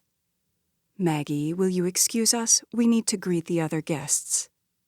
Sure, Maggie stammered as if still reeling from Luna's comment. Beverly navigated Luna past Maggie. I'm sorry, Luna began. I know that was rude of me. Laughter gurgled in Beverly's throat. Are you kidding? That was great. Thank you. She made a face. I'm sure Maggie has been sharpening her claws ever since she realized that you and Hudson are getting married. Luna rocked back. Why would Maggie care? Beverly lifted her chin. Because Margot's been after Hudson for years, that's why. How did you know that? I've got eyes. A grin waffled over her lips. And a secret weapon. Rosalind. Rosie's awesome. She's been trying to warn me about Margot for years. Beverly gave her an appraising look. I hope you're starting to listen. A smile tugged at Luna's lips. I'm a slow learner, but I'm getting the picture. He's here, Beverly said, her voice coated with excitement. Luna took in a sharp breath when she saw Hudson striding towards her. To say he looked good would have been a gross understatement. He was wearing a slate-gray custom-fit suit and a deep blue tie. His hair was messy, just like she liked it. There was a spring in his step, and he was sporting a large, brilliant smile. Hello. His gaze flickered over her. She warmed at the appreciation she saw in his eyes. You look incredible, he said as he stepped up. One arm encircled her waist as he kissed her lips. Tingles circled through her. Hey, she said softly. Luna felt like a princess. Hudson turned to Beverly. Hello. He kissed her cheek. You look beautiful. Thank you, Beverly gushed. A sly smile stole over her lips. You kids have fun. I'd better go and greet the guests. With a wink, she sashayed off. I've been looking forward to this all day, Hudson said. Luna gazed up into his vivid eyes. Tonight, they had a golden cast. Oh yeah? Why's that? Her heart was beating fast, a thrill of excitement wrapped around her. He slid his arms around her waist. So I can do this. He twirled her around and then dipped her. Laughter floated from her throat as he stood her back upright. He pumped his eyebrows, a streak of mischief overtaking his features. We could rehash the other night. He looked at the pool. Her eyes bugged. Oh, no, we can't. My mom would tan my hide. Yours, too. He chuckled. I'm sure you're right. He sighed in mock disappointment. I guess I'll have to console myself with good food, great wine, lots of dancing, and the best company in the world. Speaking of food, what's on the menu tonight? You'll be happy to know that it's not chicken parmesan, she quipped. He rewarded her with a broad smile. That's good to know. He took her hand. Come on, let's go check out the food table. They were almost there when Margot came sauntering up, a bright smile adorning her lips. She was wearing a snug white dress, which complemented her olive complexion and dark hair. Margot's movements were as graceful as a cat. Hello, you two, she said cheerily. Hello, Luna said, forcing a smile. Margot turned to the guy next to her. Do you remember Peter Sedgwick? A charming smile spread over the guy's lips. Wow, he was pretty with his blonde hair and bright blue eyes, almost prettier than Margot. Hello, he said with a slight bow. His accent was British. Hey, Hudson said politely, but Luna could tell he wasn't in the mood for small talk. Margot homed in on Hudson. You and Peter have something in common. He loves to sail. In fact, he won a division of the Cows Week race last year. Oh? Which class? Hudson asked, a mild interest kindling in his voice. IRC Class 1. Margot laughed. Now, gentlemen, you have to understand that Ava and I have no idea what IRC means. It stands for International Rating Certificate, Peter explained. It's a classification for keelboats that allows them to race against like vessels. Hudson and Peter chatted back and forth about sailing for a few minutes. I saw your mom earlier, Luna said. Worry clouded Margot's features. Was she drinking? Yes, she was. I hope she doesn't make an idiot out of herself, Margot said quietly so the guys wouldn't hear. So Maggie had a drinking problem. That's why she said what she did to Beverly. She was probably drunk. Luna felt a dart of guilt for her snarky comment. Hudson looked at Luna. She sensed that he was as ready to get away from Margot and Peter as she was. Ava and I were just getting something to eat, Hudson said. "If you'll excuse us."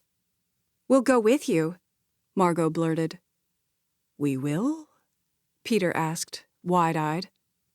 Margot laughed lightly. "Sure, why not? I'm hungry." Luna groaned inwardly, not wanting a repeat of the sailing experience where Margot and her date were stuck to her and Hudson like extra appendages. Hudson slid his arm around Luna's shoulders as he pulled her close. "You're welcome to join us," he grinned, "so long as you don't mind me putting 100% of my focus on this amazing lady." He leaned in and kissed her full on the mouth. For a second, Luna forgot that anyone else was even around. All she could think about was the sizzle of Hudson's insistent mouth on hers and how it shot electricity through her. Then, Hudson pulled back and Luna caught the flicker of pain and resentment in Margot's eyes. Their gazes met for one long moment before Margot turned to Peter and gave him a doting smile. "Maybe we should give them their space," Peter suggested, looking uncomfortable. Margot's face fell. "Really?" "Come on, beautiful," Peter said. "Let's go dance. We'll eat later." Margot looked like she was about to protest, but Peter pulled her away. Luna turned to Hudson, having just now realized what he'd done. "Smart move." Laughter danced in his eyes. "I have no idea what you're talking about." "Ha!" A grin slid over her lips. "So was the kiss just for Margot and Peter?" she taunted. "Partly," he admitted. He encircled her waist, pulling her to him in a swift movement. His voice went husky. "But this one is just for you and me," he uttered, as his lips took hers. The evening passed like a blissful dream. Conversation came as easily as breathing as Luna and Hudson ate, then danced. Todd got up and gave a great speech and toast. He expressed hope for the future, alluding to new ideas and innovations that would promote the longevity of the vineyard. As he spoke, he looked straight at Luna, his expression glowing with such admiration and love that she felt as if her heart would burst. Luna stepped away from Hudson to go to the restroom and refresh her makeup. She'd just left her bedroom and was in the hall outside her door when a man stepped in front of her. Her blood ran cold. Spencer Wellington. She stumbled back. "What are you doing here?" "We need to talk," he growled. She lifted her chin. "We have nothing to talk about." Her voice was shaky. She hoped Spencer hadn't noticed. Luna's heart was pounding like a jackhammer, and she felt like she couldn't get a good breath. "As I told you earlier, you have me mistaken for someone else." She moved to push past him, but he grabbed her arm as he had before. "Let go of me or I'll scream." He rattled out a hard laugh. "You do that, Luna, and then I'll march outside and tell everyone at the party that you're a fraud." Blood drained from her face. "What are you talking about?" A cruel smile twisted over his lips. "After I saw you at the bistro," he grunted, "or rather the look on your face when you saw me, I did a little digging. As it turns out, Cash Romeo and Luna are doing a concert in New York City tonight, and surprise, surprise, you're here." "More proof that I'm not Luna Ellison," she said hotly. Her mind reeled. Spencer had no proof of the things he was saying, only speculation. "Gotcha," he said triumphantly. "What do you mean?" Her lungs were squeezing off her air. She felt dizzy and sick at heart. "I never said your last name. You just did."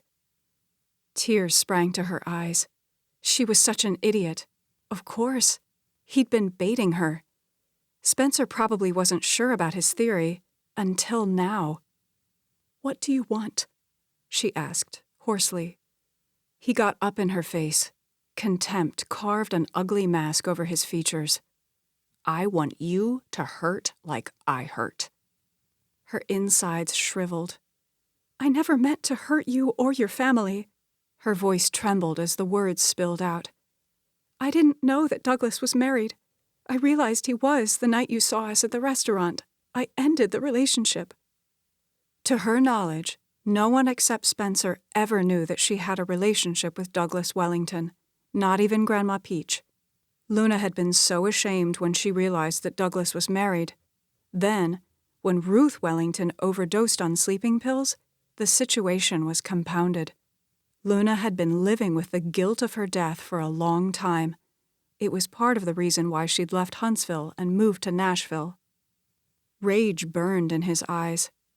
"My mother's dead because of you." I'm sorry that your mother killed herself, but it wasn't my fault." She tightened her jaw. "I was 16 years old, a kid. Maybe you should be blaming your dad for all of this instead of me. Douglas lied to me. He told me his wife had died," she hissed. A wild look came into Spencer's eyes, and for a second, Luna feared he might hit her. She shrank back. "You need to leave," she ordered. He laughed. "I'll leave, but first you're gonna give me what I want." Fear lodged a cold spear through her chest. Her words stuck like molasses in her throat, but she managed to croak them out. "What is that?" "I want $50,000 to keep quiet." An incredulous laugh riddled her throat. "Are you insane? I don't have that kind of money." His jaw hardened. "From the looks of this place, I'm sure you can find a way to get it. $50,000 cash, or I tell everyone who you really are." Her mind raced. "I need time," she squeaked. He nodded. "You've got 1 week." "How will I find you?" "I'll find you." He let go of her arm, giving her a shove as he stalked away. Instinctively, she rubbed the places where his fingers had touched. He was so loathsome. She felt defiled. Luna's entire body was shaking. She couldn't believe this was happening. She stumbled into her room and closed the door as she collapsed on the bed. She tried to think, but her mind was in too much turmoil. Tears streamed down her cheeks. She needed to talk to Ava, but it would have to wait until tomorrow.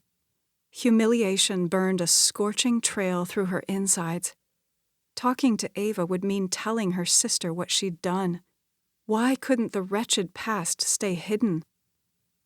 Luna didn't know how long she sat there staring into nothingness.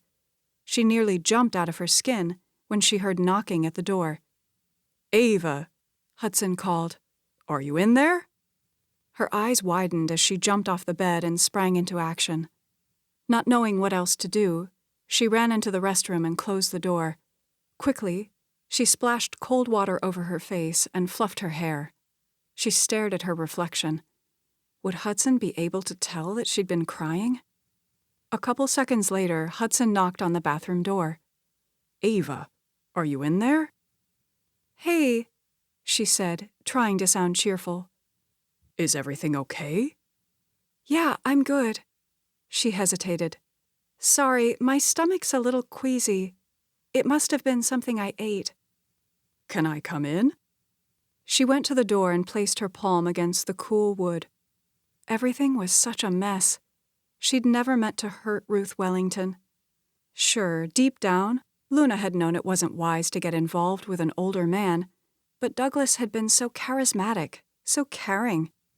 When she realized that he'd played her, she shut off her heart. Then, when Ava came into her life and proposed a switch, it was the opportunity Luna needed to break out of her self-imposed shell. She could start a new life fresh, without any baggage. And she had. She'd opened her heart to a wonderful man whom she adored. But the net was closing in. It was absurd to think that Spencer Wellington actually thought she would pay him $50,000 to keep quiet. The guy was a snake. He was so vindictive. Surely he had to know that his mother's death wasn't Luna's fault. Did Spencer work somewhere in Sonoma? Was that what had brought him here? Hudson knocked again. "Ava?" She sucked in a breath and rose to her full height as she stepped back and opened the door. One look at the tender concern on Hudson's face misted her eyes. "Hey, he began as he held out his arms.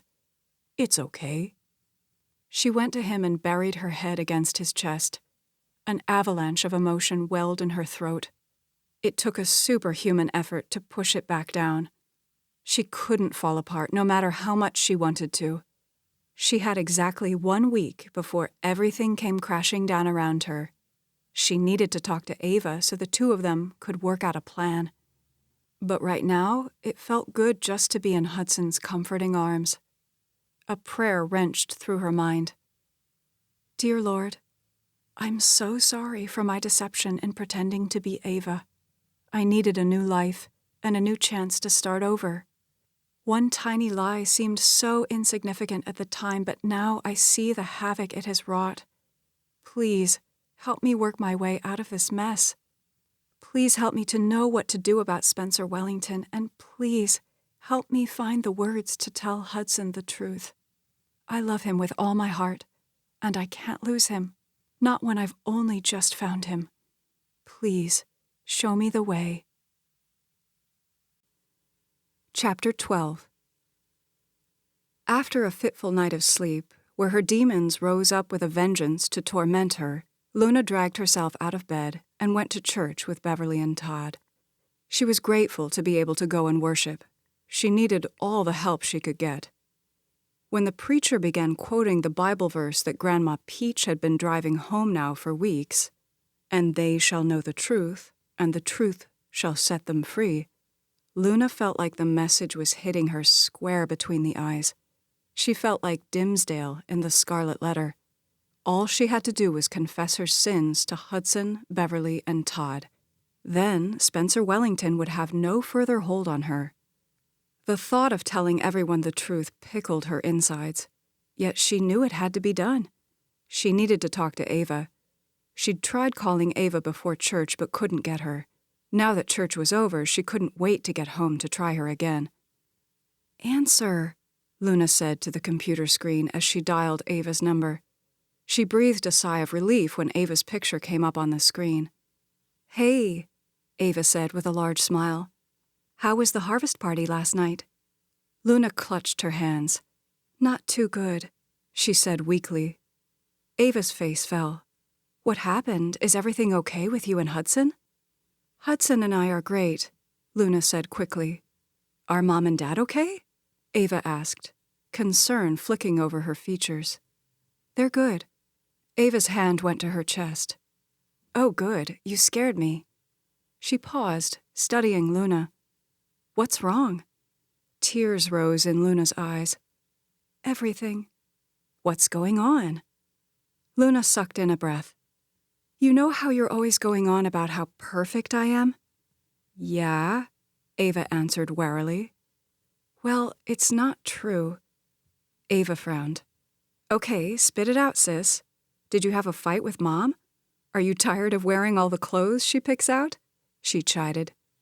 "No, it's nothing like that," Luna said irritably, not liking that Ava was joking at a time like this. "It's about my past." "Your past?" Ava made a face. "Remember when Cash did the background check on you thinking it was on me?" Her voice rose as she spoke faster. "Well, that came back clean as a whistle." She laughed. "So whatever it is, can't be all that bad." She groaned. "Come on, Luna, quit beating around the bush. Just tell me." Luna rubbed a hand over her forehead. A headache was pushing across the bridge of her nose. "After my mom died, I was a wreck. I couldn't eat. I couldn't sleep. It was bad. I spent several days at the library burying myself in books." She shuddered, thinking about all of the pain her mother endured before she passed. Luna had wanted so desperately to help, but there was nothing she could do. Ava's eyes widened in partial amusement. "I can think of worse places you could have gone," she said dryly. Luna pressed on. "While at the library, I met this guy. He was older, refined, a college English professor. We had a common love for literature. Douglas was kind, considerate. He told me that his wife had recently died. Our grief drew us together." Anger burned through her. Only it wasn't true. Douglas was married. Her voice hardened. You can imagine my surprise when Douglas and I were out to dinner and his son, Spencer, saw us. That's when I learned that Douglas's wife was very much alive. In fact, that very night, she was waiting for him to return home, having thought he'd gotten held up in a work meeting. Wow, I'm so sorry. I had no idea. What did you do? Luna's eyes narrowed. Well, for starters, I dumped his butt. Good for you, Ava chimed in, jutting out her jaw. But it didn't stop there. Sadness and regret rolled over her. Ruth Wellington, Douglas's wife, killed herself shortly thereafter. The look of horror on Ava's face came at Luna like a firing squad. She felt so ashamed. Tears blurred her vision. I felt responsible. There it was, the moment in time that haunted her. She'd thought she could escape it by coming to Sonoma and pretending to be Ava, and yet it had found her here. No, Ava countered. That wasn't your fault. She scrunched her nose. Didn't you tell me that your mom died when you were 16? Yes. Ava's eyes turned to pancakes. That guy's a criminal. He had no business having a relationship with a minor. Luna sucked in a quick breath, trying to rein in her emotions. You're right, she said flatly. I feel so stupid for being duped. Logically, I know that Ruth's death wasn't my fault. Her voice trembled. But in here, she touched her chest. It was a lot to process. For years, I lived in the shadows. Finally, I moved to Nashville and put all of my energy into my music. Then, you came along and offered me an opportunity for a new life. She laughed as she looked at Ava through her tears. You have no idea how much you've helped me. Ava was surprised. How? You have this zest for life. You're impetuous. You go after what you want, not letting your insecurities get in the way. Ava rolled her eyes. I never thought of those qualities as being good. Well, they are. She balled her fists. When I saw you and Cash in the hospital, how in love with each other you are, her voice caught. Something inside of me shifted. I figured that if you could find your happily ever after, then maybe I could too. Her voice shook as tears rolled down her cheeks. I began to think that I might be worthy of happiness in spite of my mistakes. Your only mistake was trusting the wrong man, Ava fired back, her eyes sparking with indignation. Luna continued. When I became you, I met Hudson and fell in love. I feel like I have a family now. You, Beverly, and Todd, Grandma Peach. You do, Ava assured her. My family is your family. You know that. A chuckle rumbled in her throat. My parents will love having 2 daughters instead of 1. Her brows creased. I don't understand how your past connects with the present. Oh yeah, that. Despondence gathered over Luna like a dark thundercloud. Friday, Margot and I had lunch at that bistro you recommended, the one in the town square. Ava began talking with her hands. I hope you got the sausage, egg, and cheese croissant. It's so good. I would kill for one of those right now. It was delicious, Luna said absently. There was a man at the bistro, Spencer Wellington, Douglas's son. He recognized me. Oh no. Ava's hand went to her mouth. That's crazy, she uttered. Of all the places in the world for him to be. I know. Luna tightened her jaw. She couldn't help but feel like fate was punishing her for her past. I told Spencer that he was mistaken, and I walked away. I thought that might be the end of it, but he showed up at the harvest party last night. He followed me up to my room. She shuddered, thinking of how vulnerable she'd felt when Spencer invaded her personal space. For one terrible moment, she thought he might try to rape her. He told me that if I don't pay him $50,000 in 1 week's time, that he's going to tell everyone that I'm an imposter. Ava's eyes bugged. What? That's insane. A dry laugh escaped Luna's lips. That's exactly what I said. How did this guy, Spencer, know that we switched places? Luna winced. I'm afraid that's my fault. He could tell from the shocked look on my face at the bistro that I recognized him, even though I adamantly denied it. Then, last night, I inadvertently said my last name when I was arguing with him. She groaned as she propped her elbows on the table and buried her face in her hands. I'm so sorry. I've wrecked everything. Okay, calm down. We've got to figure this out. Luna, get a grip, Ava commanded. Luna sat up. I was planning on telling Hudson the truth before Dad's birthday party next week. I can't let him get engaged to me without knowing the truth. Ava twisted her finger around her hair. That's good. It's time to tell him. Her eyes hardened. But what are we going to do about Spencer Wellington? Luna shrugged. Well, if I tell everyone the truth, then he can't exactly blackmail me, can he? I guess not. Ava hesitated, concern filling her eyes. But he's not going to be happy when he realizes that he's not getting the $50,000. You could be in danger.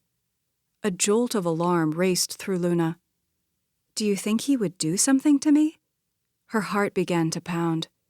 Would he try to hurt Todd and Beverly? Luna sensed a darkness in Spencer Wellington.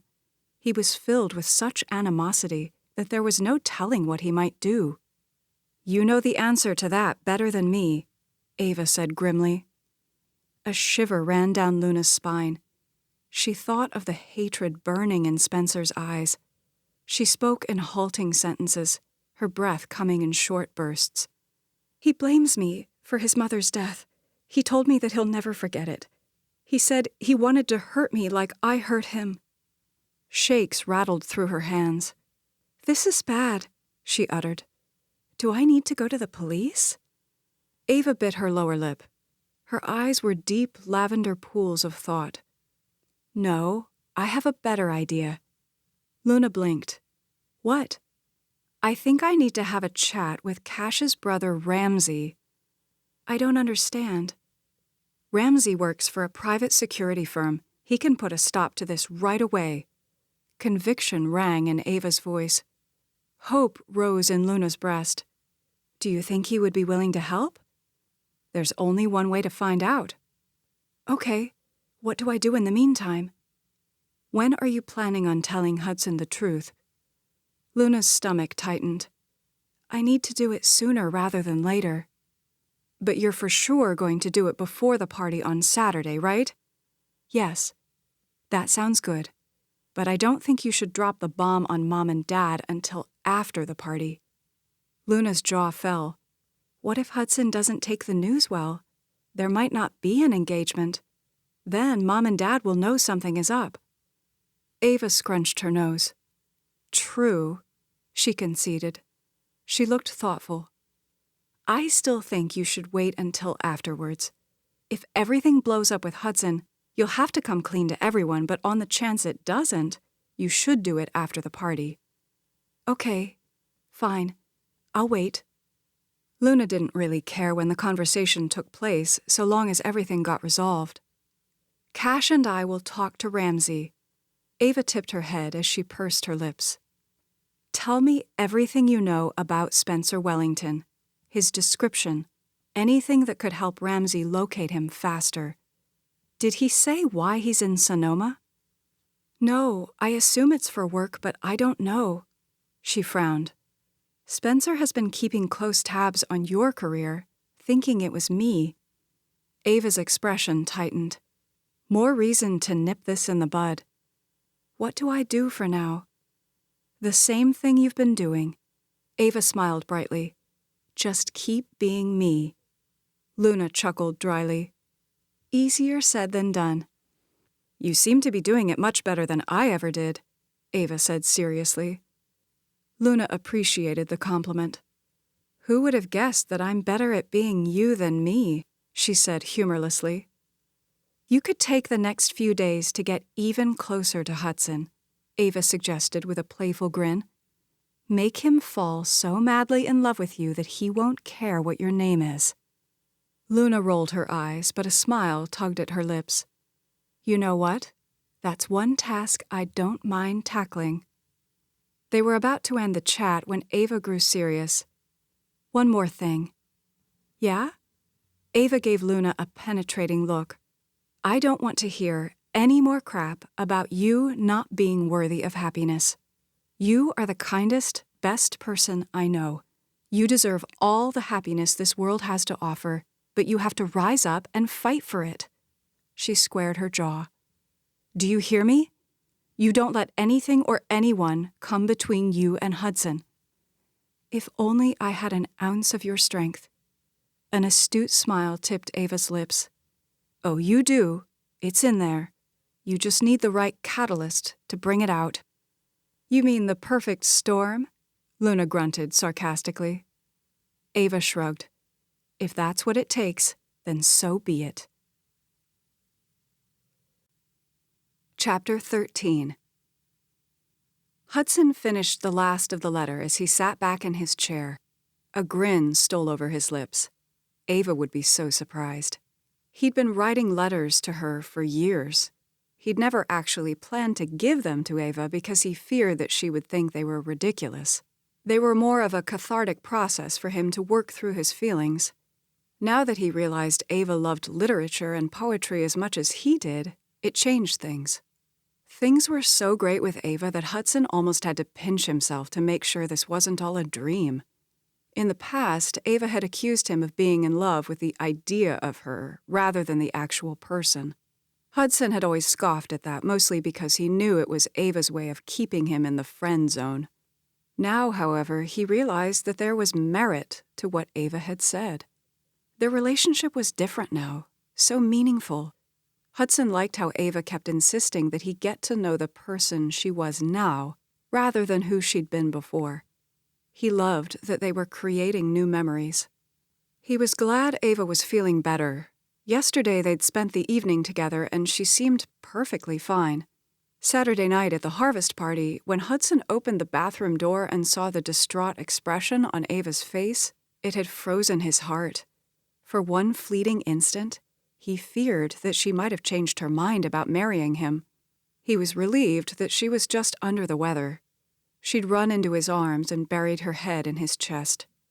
As he wrapped his arms around her, Hudson caught a glimpse of their future, how they would weather life's storms side by side as a united couple. Ava had found a renewed sense of purpose with the vineyard and their way of life. He picked up his phone to call Ava, mainly just so that he could hear her voice. Ava would probably tease him mercilessly if she realized how truly smitten with her he actually was. He paused when he heard the knock. His personal assistant stuck her head in the door. "You have a visitor." Hudson didn't have any appointments scheduled. He typically reserved Mondays for catching up on emails and other housekeeping items.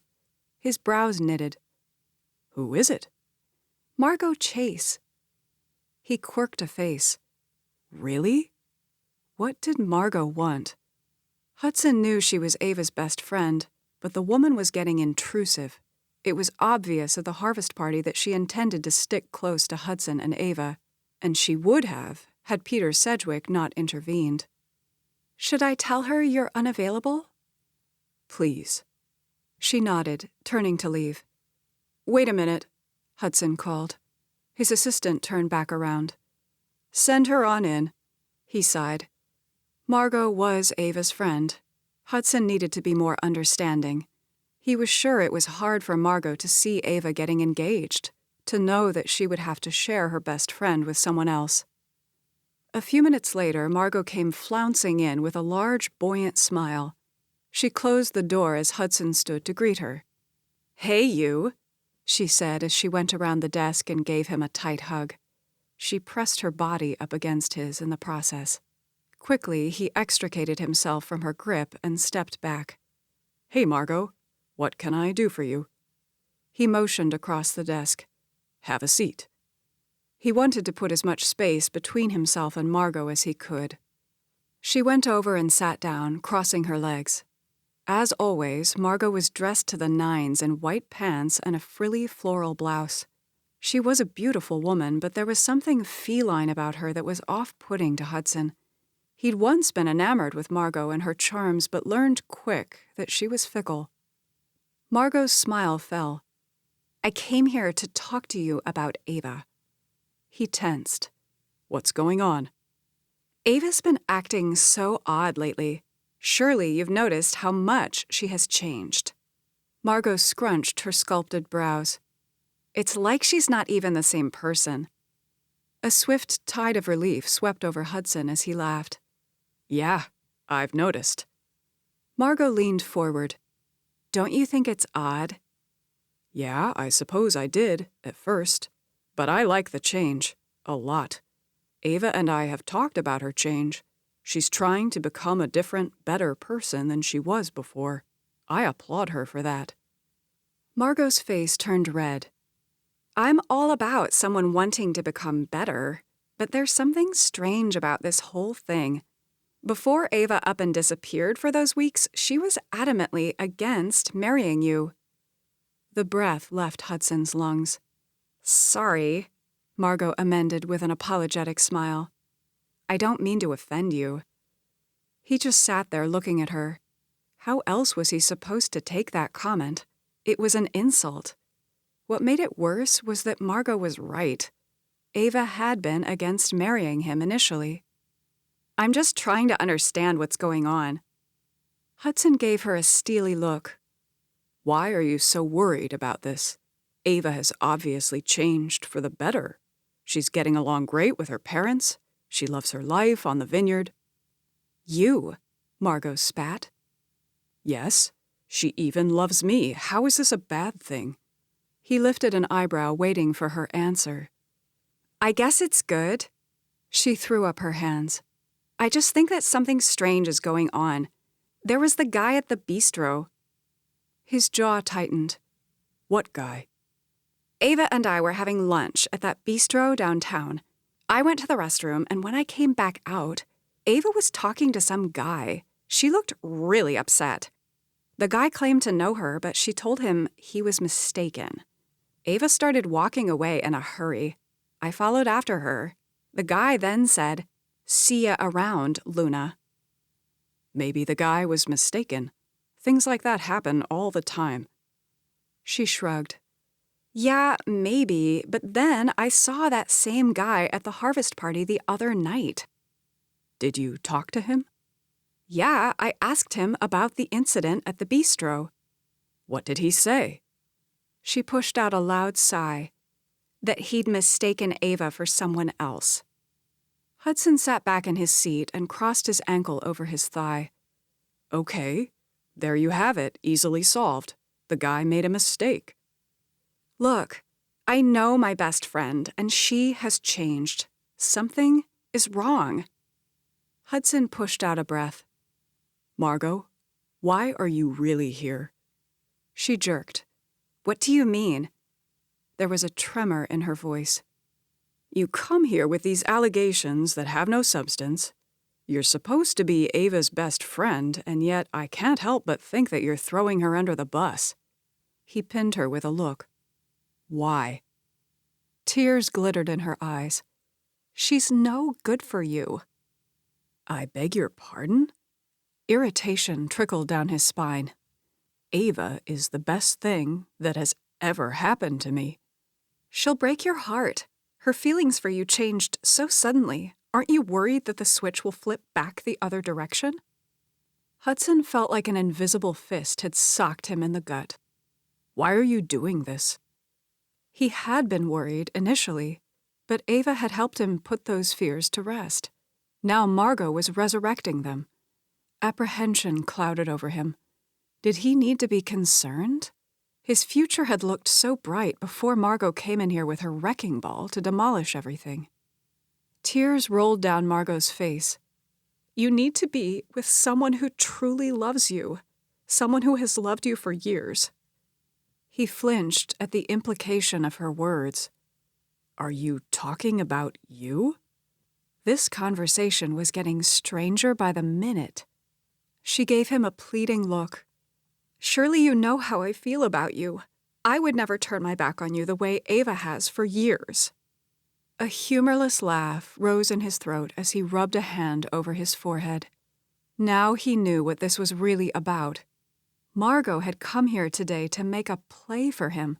She was raising doubts about Ava to do it. He felt both anger and pity for Margot.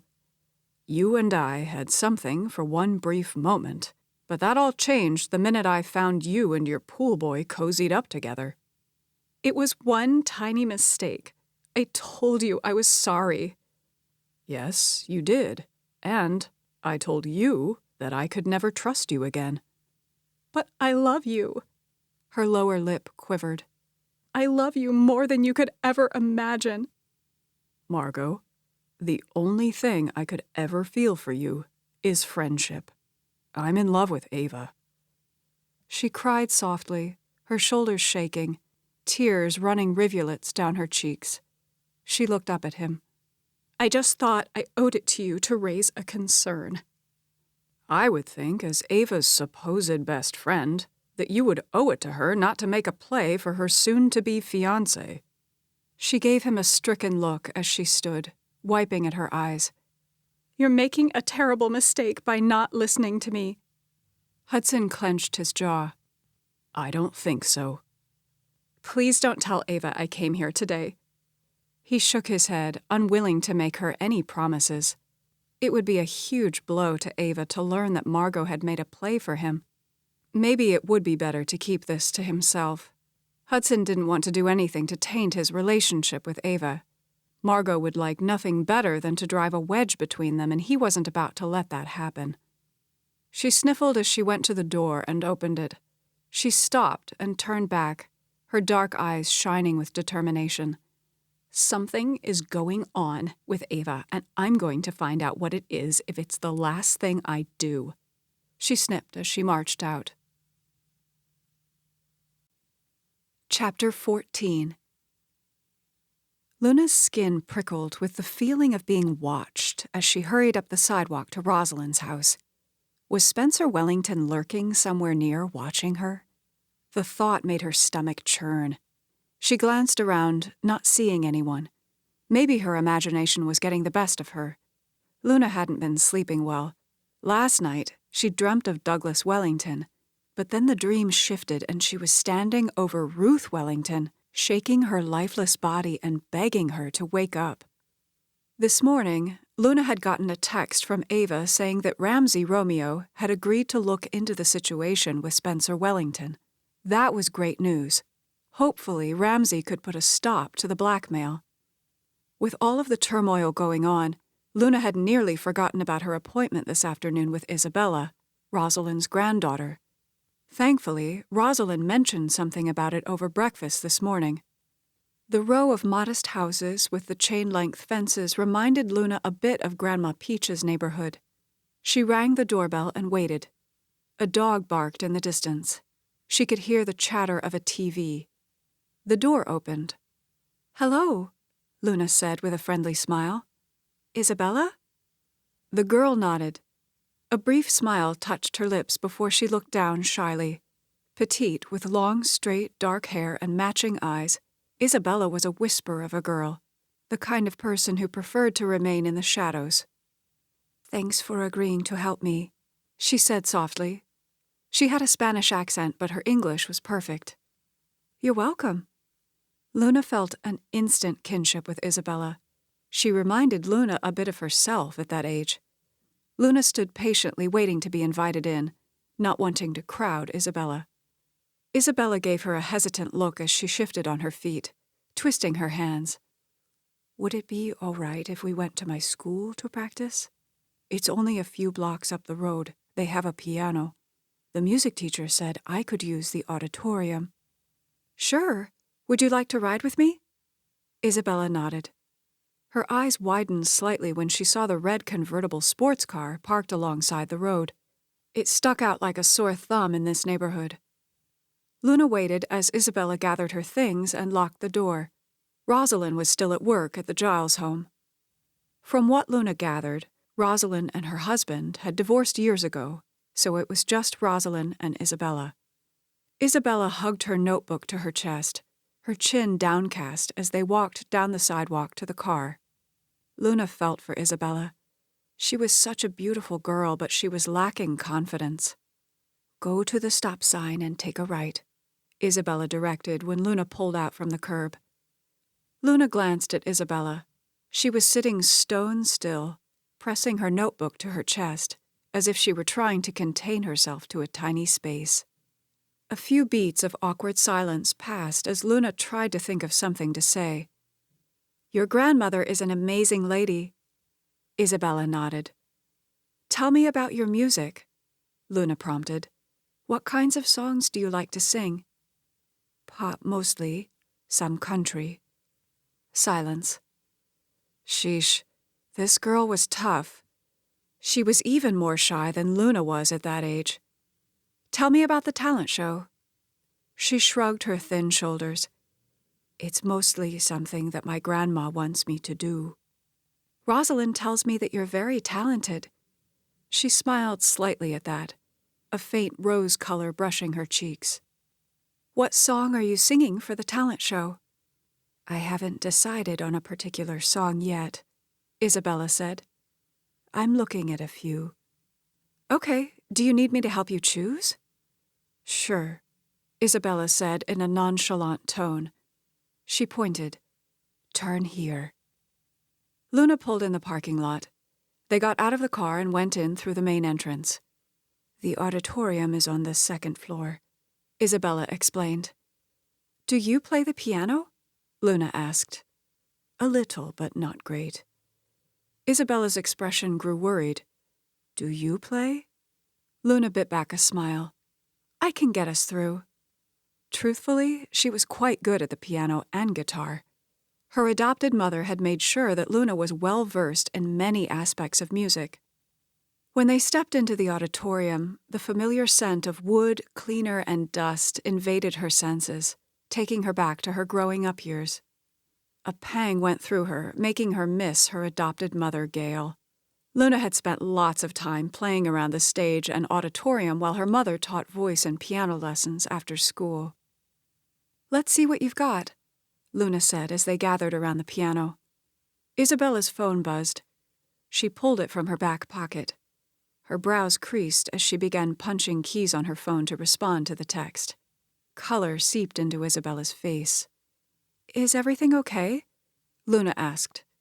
Isabella nodded affirmatively, but her expression spoke otherwise as she kept typing on her phone. A bubble of irritation swelled in Luna's chest. Someone needed to teach Isabella that it was rude to spend all her time texting when someone was waiting to help her. Then again, Luna was doing this for Rosalind, who was worried sick about her granddaughter. Luna took in a deep, calming breath as she waited. Was Isabella texting with her boyfriend? If so, things must not be going well, judging by Isabella's tight expression. Finally, Isabella shoved her phone back into her pocket. "Sorry about that," she said. "No worries." At least Isabella had the good grace to apologize. "Show me your songs," Luna prompted. Isabella opened her notebook. The 3 contending songs were pop. Luna recognized the tunes. They wouldn't be hard to play. "Okay, I'll play the piano and you sing. We'll run through all of them and then pick." Luna played the intro. She stumbled over a couple of notes, wincing. "Sorry, I'm out of practice." Isabella began singing. She had a beautiful voice, just as Rosalind said, but she'd never been taught to project. It was interesting to watch Isabella sing. A quiet glow came over her face. Luna could tell the music spoke to her. Luna could teach Isabella a few fundamentals that would help her voice carry, but there was no magical way to give her the confidence she was lacking. Watching Isabella sing was like watching herself. Luna had a good singing voice, but the thought of singing in public tied her in knots. That's why she'd opted to write the songs and stay in the background. Luna still had no idea what she was going to do about Todd's birthday party. They were expecting her to sing. Luna could probably make herself do it, but no way could she perform like Ava. They were almost done with the last song when Isabella suddenly stopped, her face rigid. A guy a few years older than Isabella stormed in. He was handsome in a bad boy's surly way. His hair was jet black, and he had a gold chain around his neck. "You look like a freaking moron up there," he jeered. Luna's fingers paused on the piano. Outrage surged through her as she looked at Isabella's distressed expression. "What are you doing here, Felipe?" Isabella asked. He climbed up onto the stage. "I'm getting you out of here before you make a complete idiot of yourself. You're loco, girl, thinking you can get up there and sing in front of people. They'll laugh you off the stage." He stood a foot from Isabella, his feet planted in a battle stance, hands on his hips. "Let's go." Tears pooled in Isabella's eyes. I'm so sorry," she stammered as she looked at Luna. A hot anger spiked through Luna as she stood and glared at Felipe. Talk about scum of the earth. "You need to leave now," she ordered. Felipe's eyes widened as he chortled out a hard laugh. "Stay out of this, lady," he taunted. "This is between me and my girl." He stepped up to Isabella and yanked her arm. "I said let's go," he said savagely. To her credit, Isabella stayed rooted where she was. "Stop it. You're hurting me." She looked up at him with wounded eyes, giving Luna the impression that a timid mouse was trying to escape the clutches of a ruthless cat. Luna's purse was resting beside the piano. She grabbed her phone and held it up. "If you don't get out of here right now, I'll call the police," she warned. Anger raged through her like an inferno. "It's okay," Isabella said in defeat. "I'll just go with him. I don't know why I thought I could do this anyway," she muttered. "He's right, I'm not good enough." Luna's chin shot up. "Oh, yes, you are. You're great." Her voice cut like a whip through the cavernous space. "So much stronger than you realize. Don't let anyone, especially not that pathetic excuse for a man, tell you that you're not good enough." "Lady, you're asking for it," Felipe thundered, his face darkening. "You need to leave," Isabella said, her voice surprisingly commanding. "What?" Felipe snorted, shock blitzing through his eyes. "You heard her," Isabella hissed. "If you don't get out of here now, she's calling 911. Felipe got up in Isabella's face, his eyes blazing. "If you don't leave with me this instant, me and you are over." Isabella jutted out her chin. "Fine, it's over. Get out of here." He barked out a laugh. "Okay, I see how it is." He released her arm as he held up his hands. "The two of us are through." He gave her a malevolent look. "I was done with you anyway." He turned on his heel and stalked to the edge of the stage where he hopped off. When he was gone, Isabella put her face in her hands and started weeping. Luna went to her side. "It'll be okay," she soothed as she placed her arm around Isabella's shoulders. The sobs gave way to sniffles. When the crying had subsided, Isabella looked up at Luna through tear-stained eyes. "I have to go after him." "What?" she exploded. "No, you can't." "He's right," she sniffed, wiping her nose on her sleeve. "I can't get on stage and sing in front of people." Her eyes darted fearfully around the empty auditorium. An incredulous laugh gurgled in Luna's throat. Oh, the irony. "You can." Her voice gathered intensity. "You have more strength than you realize. Do you know why Felipe doesn't want you to sing at the talent show?" Isabella's eyes were black ovals of doubt. "Why?" she squeaked. "Because he wants to keep you down. He wants to make you feel like you're nothing, so he can keep control over you. Felipe is a small man. He thrives on domination." She gritted her teeth. "You're better than this, Isabella. Your grandmother knows it, and so do I. But it doesn't matter what we believe. What matters is what you believe. You don't have to go back to Felipe. You're strong enough to stand on your own." A short laugh sounded in Isabella's throat. "No offense, but that's easy for you to say. You live in a mansion, have had everything handed to you on a silver platter." Luna chuckled. "Yeah, it would seem that way, wouldn't it?" She looked Isabella in the eye. "Let me tell you a story of a girl who was very much like you. She had big dreams and many talents, but she grew up with a mother who'd been hurt.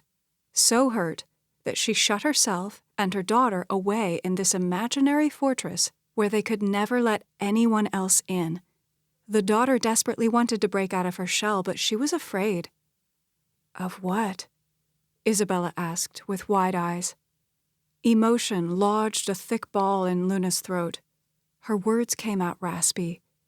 "Afraid of failing? Afraid of letting anyone see the real her? Afraid that she might actually be a success." Tears gathered in her eyes. Afraid to truly open her heart, to love and to be loved. Understanding registered in Isabella's dark eyes. "That girl is you." "Yes," Luna admitted softly.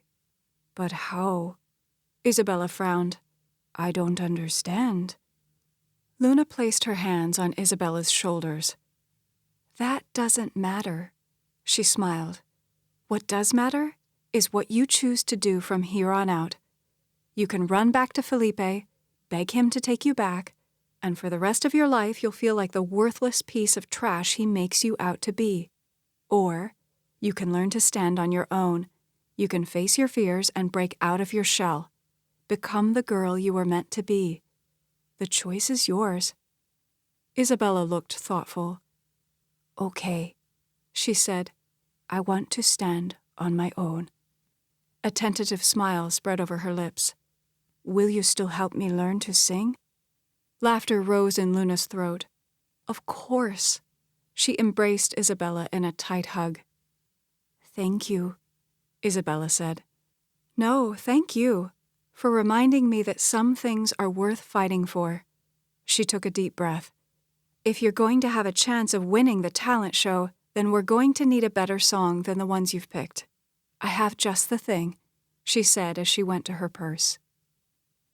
The conversation with Margot had left Hudson feeling unsettled. He needed to see Ava. He needed to hold her in his arms, to have her look at him like she'd been doing recently. That was the only way he could truly put his fears to rest. He went to Ava's house and was disappointed when she wasn't there.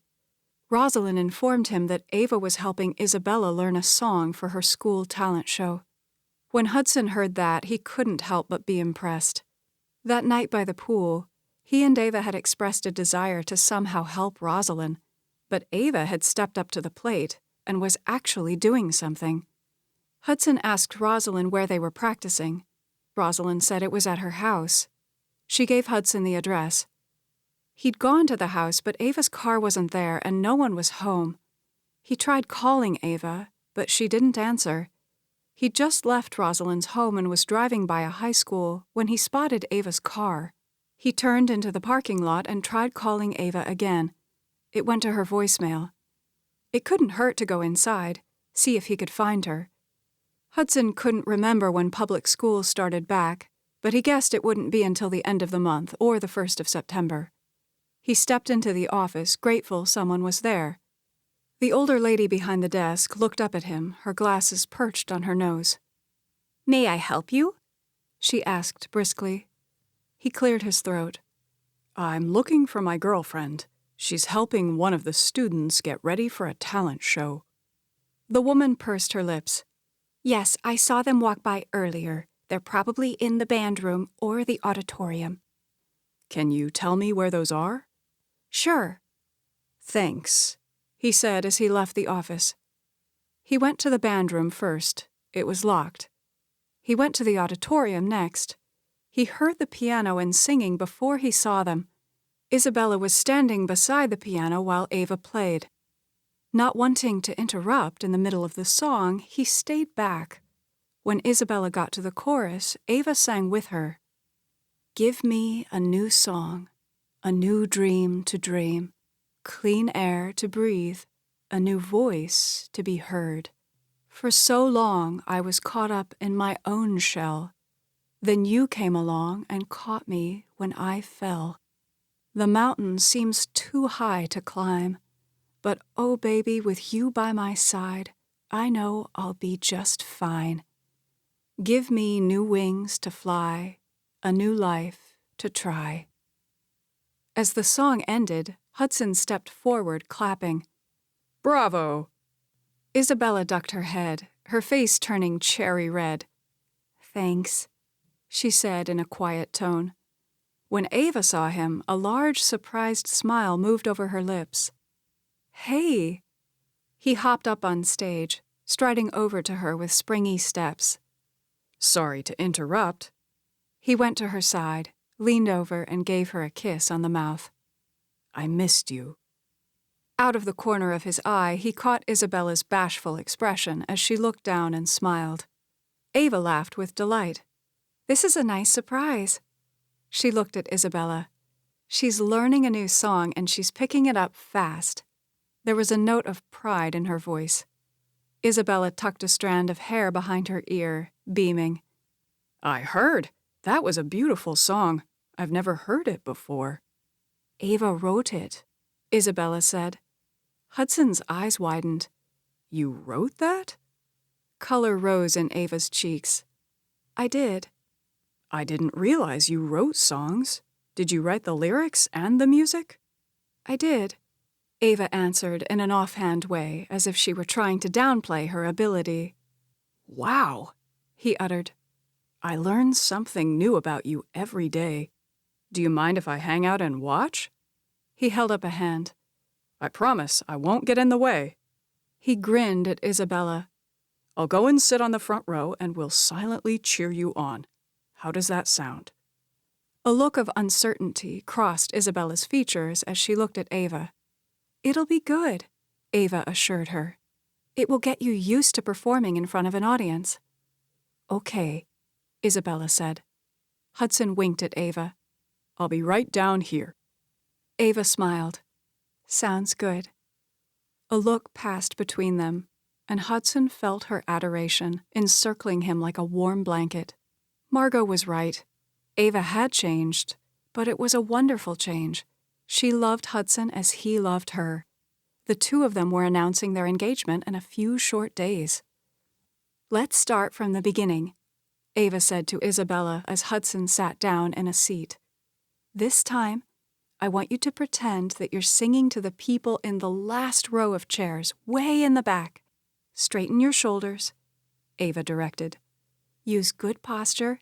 Open your mouth wide so that the sound has plenty of room to come out. You've got this, Ava assured Isabella with a smile. Wow, what a woman. Hudson felt like the luckiest man on earth.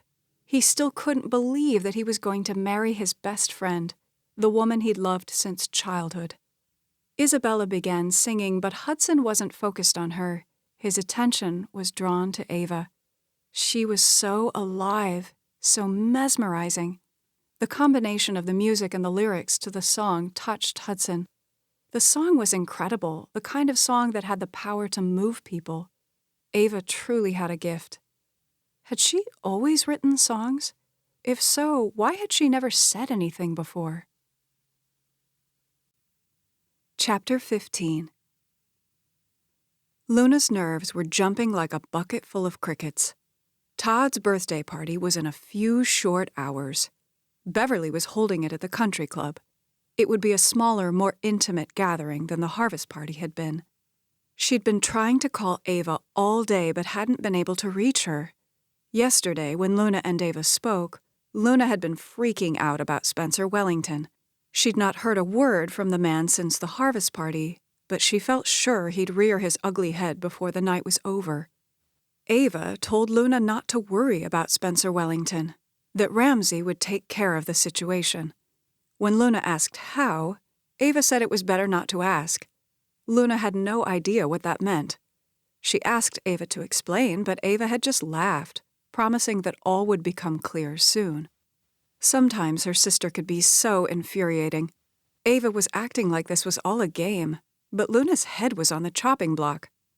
Luna had been trying to work up the nerve to tell Hudson the truth all week. Several times the words had been on the tip of her tongue, but she just couldn't make herself say them. However, she'd reached the point of do or die. Hudson was due to arrive any minute. Luna would take him out by the pool and tell him everything.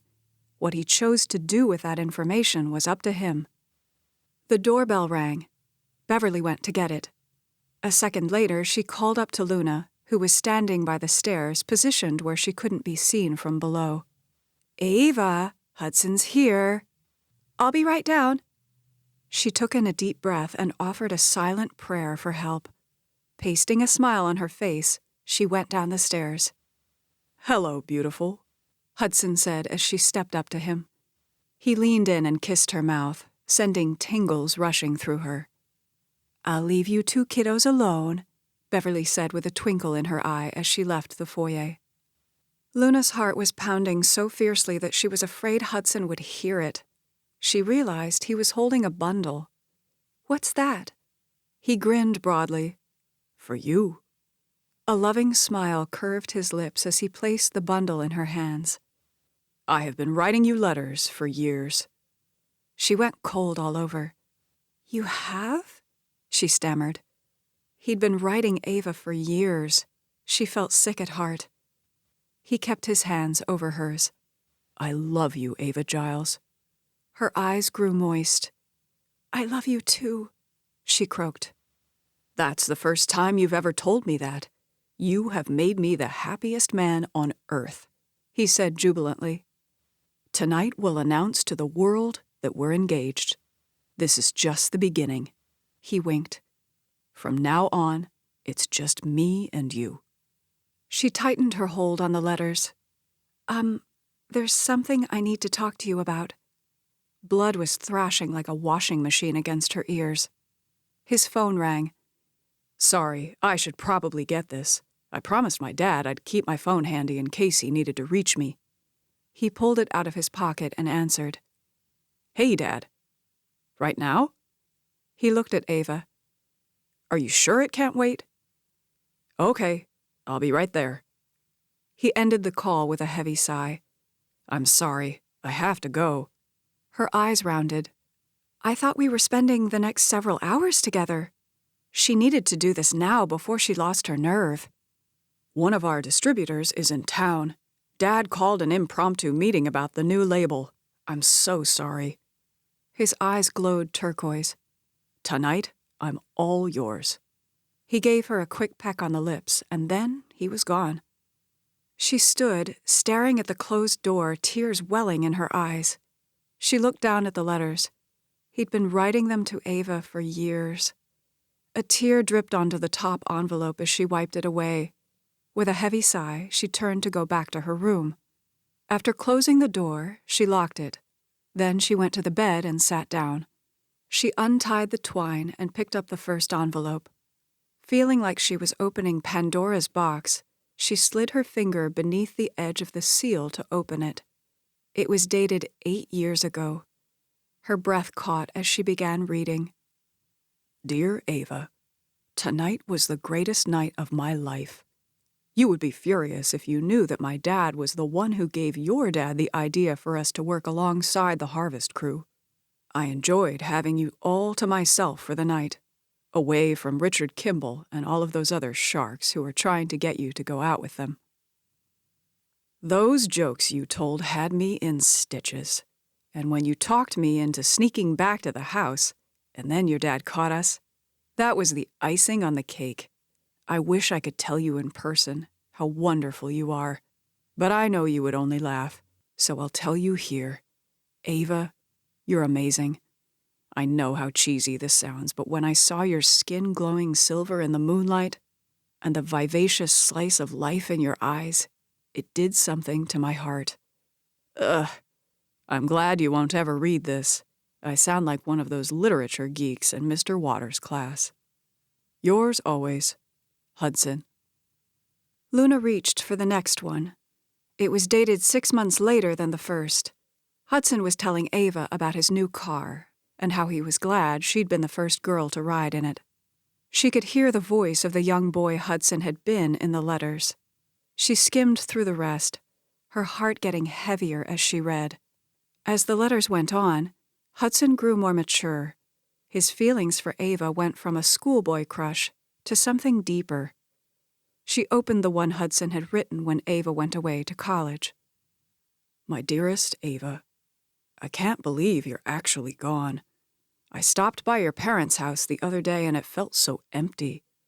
I sat by the pool and thought of all the times we swam together. Remember that night we swam under the moonlight? Remember our kisses? You said they didn't mean anything to you, but they meant something to me. I know you feel stifled here and that you want to go out and conquer the world. My biggest hope and prayer is that you'll come back to me. Ava, you are my first thought in the morning, my last thought before my head hits the pillow at night. You have my heart in your hand. I know you think of me as just a friend, but how can you not see what I see, that the two of us are meant to be together? I will love you always and forever. Hudson. Bitter tears flowed down Luna's cheeks and dripped onto the letter, smudging the ink. She couldn't read anymore. How could she have ever thought that she could simply step into Ava's shoes and that Hudson would fall in love with her? Luna couldn't erase a lifetime of feelings within a few weeks. For Hudson, it had always been Ava. It was still Ava. A sob wrenched her throat as she slipped off the bed and sat down on the floor. Her shoulders shook as she let the tears flow, giving herself fully to her grief. The plan was for Hudson to meet Luna at the country club. Beverly was jabbering a mile a minute, her voice bubbling with excitement. Todd was driving. He too seemed excited about the party, but he was a bit more subdued about it. Luna knew that it had been a hectic week for Todd with the harvest. Thankfully, everything had gone well. We'll let the guests mingle for a bit as they munch on appetizers. I'll give the official welcome. Ava, you'll sing, and then you and Hudson will make the big announcement. Afterwards, we'll sit down for dinner. Then, guests can go to the stations for caramel apples and donuts. Beverly turned to look back at Luna. You never did tell me what you're singing. Lonely Moon. Luna decided that if she had to sing in public, she'd go out with a bang and sing her own song that had topped the charts. Beverly's lips turned down. I don't think I've ever heard that one before. I think you'll like it. I'm sure I will, Beverly said with a doting smile. I took your guitar over earlier. It's there waiting for you. She hesitated. Are you sure you don't need a piano accompaniment? Todd chuckled. Give it a rest, Bev, he said with a gentle reproof. Ava knows what she's doing. I know, Beverly sighed. You know how I get before an event. She laughed. Yes, I do, Todd said encouragingly as he reached for her hand and laced his fingers through hers. Luna looked out the window at the passing landscape. Everything was about to come to a head. Her stomach was tied in knots. While the guests were mingling, as Beverly put it, Luna was going to pull Hudson aside and tell him the truth. Whereas she'd been so hopeful that he could love her for herself, she now knew that he never would. Her heart felt dead and empty. Honey, are you okay? Luna realized that Todd was looking at her through the rearview mirror. She forced a smile. I'm good. She clenched her hands. Just a little nervous about singing tonight. He frowned. You don't have to sing if you don't want to. Beverly harumphed. Don't be ridiculous, Todd. Ava loves to sing, don't you, dear? She turned to look at Luna as she spoke. I'm good with it. Considering everything else that was going on in her life, singing was the least of Luna's worries right now. Ava had said that Ramsay would take care of Spencer Wellington, but would he? What if Spencer showed up at the birthday party demanding that she pay him the money? Shivers ran down her spine. She couldn't think about that right now. She had to take things one step at a time. Todd pulled the Lexus up to the country club entrance. A valet came up as he got out. Todd came around and opened the car doors for Beverly and Luna. As they walked inside, Beverly hurried ahead, saying that she needed to have a quick word with the caterers. Todd hooked his arm through Luna's, pulling her close. "Something's wrong. Are you having second thoughts about the engagement?" "No," Luna said, trying to keep her voice light. "You don't have to marry him, Sweet Pea." Tears rose in Luna's eyes. "I know. I want to marry him. I love him." "Then what's wrong?" She stopped in her tracks as she turned to Todd, her heart pounding. She'd promised Ava she'd wait until after the party to break the news, but her heart was so heavy that she felt like it would drop through her stomach if she didn't unburden it. "There's something you need—" "Hello!" Alistair Davenport said heartily as he came trotting towards them wearing a chipper smile. "How's the man of the evening?" he asked as he clasped Todd's hand in a firm shake and patted him on the back. He turned to Luna. "Hello!" A charming smile spread over his lips. "You look lovely." He gave her a hug. He smelled of cloves and spice.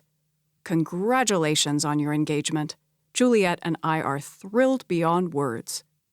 "Thanks," Luna said with a gracious smile. She could see the familial resemblance between Hudson and his dad. Alistair was tall and lean. His wavy hair was messy like Hudson's, but snow-white.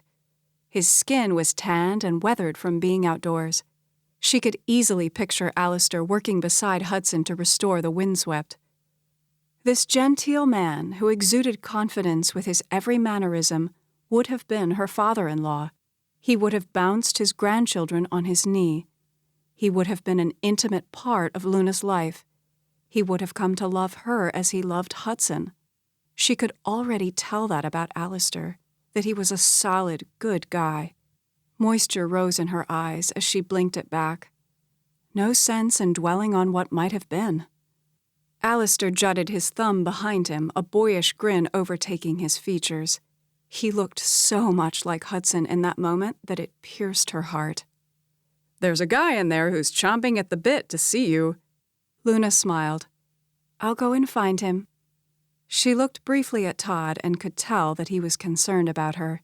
She'd have to explain everything to him later, after the party. Perhaps tomorrow. She went into the ballroom where the party was being held. Luna was surprised at the number of guests who were present.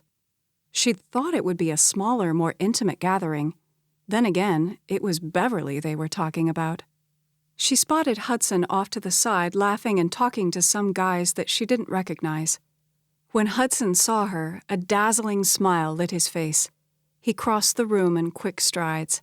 His eyes flicked over her appreciatively. "Wow," he uttered. "You look amazing." "Thanks, so do you." It was true. He was dressed impeccably in black trousers and a white dress shirt. His curls were tamed and pushed back from his face, enhancing the masculine lines of his features. He kissed her lips before slipping a protective arm around her waist. Luna loved how well the two of them fit together. A very large part of her wished that she could just keep living the dream. But that was impossible. She had to tell Hudson the truth. He gave her a tentative look. "Did you read the letters?" "Yeah," she said casually as she forced a smile. "Thanks." His eyes tightened. "Did you read them all?" "All that I could stomach," her mind shouted. "Hey, there's something I need to talk to you about before we make our announcement." "Okay," he said carefully. "Is it about the letters?" "Yeah, sort of." He nodded. "I thought that might be the case." Several emotions pinged over his features: regret, apprehension. She couldn't get a definite read on what Hudson was feeling. He took in a breath, his jaw hardening. "Let's go find somewhere private." They turned to go as Hudson placed his hand on the small of Luna's back to navigate her. "There you are," a lively voice said. "Mom," Hudson said as they turned back around. Juliet's face lit with a wide smile that showcased her beautiful white teeth. "I'm so happy," she breathed as she rushed forward and embraced Luna in a tight hug. She pulled back, tears glittering in her eyes. She touched Luna's hair. "Sorry, I don't want to mess up your hair." She sighed. "This is a wonderful day." She turned to Hudson. "I'm so proud of you," she uttered in a throaty voice. "Thanks, Mom." Luna's heart was being carved out with a spoon. She could add Juliet Davenport to the list of people who were going to hate her when they learned the truth. Ava and I need to have a quick word before the announcement." Juliet's features compressed with surprise. "Is everything okay?" Her probing eyes moved from one to the other. "We're fine," Hudson asserted with a smile, but Luna could tell that Juliet wasn't convinced. "Whatever's going on, you can work it out," Juliet said, giving Luna an encouraging smile. Tears pressed against Luna's eyes as she swallowed. She didn't know how much longer she could hold herself together. "We just need a minute," Hudson said firmly. Juliet nodded, her lips set in worried lines. "Thank you so much for coming out tonight," Beverly said exuberantly into the microphone. "Let me begin by saying that I'm so grateful for my wonderful husband." She threw Todd an affectionate smile. "Happy birthday, darling." She winked. 66 looks pretty darn good on you." This brought gentle laughter from the audience. Luna jerked as she looked wide-eyed at Hudson. "She's starting everything earlier than I thought." Juliet smiled in relief. "I'm sure whatever you need to discuss can be done after the announcement." She turned her full focus to Beverly. Luna looked at Hudson. "We really need to talk," she whispered. "You can't get engaged to me until you know everything." He looked her in the eye. "Do you love me?" Her answer was immediate. "Of course." Tears sprang to her eyes. "I love you so much that the thought of losing you cuts me to shreds." His handsome face creased into a large, radiant smile. "That's all I needed to know." "But you don't understand," she argued. He gave her a fierce look. "I understand that I love you and you love me. Anything else can be worked out." "Ava, come on up here," Beverly boomed. Luna stood frozen. "Go on," Hudson urged. "We'll talk afterwards." With a defeated sigh, Luna straightened her shoulders and pressed on a smile. She felt like she was going to the guillotine as she walked up to take her place beside Beverly. Luna met eyes with Hudson. He gave her an encouraging smile. He'd said that if they loved each other, anything else could be worked out. It was a long shot, but she would keep her focus on that sliver of hope. "I've asked Ava to sing something for Todd's birthday," Beverly said.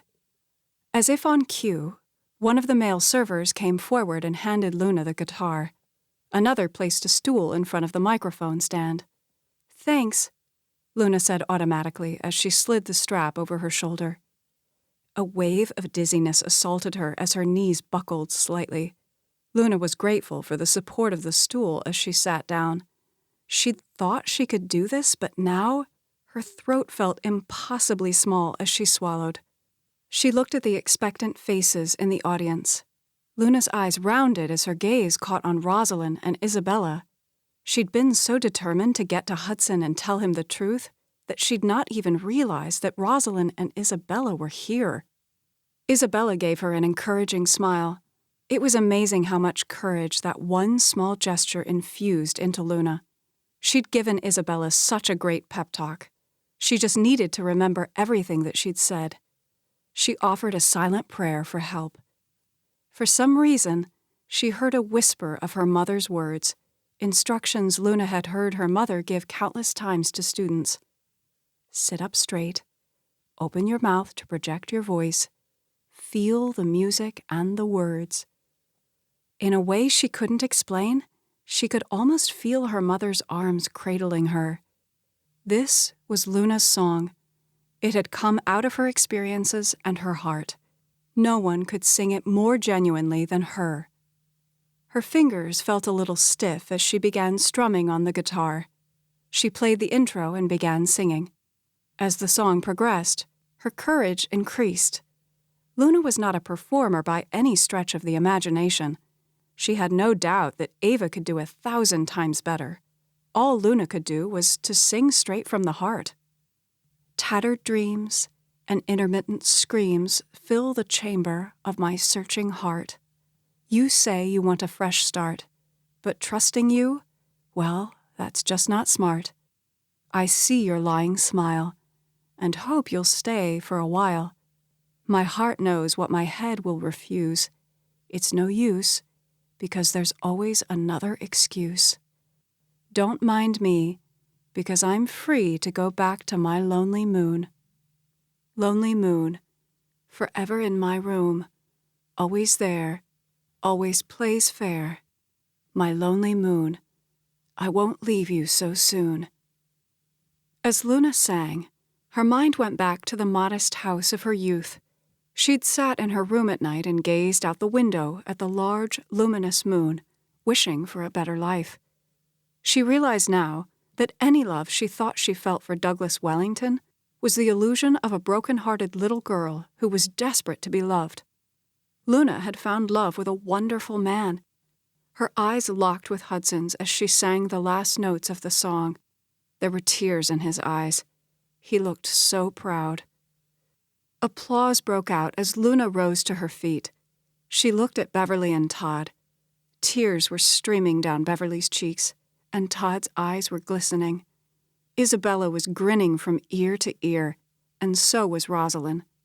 Luna felt a burst of victory. For the first time in her life, she felt like she'd broken out of her shell. She'd done the impossible. Beverly stepped up to Luna. "That was so beautiful," she said. Smiling, she reached for the microphone. Her voice was coated with excitement. "Now, Ava and Hudson have an announcement to make." She waved a hand. "Hudson, come on up here." "Stop," a woman demanded. Luna stiffened. It took her brain an instant to process that Margot was marching towards the platform. "What are you doing?" Beverly asked indignantly. Margot's face was a hard mask of determination as she came up the steps and over to the microphone. "You'd better have a good explanation for your behavior," Beverly warned in a low tone. "I do," Margot asserted, her voice ringing with confidence. She glared at Luna and spoke in a loud, accusing voice.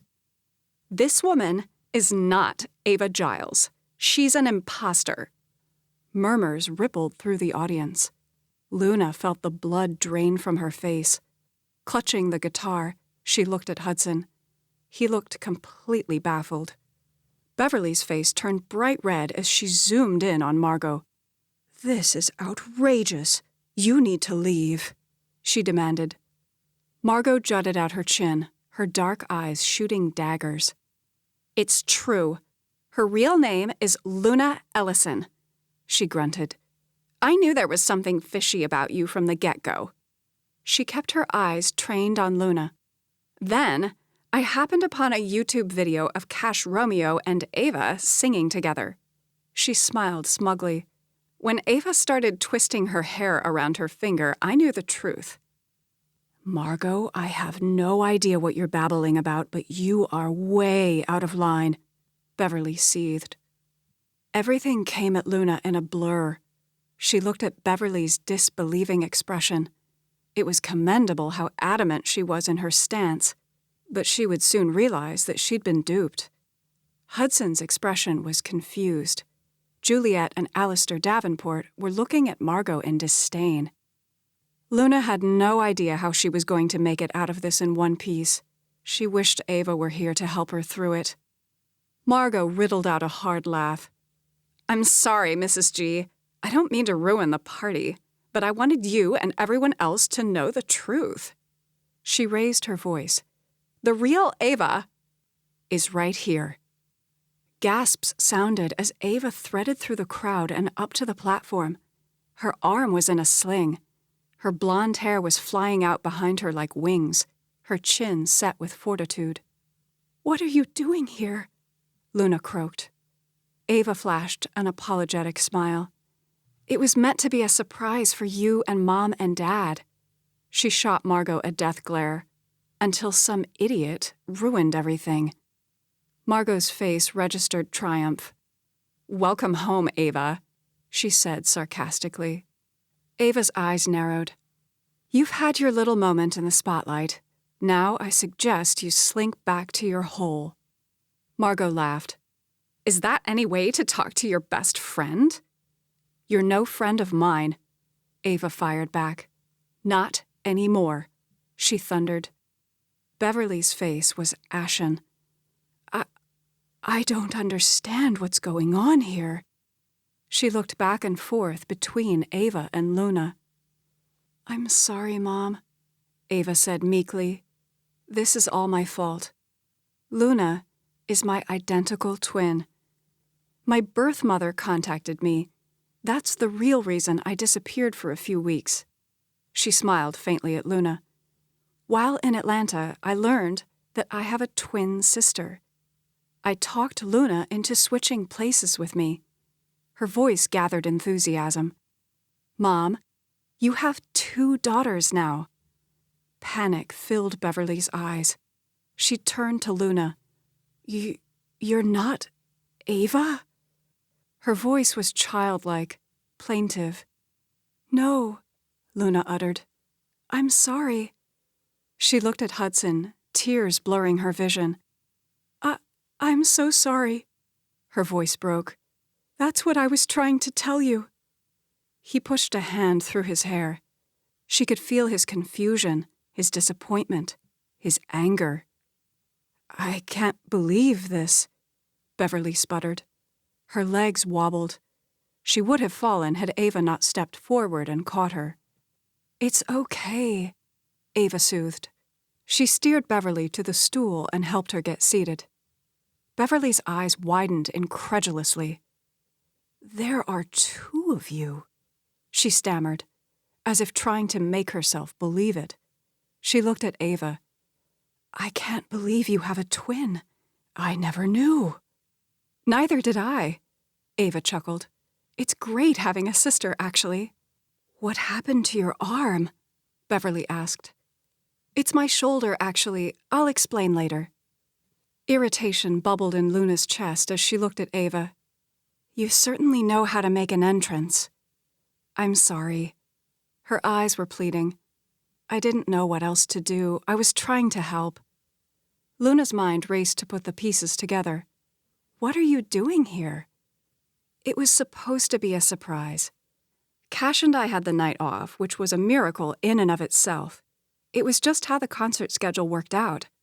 That's why I asked you to wait until after the party to tell Mom and Dad the truth. I wanted to be here with you when you did. I figured I owed it to you and them to help any way I could.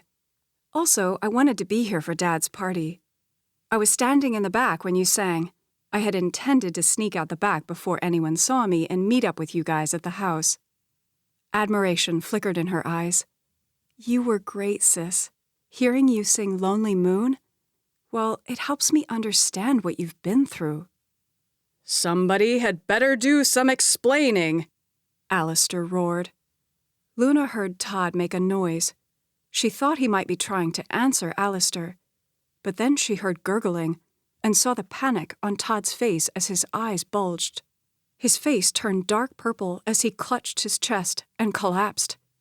"Oh no," Beverly cried as she jumped up and ran down the platform. "Somebody call 911, she screamed. "I think he's having a heart attack."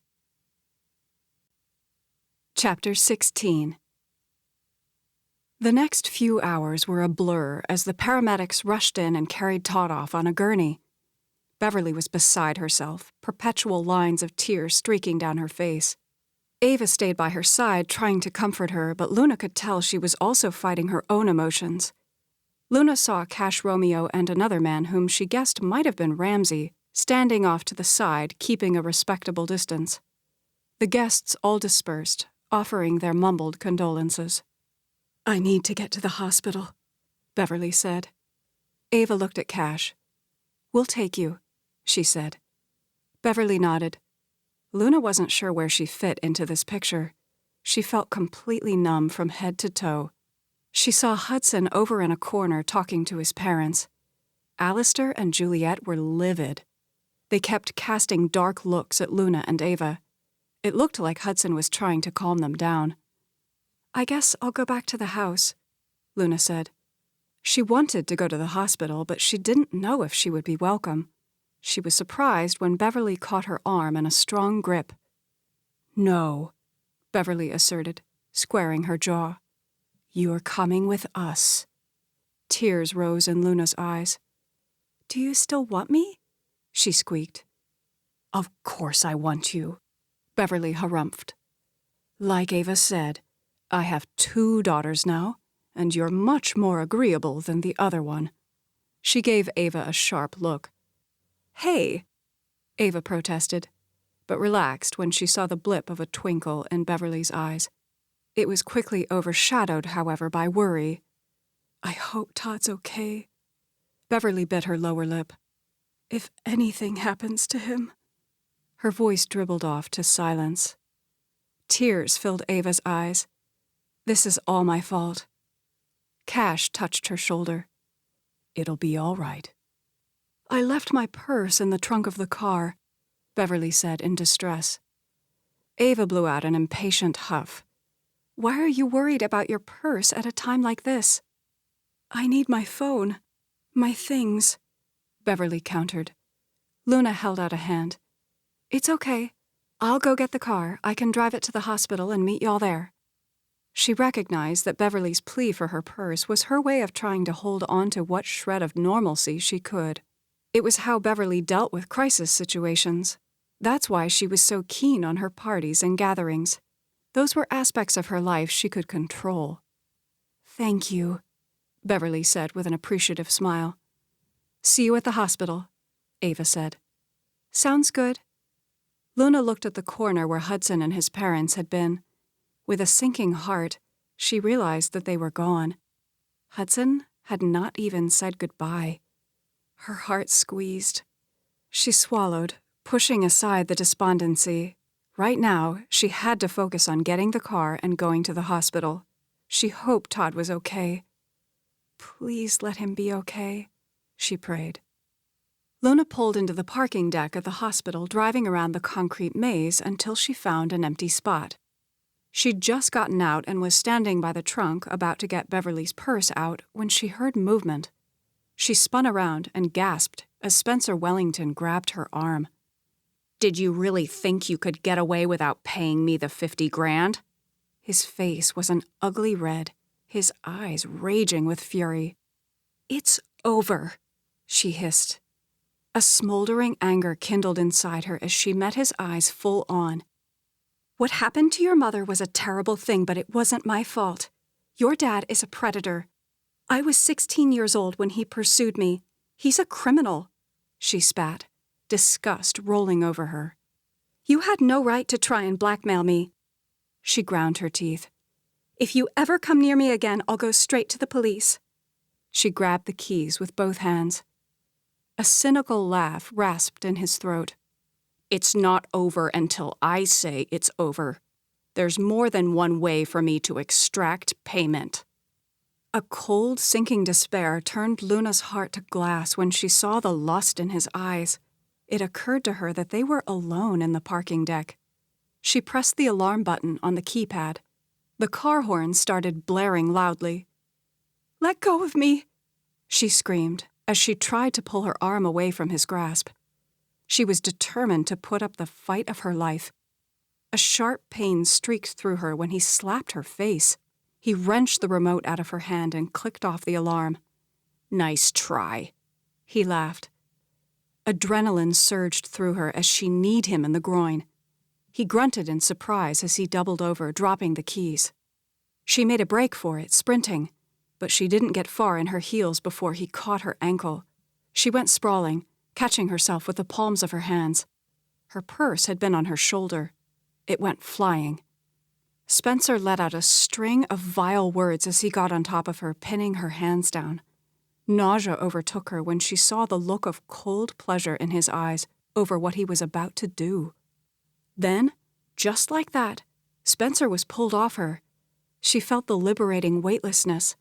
She saw the towering form of another man, heard Spencer's grunt of surprise and the loud pop of his jaw as he fell to the concrete, moaning. The man had punched Spencer. She looked up. Recognition pinged. It was the man who'd been with Cash earlier. "Ramsey?" she said hoarsely. He reached to help her up. She was shaking all over. She looked at her palms, scratched and bleeding. She looked down at her knee. It was also scraped. Spencer swore as he got back to his feet. Ramsey pushed Luna gently out of the way and then edged a couple of side steps away from her. He was in a crouched position. It dawned on her that he was trying to get her out of the line of fire. Spencer charged full force, but Ramsey easily sidestepped the attempt. Spencer fell into a parked car. He turned and came at Ramsey again. This time, Ramsey caught his arm and twisted it behind his back, bringing him to his knees. "Call 911, Ramsey said to Luna. She looked around and spotted her purse, the contents scattered. She ran to grab her phone and did as Ramsey instructed. Spencer began laughing. He looked up at Luna, his eyes frothing with malice. "This isn't over. Do you think I'm scared of the cops? Think again," he barked. Ramsey jerked his arm as Spencer yelped. "Let me tell you how this is gonna go," Ramsey began. His voice held the controlled fury of one who intended to follow through with every threat that came out of his mouth. "Once the cops are done with you, it's my hope that you'll be put away for a very long time. But after that, if you so much as come near Luna ever again, I'll make you wish you'd never been born. Trust me when I say that I have friends in very high places. Friends that could make you disappear if you get my drift." Luna saw the shock in Spencer's eyes. "And just in case you're wondering if I mean what I say, you need to know that I know all about you. I know what you did to Kelly Crenshaw and Phoebe Johnson. You bullied them into staying silent, but now that you'll be incarcerated, they're willing to testify against you. 2 counts of aggravated sexual assault, 1 count of attempted rape and blackmail. Like I said, you're going away for a long time." Luna's heart lurched, realizing how close she'd come to being victim number 3. They heard sirens in the distance. A few minutes later, the police arrived and put Spencer in handcuffs before placing him in the back of the cop car. Ramsey showed his credentials to the officers. The officers asked Luna a few questions and told her that she would need to give a formal statement. "We can either stop by your home or you can go to the station." "I need to get inside the hospital to check on Beverly and Todd," Luna said. "Can I go in tomorrow to the station?" She didn't want to bring the ugliness of Spencer Wellington into Beverly and Todd's home. "Sure," the officer said. Ramsey and the officers shook hands before the policeman drove away. "Thank you," Luna said weakly. "You saved me." Ramsey touched her arm. "I'm so sorry you had to go through that." Her voice caught. "I'm so grateful that Ava got you involved." She grimaced. "I knew that Spencer Wellington was filled with hate, but I had no idea that he was so degenerate." "Yeah, he needs to be put away." He paused. "For what it's worth, I know all about what happened with Douglas Wellington." Her insides tightened. "You were a kid," he continued, his eyes growing hard. "You were the victim, and even then, you had the good sense to break away from him." She clenched her hands, which were throbbing. "I know," she said quietly. "I'm glad it's finally over." A grin stole over his lips as he shook his head. "I feel like I'm experiencing a bit of déjà vu. At least you didn't get shot," he said drolly. "At least." She rolled her eyes. He rubbed his neck. "You know, I'm glad we can finally put the twin thing to rest. You and Ava caused quite the stir with your little switch." She drew her lips together as she nodded. "I know. We hurt a lot of people," she lamented. Her brain was still trying to process everything that had happened in the last little while. Was Todd okay? That was the big question. Guilt churned a hard ball in Luna's stomach. If what she and Ava did caused Todd to have a heart attack, she didn't know how she could ever live with herself. She sucked in a breath, trying to get a grip. Ramsey's eyes softened. All's well that ends well, right? Luna chuckled at the Shakespearean reference. "I guess so." Her heart hurt, thinking of Hudson. For her, that remained to be seen. Ramsey motioned at her purse and the scattered contents. "Let me help you gather your things, and then we'll go inside." "Thanks." She looked around for the car remote. She spotted it as she went to grab it. "I need to get Beverly's purse." She laughed under her breath. She's probably freaking out, wondering why I haven't brought it yet. Chapter 17. Before Luna went into the hospital room, she excused herself from Ramsey and took a quick detour to the restroom to clean herself up. Gingerly, she ran cool water over her hands, wincing at the stinging. She wet a paper towel and pressed it to her knee. Next, she wiped off the blood around the edges of the scrape on her knee. A red streak across her cheek was evidence of the hard slap that Spencer had given her. There was nothing she could do about that. All in all, she considered herself very lucky. As she studied her reflection, tears bubbled in her eyes. She offered another prayer for Todd. An image of Hudson rushed through her mind. Did he hate her now? She sucked in a breath. She had to focus on Todd right now. Todd was being held in the emergency room section of the hospital. She found Ramsey and Cash waiting in the hall just outside the door. "I'm so glad you're all right," Cash said as he stepped up and caught Luna in a hug. "Thanks to your brother." She looked at Ramsey. "I don't know how I can ever repay you for what you did." "No payment necessary," Ramsey said casually. Cash hooted. "What he means is that no payment is necessary from you," he said to Luna. "I'm sure he'll make me pay dearly." "That's right, little brother." Ramsey laughed as he shoved him lightly. "You're racking up quite the tab." "That I am." It was obvious that Cash and Ramsey were close. From what Ava had told Luna, all of the Romeo siblings were. Luna looked at Cash. "How did Beverly and Todd take the news of you and Ava being together?" "I'm not sure. I figured it was safer to stay out here for now." A faint amusement sparkled in his emerald eyes. "Do the doctors know anything yet? Was it a heart attack?" She braced herself for the news as she waited for Cash to answer.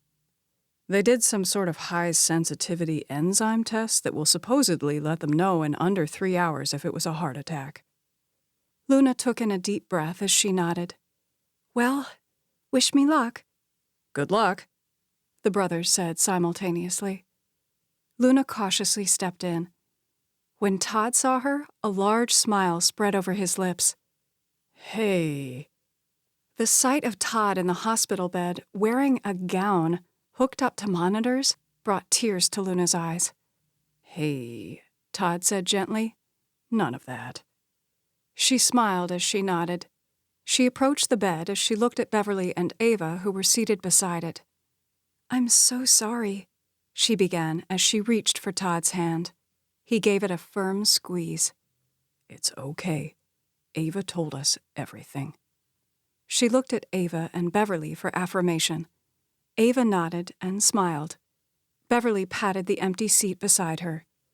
"Come and sit down." Luna moved over and sat down. "Oh, I almost forgot. Here's your purse." She went to hand it over as Beverly gasped. "What happened?" Luna looked down at her hands, her brain scrambling to come up with an explanation. She didn't want to burden Beverly and Todd with the Spencer ordeal, but she was tired of lying.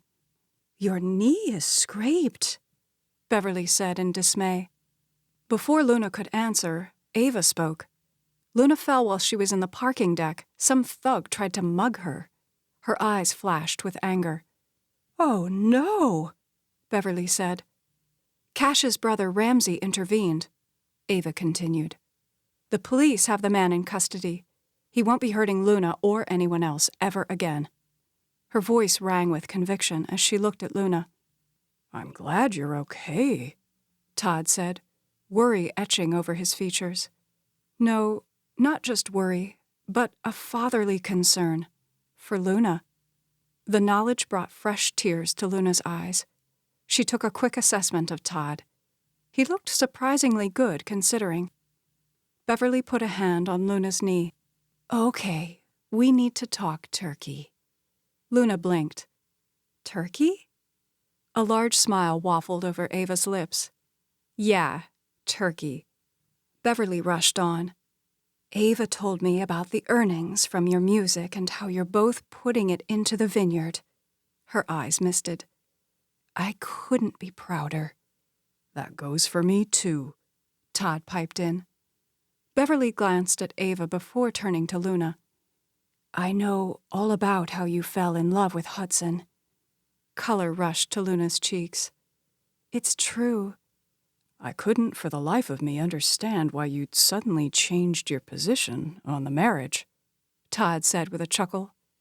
"Or why you suddenly didn't mind life on the vineyard or even me telling you what to wear," Beverly added. "Luna and I are certainly different in that regard," Ava retorted. Beverly went on as if Ava hadn't spoken. "The adoption was closed. We never got any information. Had no idea Ava had a twin sister." She reached for Luna's hand. When Luna winced in pain over her scrapes, Beverly quickly released it. "Sorry," she said.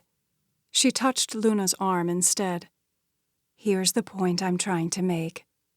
She looked Luna in the eye. "You are like a daughter to us. We would like for you to continue living here with us." Tears sprang to Luna's eyes. "Are you sure?" "Absolutely," Todd boomed. "Your mom and I will need the company while Ava's out touring the world." Luna noticed that he was speaking as if she were indeed his daughter. Beverly smiled through her tears. "I've always told Ava that she was our gift. Well, it would seem that the good Lord has bestowed us with 2 gifts. Welcome to the family," she said as she embraced Luna in a tight hug. A couple minutes later, Beverly pulled back, frowning. "You and Hudson didn't get to announce your engagement." A surprised laugh bubbled in Luna's throat. "I'm not so sure that he'll have me now that he knows the truth." Beverly waved the comment away. "Of course he'll have you. Anyone can see that he's madly in love with you." Luna's stomach tightened. "No, he's in love with Ava." "I would venture to say that you're wrong about that," Todd said. Hope fluttered in Luna's chest. "What do you mean?" "I had a nice conversation with Hudson a couple days ago." Luna's jaw dropped. "You did?" "Yep. Hudson didn't feel like it was appropriate to announce his engagement without asking my permission first." "Wow, I had no idea," Luna said quietly. "What did he say?" She was eager to hear more. A doctor stepped into the room, announcing that they would be getting the results of the test back soon. After chatting with Todd for a few minutes about the injustice of having to go to the hospital on his birthday, he left. Luna was itching to ask Todd about Hudson, but the conversation drifted to other topics. Beverly wanted to hear all about Ava's tour and her relationship with Cash Romeo. Both Beverly and Todd were concerned about Ava's injured shoulder, but she kept assuring them that she was fine. Before long, Ava hopped up and went to get Cash. She brought him back in, her expression so glowing that it was obvious to all in the room how madly in love with him she was. They talked until their tongues wagged dry. Luna opened up about her life growing up in Alabama and her adopted mom. It was so liberating to be able to be herself. She laughed, telling them about Grandma Peach and how feisty she was. Ava chimed in that Grandma Peach would be elated that the sisters had come clean. Finally, the doctor came back in and told everyone the good news. Todd had not had a heart attack. His fainting spell was brought on by emotional stress. Luna, Ava, and Beverly broke into tears at the news. "I guess we can go home now," Beverly said. She looked at Ava. "You can stay in the guest room beside Luna's room, and Cash and Ramsey can take the rooms in the basement." Luna's heart swelled. Luna's room. How she loved the sound of that. Ava seemed to be reading her thoughts as she smiled. "Welcome home, sis," she said exuberantly. The following morning, Luna went to the police station to file a report. Ramsey, Cash, and Ava went with her. It was nice having so much support. When they returned to the mansion, Cash and Ramsey decided to go swimming in the pool. Ava, not wanting to get her wounded shoulder wet, opted to lounge by the pool and read a book. They invited Luna to join them, but she declined.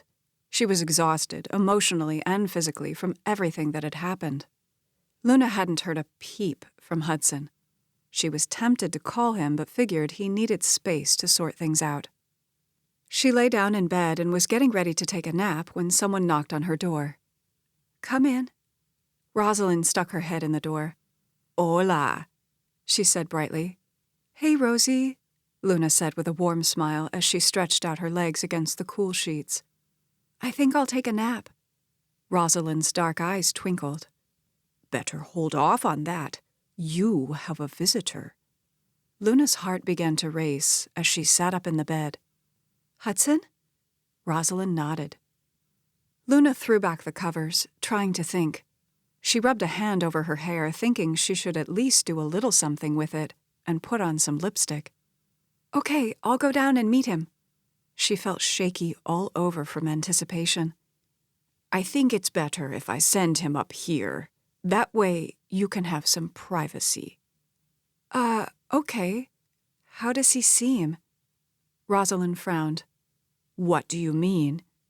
"Is Hudson in a good mood, or is he mad?" "He was pleasant, as always." Rosalind winked. "It'll be fine. You'll see." Luna could only hope Rosalind was right. She went to the mirror over the dresser and cringed at her reflection. She looked down at her t-shirt and sweatpants. After returning from the police station, she changed into something comfy. She pulled out a drawer, reaching for a pair of jeans, when a knock sounded at the door. She froze, her heart hammering in her chest. At this rate, she was going to pass out. She took in a deep breath, trying to calm her nerves. She pushed the dresser drawer closed as she straightened. "Come in," she said casually. Hudson stepped in the door and closed it behind him. A smile wobbled over her lips. "Hey." As usual, he looked fantastic, even in a simple t-shirt and jeans. She tried to get a read on his expression, but it was too guarded. He motioned to the bed. "Mind if we sit down?" "Sure." She went and sat down beside him, both of them on the edge of the bed. He frowned. "What happened?" Luna looked down at her hands.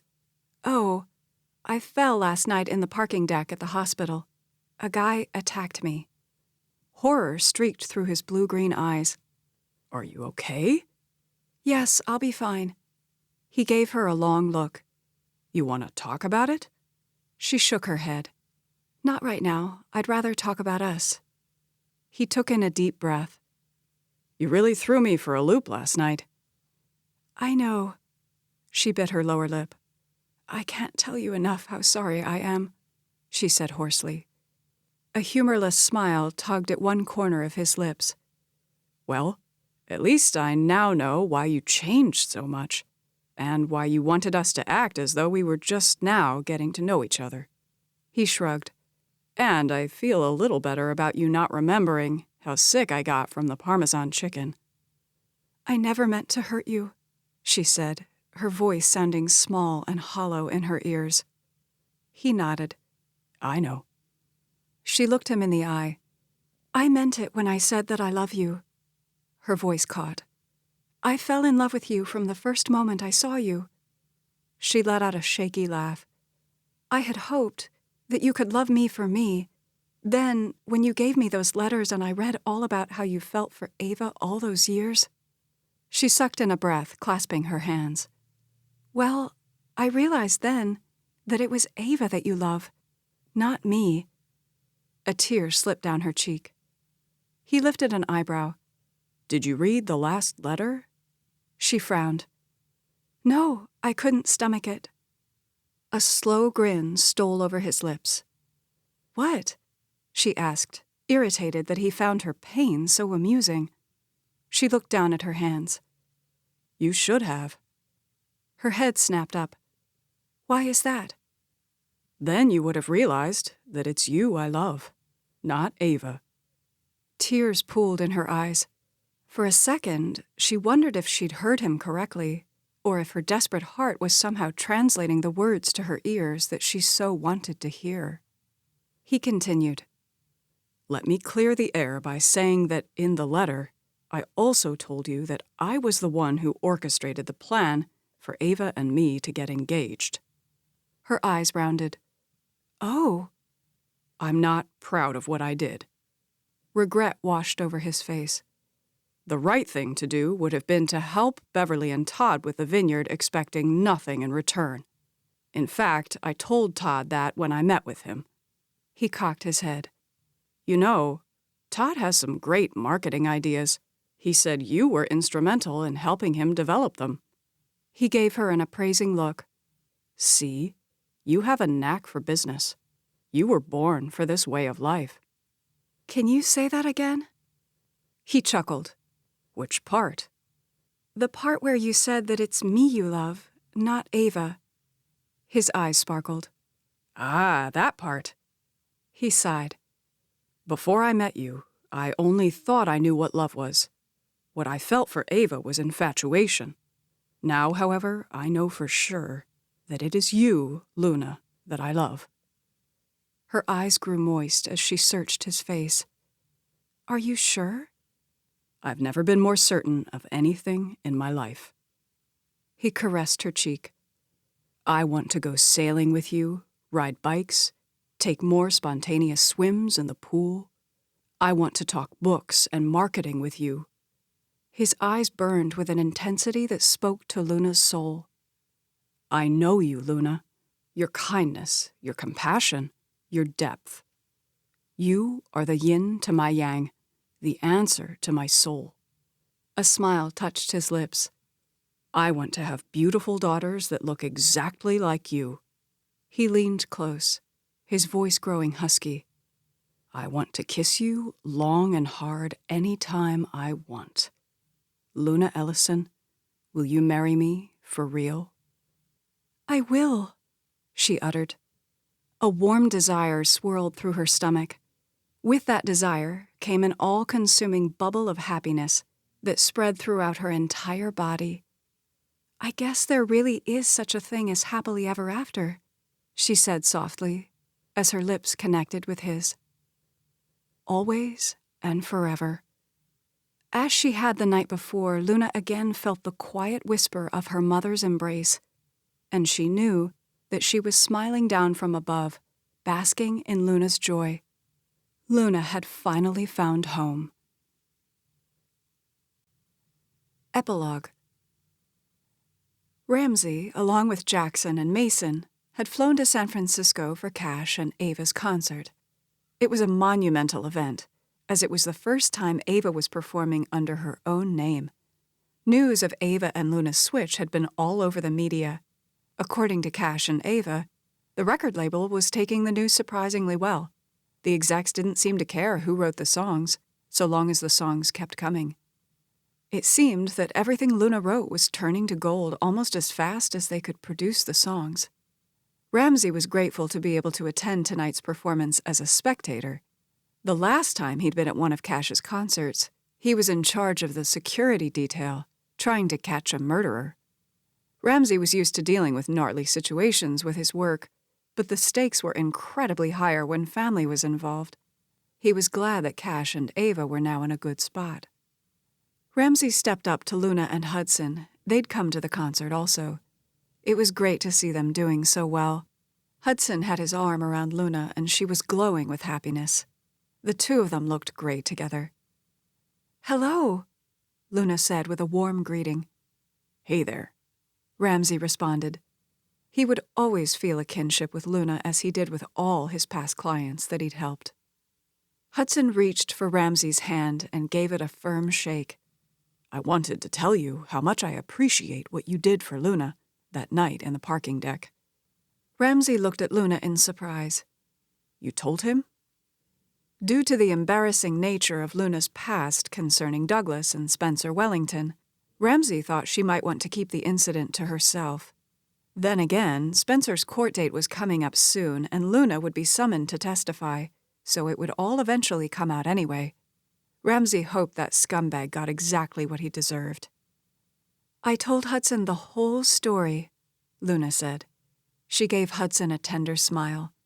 "I don't ever want there to be any more secrets between us." "I hear congratulations are in order. Ava and Cash tell me that the two of you are officially engaged." "The wedding is in December," Hudson said with a broad smile. "We'll be sending you an invitation," Luna added. She chuckled. "I have a feeling there will be more than one wedding in the family this year." Ramsay grinned. "I believe you're right. From the heat flowing between them, I kept expecting Cash to propose to Ava tonight on stage. I can't blame him for not wanting to do it in front of a crowd, though. He and Ava share enough of their lives with the public as it is. I'm sure they wish to keep their engagement private." "I can't blame them for that," Hudson said. Ramsay looked around. "Have you seen Jackson and Mason?" "They came by a few minutes ago," Luna answered. "Said they were headed to the after-party." "Have Cash and Ava come out of their dressing rooms yet?" "Nope," Luna said. "Hudson and I figured we'd just hang out here and wait for them." Ramsay grinned. "They're probably off somewhere sucking face." He shoved his hands into his pockets and rocked forward on his feet. "All right, well, when the dynamic duo emerges, tell them I decided to mosey on over to the party." "Will do," Hudson said as he turned his attention back to Luna. From the way he looked at her, one would think she hung the moon and stars. He laughed to himself as he walked away. First Noah, then Zoe, and now Cash. Love was definitely in the air. Ramsay was starting to feel like the last man standing. Well, at least there were still Jackson and Mason, and from what Ramsay could tell, neither of them seemed like they were planning on settling down anytime soon. Ramsay's thoughts went to tonight's opening act. Hartley Rains was an incredible performer, all fire and flash. A strong awareness had buzzed through Ramsay tonight when he watched her. For one brief instant, it seemed as though Hartley had noticed him in the crowd. She'd smirked a little, as if she knew that he'd been checking her out. Hartley had been a royal pain in his side when he was trying to track down the murderer on Cash's tour. Paulette, one of Cash's backup singers, had tried to frame Hartley, and the woman had almost succeeded. Ramsay felt guilty for coming down so hard on Hartley. He'd simply been tracking down the clues, and they'd led straight to her. Yeah, he'd gone a bit too far in the direction of hostility, probably to try and cover up his attraction to her. Ramsay nodded at the security guard standing at the door of the lounge area where the after-party was being held. The big guy recognized Ramsay. A large smile filled his face. "Hey, dude! Long time no see!" The two clasped hands. The guard motioned with his head. "Go on in." "Thanks." Ramsay stepped into the room. It took a second for his eyes to adjust to the dim lighting. He scoped the large area looking for Jackson and Mason. No surprise, he spotted them over against the far wall laughing and talking to two beautiful women. Leave it to his brothers to pick up chicks wherever they went. Ramsay sighed. He sometimes wished he could be as carefree as his brothers, but his work had beaten that out of him a long time ago. Well, well, looky what the cat dragged in. He halted in his tracks as Hartley Rains glided up to him. His heart missed a beat. He gave her a surreptitious once-over. She looked even more incredible up close than she had on stage. Her blue eyes were zinging with amusement, her long red hair trailing like flames down her back. She was wearing jeans, cowboy boots, and a tight red blouse that matched her hair. "Hey, Hartley," Ramsay said casually, as if she were an afterthought. Truth be known, he'd thought of Hartley far too many times over the past few weeks. Seeing her in the flesh did strange things to his head. "How have you been, pretty boy?" Her voice was soft, sultry, playing up the southern twang. "Good," he said nonchalantly.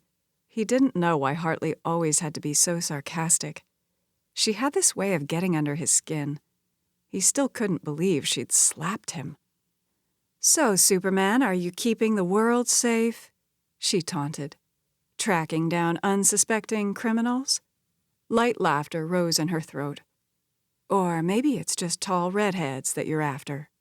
He blew out a heavy breath. "Give it a rest, Hartley. I was just doing my job." At Cash's concert in Germany, Ava's hotel room got broken into. A tall, slim redhead wearing a hoodie showed up on the video surveillance. As it turned out, it was Paulette impersonating Hartley, but Ramsay hadn't known that at the time. A smile curved her ruby lips. "I know what you were doing," she murmured. He was partially amused. "What is that?" She took a step closer, her crystal eyes dancing with mirth. "You were trying to get me to go out with you." An astounding laugh gurgled in his throat. "Is that what I was doing?" She smelled good, a combination of vanilla and a light floral scent that was as sophisticated as it was carefree. He was taken off guard by the yearning that rose up inside him. Hartley was fire and dynamite all wrapped into one. Trouble, from the word go. She was obviously playing him. His breath came faster.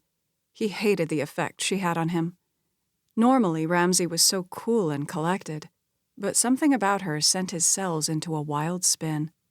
"Even if I did want to go out, I couldn't do it." Her lips turned down. "Why not?" He traced the lines of her exquisite face moving down to her smooth, milky neck. "I could never be with a girl my brother once loved." That was the first rule of bro code. Sure, Cash had found his true love, but still, Hartley had messed up his brother bad. That couldn't be overlooked. Her petulant mask slipped, and for one blip of a second, he caught a glimpse of the real woman beneath the facade. Her vulnerability called out to some secret part of him that he normally kept under lock and key. The knowledge hit home that, like him, she was lonely. "That's a crying shame." Something about the challenge in her eyes jangled him with an unspeakable excitement. "If you ever change your mind, you know where to find me," she winked. "See you around, Superman." She moved to walk away, but he caught her hand and turned her back around. He felt the electricity of her touch, was too entranced by her to think clearly. Her eyebrows shot up in a question. He encircled her waist with his arm, pulling her roughly to him. He caught the delicious spark of attraction in her azure eyes as she melded against his chest, sending shivers of warmth through him. His lips came down on hers, hard and demanding. He wanted to squelch the need he felt for her, a need that had burned in him for weeks. He'd known he would see Hartley tonight, had told himself that he wouldn't let her draw him into forbidden paths. And yet, here he was. Their lips moved together in a tumult of passion and flames. She radiated such energy that he feared he might be consumed by her. When their lips pulled apart, Ramsay stepped back, embarrassed that he'd lost his composure. Never had he grabbed a girl and kissed her like that before. His heart was thumping erratically in his chest, the feel of her mouth burning on his lips. "I'm sorry," he said quietly. He was ashamed of himself. Where in the heck had that come from? "I'm not," she laughed. A large, pleased grin spread over her lips. "Well, that was something," she drawled. "I was only hoping we'd go out for coffee." His jaw dropped. For a second, he was speechless. "What's wrong, pretty boy? Afraid of a little coffee?" She tipped her head, a playful look in her eyes. He was standing on the edge of a cliff. Common sense would dictate that Ramsay step back while he still could. He got the express feeling that if he jumped, he'd never get back to the safe zone. Then again, maybe he'd already taken the jump weeks ago, only he was just now realizing it. A slow smile overtook his lips. I'd be up for coffee. She wrinkled her nose. Nah, I don't think so. She laughed as she sauntered away, her hair bouncing jauntily on her shoulders as she went. This has been One Tiny Lie, written by Jennifer Youngblood, narrated by Majel Connery. Thanks for watching. Tune in next week for more audiobooks.